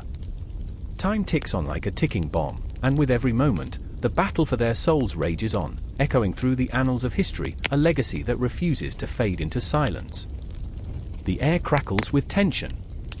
Shadows cling to the stone walls, whispering secrets of power, betrayal, and ambition. I stand in the dimly lit chamber, heart racing, as voices rise and fall like tides. The history of a reign, his reign, hangs in the balance, and every syllable is a dagger, sharp enough to cut through the fabric of legacy. Eleanor's voice pierces the thick fog of uncertainty. He was a tyrant, a puppet master pulling strings, hidden in the dark. Her eyes flash with fury, reflecting the flickering light of the torches. The weight of her words crushes me. This is more than just history, it's personal. She clenches her fists, her nails digging into her palms as if the pain might ground her in a reality that feels like quicksand. Do you not see? He weaponized loyalty. Across the room, Felix shifts, a storm brewing behind his calm exterior. But what of the peace he brokered? The treaties that kept the wolves at bay. His voice is steady, but I can sense the cracks in his facade, the fear of the truth slipping through, like sand through clenched fingers. He faces Eleanor, two forces colliding, each refusing to yield, locked in a battle of ideologies that echoes through time. Peace? Eleanor scoffs, a bitter laugh escaping her lips. A peace bought with blood. Innocent blood. Her words hang in the air, a haunting refrain that chills the very marrow in my bones. The tension ripples between them, electric, palpable. I feel the weight of history pressing down, every moment echoing back to a time when their king strode through the halls like a spectre, casting long shadows. I remember the stories told by flickering candlelight, the tales spun of grandeur and glory. Yet, beyond the grandeur lies a grotesque reality. They bathed once a year, I mutter, half to myself, half to the silence, so yeah, romance was earthy. A nervous chuckle escapes me, as if I can puncture the weight of their debate with absurdity. But the laughter dies as quickly as it rises, swallowed by the gravity of their conflict. Eleanor's eyes narrow, and I feel her determination hardening like steel. Do you think his reign was noble, Felix? Do you think his legacy is built on anything but fear? Her voice shakes, but it's not weakness, it's a call to arms, a defiance against a history that has been framed and reframed, like a painting slashed across the canvas, colors bleeding into one another, obscuring the truth. Felix's brows furrow, and the shadows deepen around him. But history is never as simple as right and wrong. It ebbs and flows like the tide. He gestures wildly, and I can almost see the waves crashing in the background, chaotic, beautiful, devastating. You must understand, Eleanor, the context. She interrupts, her voice rising, echoing off the stone walls like a bell tolling the death knell for the innocent. Context is just a disguise for complicity. You think you can romanticize a tyrant? You think you can dress him up in the robes of nobility and make him palatable? Spit flies from her lips, each word a firecracker igniting the air. I feel the pull of their words, each statement a thread weaving through the fabric of my own understanding. The weight of it presses down, and I want to scream, to shake them both into silence, into understanding. But what if we're all just ghosts? I whisper. What if his reign is the shadow that looms over us, the spectre we can never escape? The question hangs, a taut string waiting to snap. Eleanor softens for just a moment, her fierce eyes glistening with unshed tears.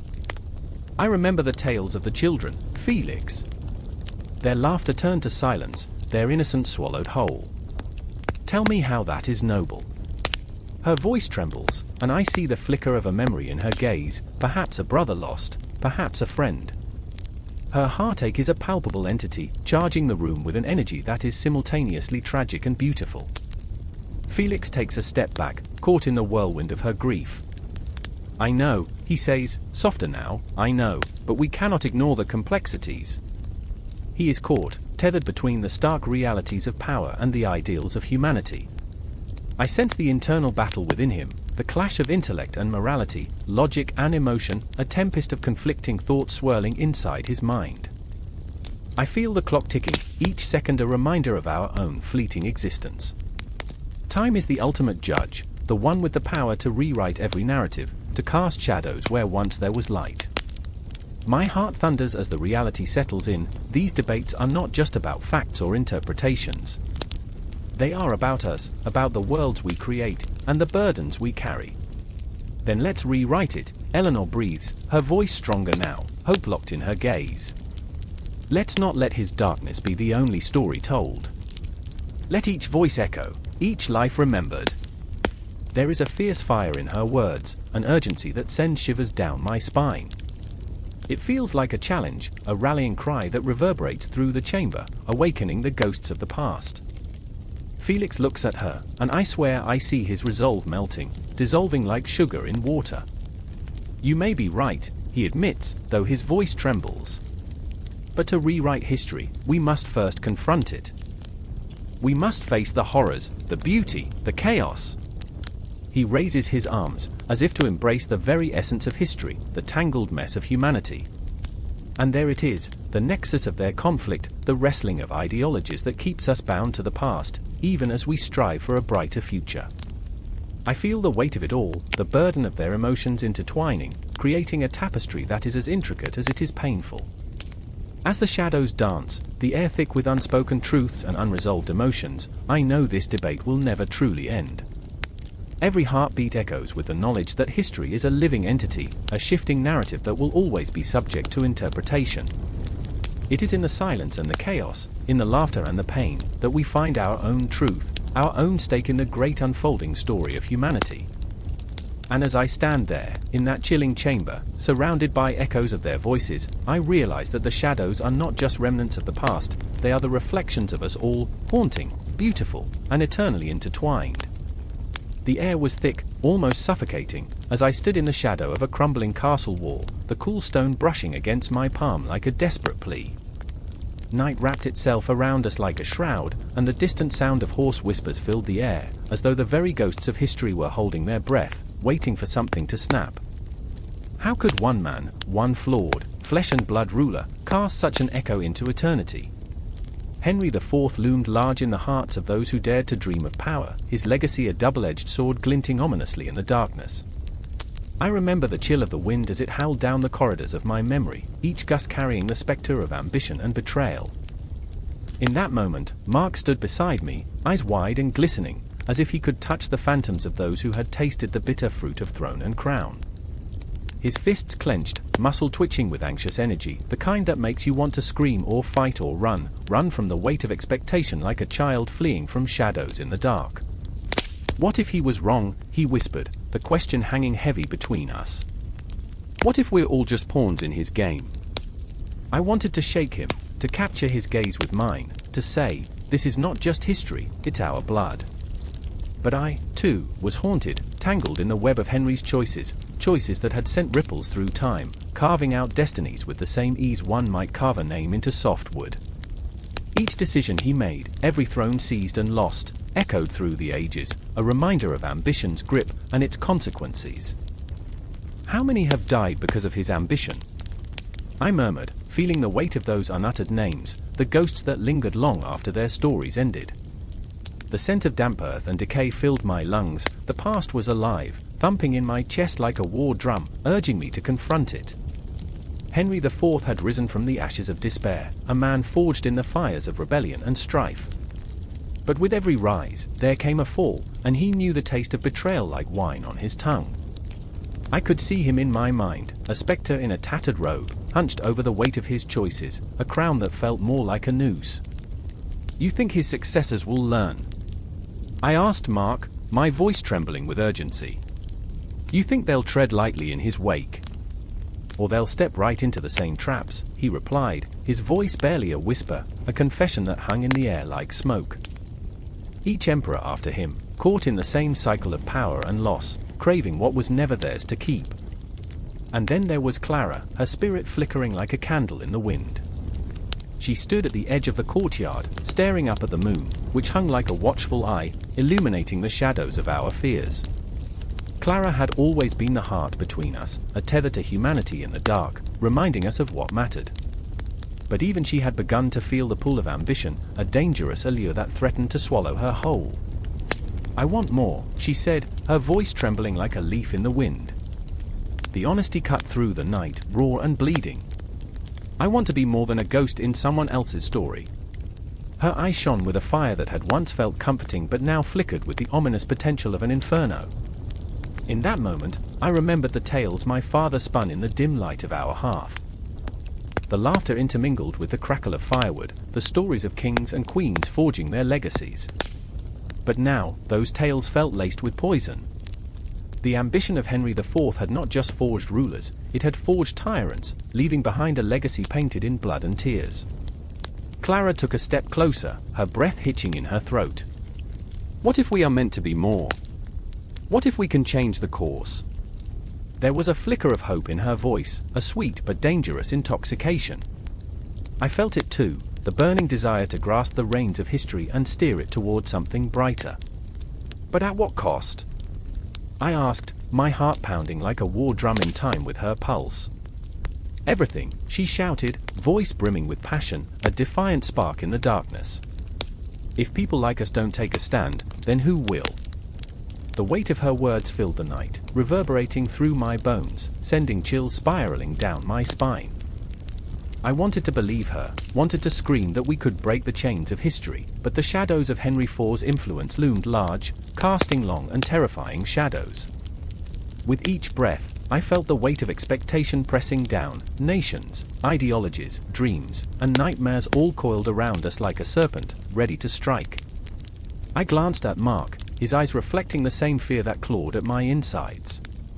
In that moment, I realized we were standing on the precipice of history, teetering dangerously close to a past that threatened to consume us. The castle walls whispered secrets, the very stones echoing our doubts, reminding us of the frailty of human ambition. What if we're just following in his footsteps? I asked, my voice trembling. What if we're destined to repeat the same tragic mistakes? I won't be a ghost, Clara declared, her voice a fierce flame cutting through the encroaching darkness. None of us will. We will carve our own path. The conviction in her words struck me like lightning, igniting a fire deep within my soul. But as the weight of her proclamation settled over us, I couldn't shake the creeping sense of foreboding. Would the allure of power twist her spirit, turning her into another marionette dancing to the tune of ambition? Would we all succumb to the ancient cycle, rise, rage, ruin? And as the shadows thickened, the stars overhead twinkled with cruel indifference, I knew that Henry IV's influence would continue to ripple through time, shaping destinies in ways we couldn't yet comprehend. The air felt electric, charged with the possibilities of what lay ahead, every heartbeat, every breath an echo of the past, a whisper of uncertainty. Together, we stood at the edge of history, haunted by what had come before while aching for what could be. The night stretched on, an expanse of shadows, dreams, and echoes. And with each breath, I felt the pull of the cosmos, the relentless tide of ambition beckoning us forward, deeper into the heart of a legacy that would never truly let us go. The throne room echoed with a silence so profound it swallowed the faintest heartbeat. Candles flickered, shadows danced like restless phantoms on the cold stone walls, each flicker whispering secrets of power, betrayal, and blood. A crown, heavy with not just gold but the weight of countless sins, sat abandoned on the velvet pillow. I remember the moment, my breath caught in my throat, a bitter taste of dread lingering, as if the air itself had turned rancid. Henry IV stood there, a lion among sheep, struggling against the shackles of his own making. His eyes, weary and wild, darted to the stained glass window, where sunlight fought to spill in but was met with a relentless storm. A storm brewing not just outside, but within. He was king, yet he felt more like a beggar, stripped of dignity, haunted by the specters of his predecessors. How many had come before him, wearing the same crown but with different ghosts? Had they felt this crushing loneliness, this madness? And there was Gregory, the Pope, his voice low and menacing, echoing like thunder. Each word struck like a hammer on iron, forging a chasm between the two men. "You are a usurper, a sinner," he spat, the venom dripping from his tongue. I could see the heat radiating from Gregory's body, a man consumed by his own righteousness, his convictions sharp enough to cut. He was a man of paradoxes, draped in papal robes yet cloaked in ambition, his hands stained with the blood of those he deemed unworthy. But oh, how I remember the fleeting moments when Henry's resolve faltered, a flicker of vulnerability in his otherwise stoic demeanor. His fingers tightened around the armrest of his throne, knuckles white as if holding on to the very essence of his soul. I remember when I believed in the sanctity of this throne, he murmured to himself, the words slipping out like whispers from a dark corner of his heart. The betrayal bubbled just beneath the surface, there were plots within plots, a game of chess played on the bodies of the innocent, pawns sacrificed for queens long gone. Then came the shadows, the ghosts of past emperors, a haunting presence that lingered. Charles the Great, Frederick Barbarossa, all staring down at Henry from the gilded ceiling, their eyes like molten gold, judging, questioning. "What have you done to earn your place?" they seemed to ask, their silence more deafening than any accusation. In that moment, time collapsed, and the weight of history pressed down on him like an anvil, threatening to crush him beneath its merciless grasp. Outside the castle walls, the world was alive with chaos. The populace, hungry for bread and blood, roamed the streets like wolves, eyes gleaming with desperation. I could hear their murmurs, their cries, a dissonant chorus of revolution and despair. They had dreams once, just like Henry, but dreams, too, can become nightmares. I remember, they sang out, voices rising like smoke, when we believed in kings. But belief is a fragile thing. In the heart of every citizen lurked a raw pulse of fear, ready to explode at the slightest spark. And then there was Otto, the rebel, a young man with fire in his veins and a heart cloaked in rebellion. "You think you're a king," he shouted, standing defiantly in the square, surrounded by the restless souls of the city. His voice was like a dagger, piercing through the thick atmosphere, igniting flames of hope in the desperate crowd. "You wear a crown, but we wear the chains of your tyranny." Oh, how I felt the tension coil in the air, a taut wire ready to snap. I could see the doubt flickering in Henry's eyes, the sharp edges of his resolve beginning to fray. Otto, a mere boy in stature, wielded words like swords, cutting deeply into the very fabric of Henry's authority. Yet here was a tragic irony. Henry had long forgotten that he, too, once had dreams of a kingdom that would thrive, not just survive. I felt my heart twist in anguish as I realized how far he had strayed from the light, now cloaked in darkness and despair. King. Emperor. What do those titles mean? Otto's voice rang out, echoing through the alleyways, intertwining with the cries of the masses. You are but a man, just as flawed, just as lost. Each word was a hammer, driving nails deeper into the heart of regal pretense. I could almost taste the blood on the cobblestones, the remnants of battles fought not just in the physical realm but within the soul. Yet, amidst the turmoil, something beautiful emerged, the connection between Henry and Otto, two souls trapped in the machinery of power, each reflecting a different aspect of humanity's struggle. The old lion and the young wolf, circling each other, seeking not just to claim victory, but to understand the very essence of what it meant to lead. "Why do you fight?" Henry finally asked, his voice trembling now, stripped of royal bravado. "What is it you truly seek?" The question hung in the air, heavy, palpable. In that moment, time stretched, and I knew the answer was as vast as the cosmos, as complex as the human heart. "I seek justice," Otto cried, passion igniting his words.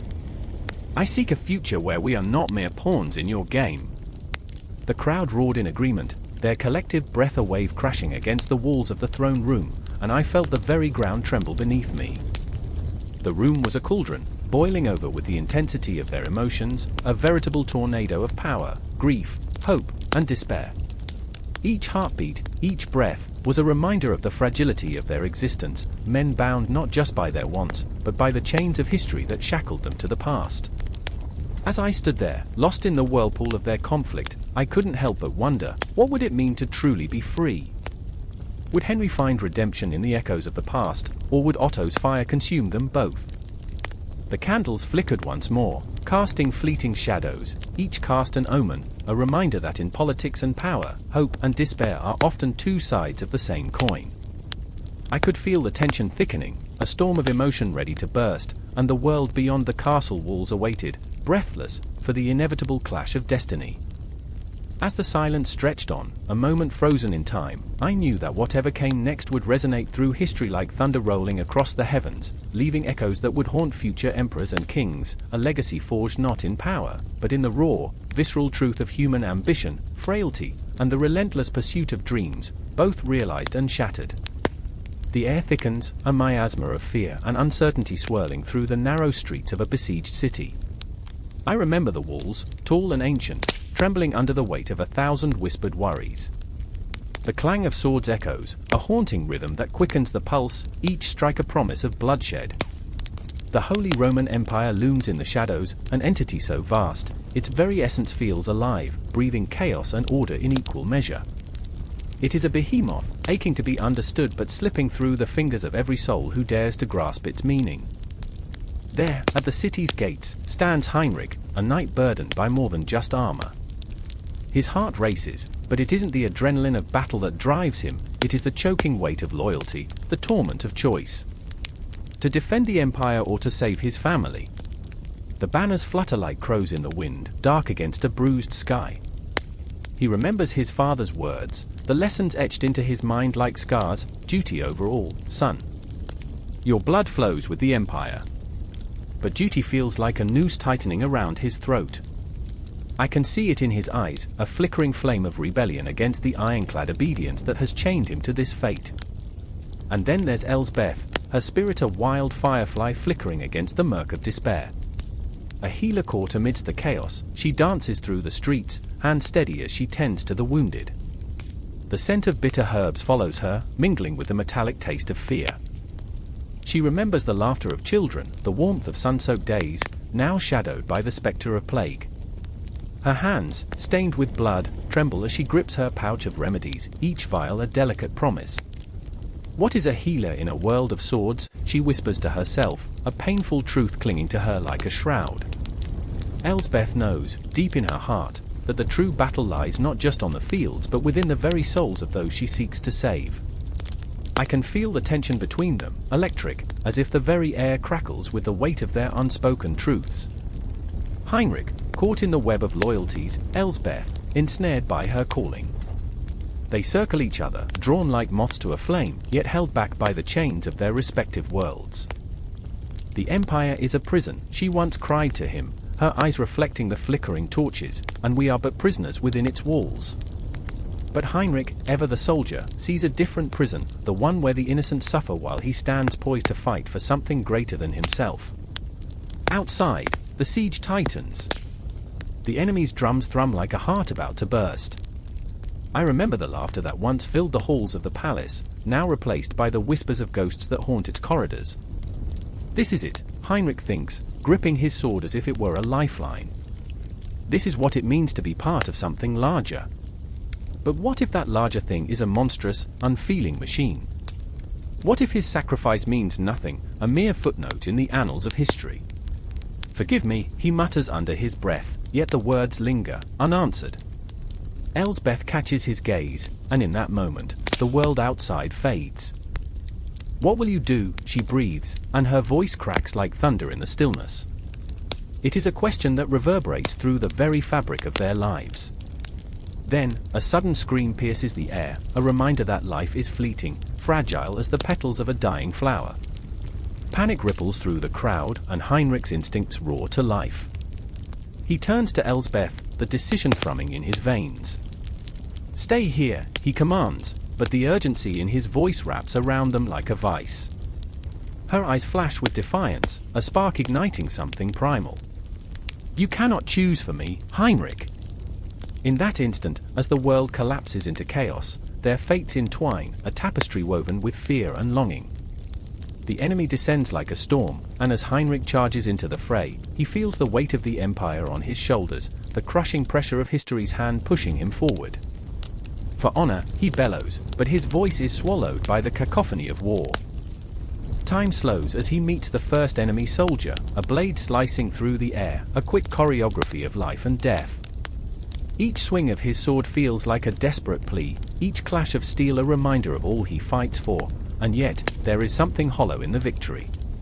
Is this what it means to be part of the Holy Roman Empire? He screams internally, but the question is lost amid the din of battle. Meanwhile, Elsbeth moves among the wounded, her heart breaking with each face she sees, a father, a brother, a son. She pours her secrets into their wounds, whispers of forgotten dreams and promises of a softer world. But with each life she tries to save, she feels the Empire's weight crushing her spirit. What if I fail, she thinks, and the spectre of doubt wraps around her like a shroud. And then, through the smoke and chaos, a figure emerges, an enemy soldier, a ghost of Heinrich's past. Recognition strikes like a lightning bolt. No, he roars, pushing through the throng, but time is slippery, and the world spins. The moment stretches, an eternity of fear and rage. Elsbeth's heart races, she knows she must act, but her hands tremble as she clutches her herbs, the power of life in her palm. Will she save him? Will she allow her heart to intercede where duty has chained him? The air thickens, a heartbeat away from devastation. The clash of swords becomes a symphony of chaos, each note echoing through the void of human ambition, ambition that has built the empire and now threatens to tear it apart. And as the shadows grow longer, as the night creeps in with its secrets, they stand at the precipice, two souls fighting against the tide. They are bound together by the weight of history, the ghosts of their choices yet to come, an empire that calls them both to arms, yet threatens to consume them whole. The battle rages on, and the world spins, but in this moment, everything hangs by a thread, vibrating with the raw energy of life and death, love and loss, loyalty and betrayal. The air crackled with tension, thick enough to drown in, swirling around the bustling marketplace, where desperation dripped from every stall, clung to the alleys like a ghost. I could almost taste it, a bitter blend of fear and resignation. The merchants' voices rose and fell like the tide, a chorus of frantic bargaining mixed with the low, mournful grumbles of those who could only watch as their hopes crumbled like stale bread beneath the weight of their empty pockets. I remember the faces. I remember Moira, hunched over her stall, her hand shaking as she clutched a weathered piece of cloth. It was meant to be a tapestry, a token of beauty in a world darkened by despair. But now it was a shroud, draped over the bones of her dreams. She blinked back tears, and the ghosts of laughter echoed in her mind, memories of a time when her heart wasn't a stone buried deep in her chest. The empire was crumbling, and the air echoed with the cries of the hungry. The sound clawed at my heart, a raw, aching reminder of our shared humanity. I saw the shadow of Anton, a soldier turned beggar, his once proud armor now rusted and cast aside like yesterday's news. He wandered through the throng, searching for scraps of kindness, for a morsel of bread or a sympathetic ear.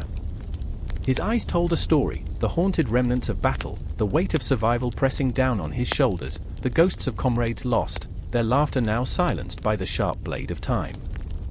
"You'd think they'd care," he muttered under his breath, the bitterness seeping into his words. "We fought for them. For this." His fists were clenched, trembling with unspent anger, the rage bubbling just beneath the surface like a pot ready to boil over. I felt it resonate within me, a primal instinct to scream against the injustice, to shake the very core of the empire and demand its attention. But what good were screams to a deaf world? What power did they hold when the rulers feasted within their gilded halls, oblivious to the cries echoing in the cobbled streets below? The chasm between the opulence of the court and the squalor of the marketplace was a wound that festered under the weight of neglect. It was a wound that no amount of royal finery could disguise, no amount of silk could sweep away. I remember the stench of sweat mingling with the scent of rotting fruit. It was a visceral experience, a reminder that life was both beautiful and grotesque, a dance of shadows and light. Each step I took echoed like a heartbeat, reminding me of the pulse of the city, the rhythm of survival thrumming through its veins. Merchants shouted, children played, and the cries of the hungry pierced the cacophony like daggers, leaving wounds that could never heal.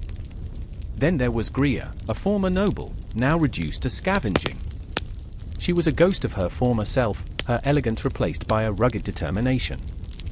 I watched as she picked through the refuse, her fingers delicately sifting through the refuse, searching for anything that could offer her a sliver of sustenance.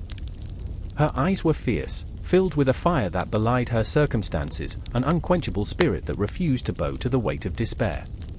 "I will not be forgotten," she declared, her voice steady, as if she were speaking for all of us. And in that moment, I believed her. I felt the weight of her words, the resolve that hung in the air like a storm brewing on the horizon. She was fierce and flawed, a survivor molded by adversity, yet she bore the scars with a strange pride. The night fell, and with it came the shadows, the ghosts of the past creeping insidiously into the present. Lanterns flickered like dying stars, illuminating the faces of the desperate, the lost. The city transformed, revealing its duality, a place of dreams and nightmares, a tapestry woven from despair and hope. The laughter of children dissolved into the cries of the hungry, and I felt the world spin off its axis, caught in the gravitational pull of despair.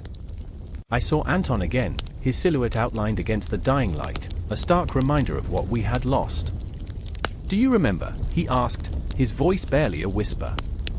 "Do you remember when we believed we could change the world?" I nodded, though I felt the weight of the lie hanging in the air. Memories of camaraderie, of hopes and dreams, echoed like a distant melody, haunting and beautiful. But those dreams felt like shadows now, slipping through our fingers like grains of sand. As the moon rose high, casting a cold light over the city, I could sense the tension building, the palpable restlessness simmering just beneath the surface. It was a storm waiting to break, a reckoning lurking in the shadows. The cries of the hungry rang louder, a symphony of desperation that demanded to be heard. The empire was on the brink, teetering between the power of the oppressors and the resilience of the oppressed. And I felt it, the weight of history pressing down upon us, the echoes of the past reverberating through the streets. It was a relentless cycle, the cries of the voiceless rising up, a reflection of our own humanity. In that moment, I understood the depth of our struggle, the raw, visceral pain of survival. We were all entwined in this tapestry of existence, fragile and fierce, bound together by the threads of our shared suffering. Time wove itself into the fabric of our lives, each tick of the clock a reminder that the hour was growing late. But still, we clung to hope, to dreams that flickered like candle flames in the darkness, daring to illuminate the path forward. There was no resolution, no clear way out of the storm brewing over our heads, only the promise of a new dawn, an awakening that might come too late to save us. And as the night deepened, I felt the weight of the world shift beneath my feet, the tension coiling tighter around my heart. The empire trembled, the foundations cracking under the pressure of unmet needs and unyielding dreams. The shadows lengthened, and I knew, in my bones, that something was coming, a reckoning, a confrontation that would change the course of our lives forever. In that moment, the stories of Moira, Anton, and Greer intertwined, a tapestry of struggle and resilience that would not be silenced. They embodied the heartbeat of the empire, the pulse of a people yearning for justice, for recognition, for a chance to reclaim their place in a world that had forgotten them. And I was there, standing at the precipice, feeling every heartbeat, every breath, every flicker of hope fight against the shadows. It was only the beginning, the cusp of a storm that would break the silence and awaken the empire from its slumber. The air was thick, heavy with the scent of damp stone and dread. The cathedral loomed, its spires clawing at the night sky like desperate fingers reaching for salvation. Shadows danced in the flickering candlelight, whispering secrets of betrayal and ambition. I stood there, breathless, the chill of the ancient building wrapping around me like a shroud. My heart raced as I thought of the confrontation that awaited, the unholy clash between the divine and the secular, a battle that would echo through the ages. I remember the faces. The young cleric, his brow furrowed with uncertainty, knuckles white against the weight of an iron cross clasped tightly in his palm. He was torn, oh how he was torn. His faith was the only thing that steadied him, and yet, it was the very faith that was now at war with the authority of the crown. The king's decree had shattered the fragile balance. Who was to choose the bishops, the church, or the throne? In that moment, I could feel the pulse of history, a deep, visceral thrum vibrating through the air, as potent as molten lava beneath the earth, ready to erupt. Then there was the king, clad in his armor, pride etched into the lines of his face, and yet, there was something else. A flicker of doubt. He stood at the precipice of power, poised to command, yet aware that with every decree, he carved deeper into the flesh of his kingdom's soul. I could see it in his eyes, a tempest of anger and fear, an unrelenting storm brewing just beneath the surface. A man shaped by blood and iron, yet haunted by the ghosts of his predecessors. Would he be remembered as a tyrant or a savior? Choose your side, he had said, a challenge hanging in the air like the scent of burning incense, thick and suffocating. The weight of expectation, of history, pressed down on him, on all of us. There was no way back. Either become the puppet of the church or risk losing the very throne he fought to uphold. My thoughts spun, dizzying, as the conflict unfolded, a grotesque ballet of power, corruption, and faith. I remember the murmurs of the crowd, voices weaving in and out like threads of a fraying tapestry. They were hungry for answers, desperate for a savior, yet torn between loyalties. The air crackled with tension. I could almost hear the heartbeat of the city, each thud resonating with the fears of its inhabitants. What would happen to their homes, their families, if the king's grip faltered? What would happen to their souls if the church's power eclipsed reason? As the king's armies marched, I could feel the vibrations of their boots echoing through the cobblestones as if signaling the beginning of an era, a cataclysm that would shape the very fabric of church-state relations for centuries. The clash of steel against steel, the cries of the wounded, the prayerful chants of the clerics, all blended into a cacophony that reverberated in my bones. And amidst it all, I stood, a voyeur to the chaos. My heart ached for the young cleric whose faith was now a weapon in this unholy war. Every heartbeat felt like a countdown. A countdown to a reckoning that would leave scars on both the sacred and the profane. I could see it in his eyes, the cleric, the flicker of doubt that gnawed at his soul. Was he a pawn in this game of thrones? Had he taken a vow of servitude to a church that would sooner shatter his spirit than protect it? Each question clawed at me, a relentless beast that demanded answers. The moon hung high, a ghostly observer to the turmoil below. It illuminated the path to confrontation, casting eerie shadows that danced like phantoms in the corners of my mind. Clocks seemed to tick slower, dragging each moment into eternity as the inevitability of conflict loomed like a specter. I could feel the world holding its breath, a collective gasp echoing through history. And in that moment, I felt the weight of the ages pressed down upon my shoulders. The echoes of past conflicts, past kings, past clerics, it all converged into a singularity of emotion. The church had its doctrines, but the state had its might. Who would claim victory? The thought sent shivers down my spine. We were mere mortals caught in a cosmic play, puppets dancing to the whims of fate. I remember the king's voice rising above the storm, a clarion call that snapped the air taut. "We are the realm," he bellowed, his words cutting through the din like a blade. I will not bow to the whims of the church." Each syllable dripped with defiance, yet I could feel the tremor beneath his bravado. What was a king without his people? What was a throne without loyalty? The very fabric of their existence hung in the balance, threads unraveling with every passing moment. And the cleric, caught in the maelstrom of duty and desire, took a step forward, his voice trembling yet resolute. "But what of the souls we shepherd?" he cried, anguish lacing his words. "What of their salvation if we allow this struggle to consume us?" It was a plea that hung heavy in the air, a desperate grasp for meaning in the chaos. His faith was his sword, but who would stand with him? I could feel the walls close in, the very stones of the cathedral echoing their disdain for the bloodshed looming on the horizon. Each second stretched into infinity, hearts pounding in sync with the world's heartbeat, a terrifying rhythm that mirrored the uncertainty of it all. A confrontation awaited, a collision of ideals that would reshape not only their lives but the very course of history itself. The moon shone brighter, illuminating the faces of men caught in a web of ambition and despair. I could feel their emotions surge, raw and unfiltered. The king, the cleric, and the crowd, each a thread in the tapestry of fate, weaving a story that would not end, but linger on. A reminder of the fragility of power, the weight of faith, and the endless cycle of conflict that binds us all. In that moment, I realized the truth: history is not a series of events, but a living, breathing entity. It whispers through the cracks of our memories, a haunting melody that beckons us to listen, to feel, to understand. And as the clock ticked on, I held my breath, knowing that this was but the beginning, a prologue to a saga that would echo through time, leaving its mark on the very essence of our existence. The air crackled with a tension so thick you could cut it with a sword. Outside, the moon hung low, a silver coin tossed into a dark well, while inside the war room, the heavy breath of men echoed against stone walls, each heartbeat a metronome counting down to chaos. I remember the flicker of the torches, shadows dancing like ghosts of long-dead kings, whispering secrets of power and betrayal.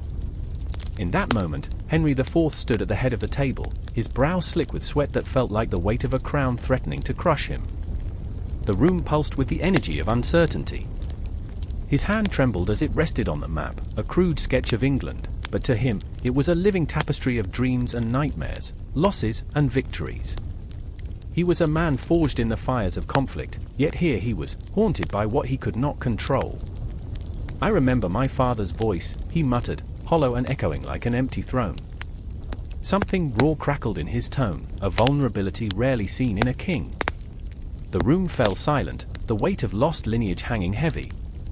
Each man felt it, the ghost of kings past hovered like a storm cloud, threatening to burst, soaking them in regrets. Hope was a fragile thing, flickering like the dying flames of the torches. Then there was Hotspur, his fierce rival, storming into the room with eyes ablaze, carrying the fury of 1,000 battles. I remember the way his fists clenched, knuckles white against the backdrop of shabby banners. "You would let this kingdom crumble, Henry," he roared, voice a tempest that shook the very rafters. "Do you not feel the throne shifting beneath you?" Henry's gaze darkened, shadows threading through the lines of his face, a constellation of conflict. He was not just a king but a man caught between honor and survival, love and betrayal. "I would not trade this crown for a moment of false glory, Hotspur." The words hung in the air, crackling like an unspent arrow. And there was Lady Catherine, a spectre in the corner, her heart caught in a tug-of-war between love and duty.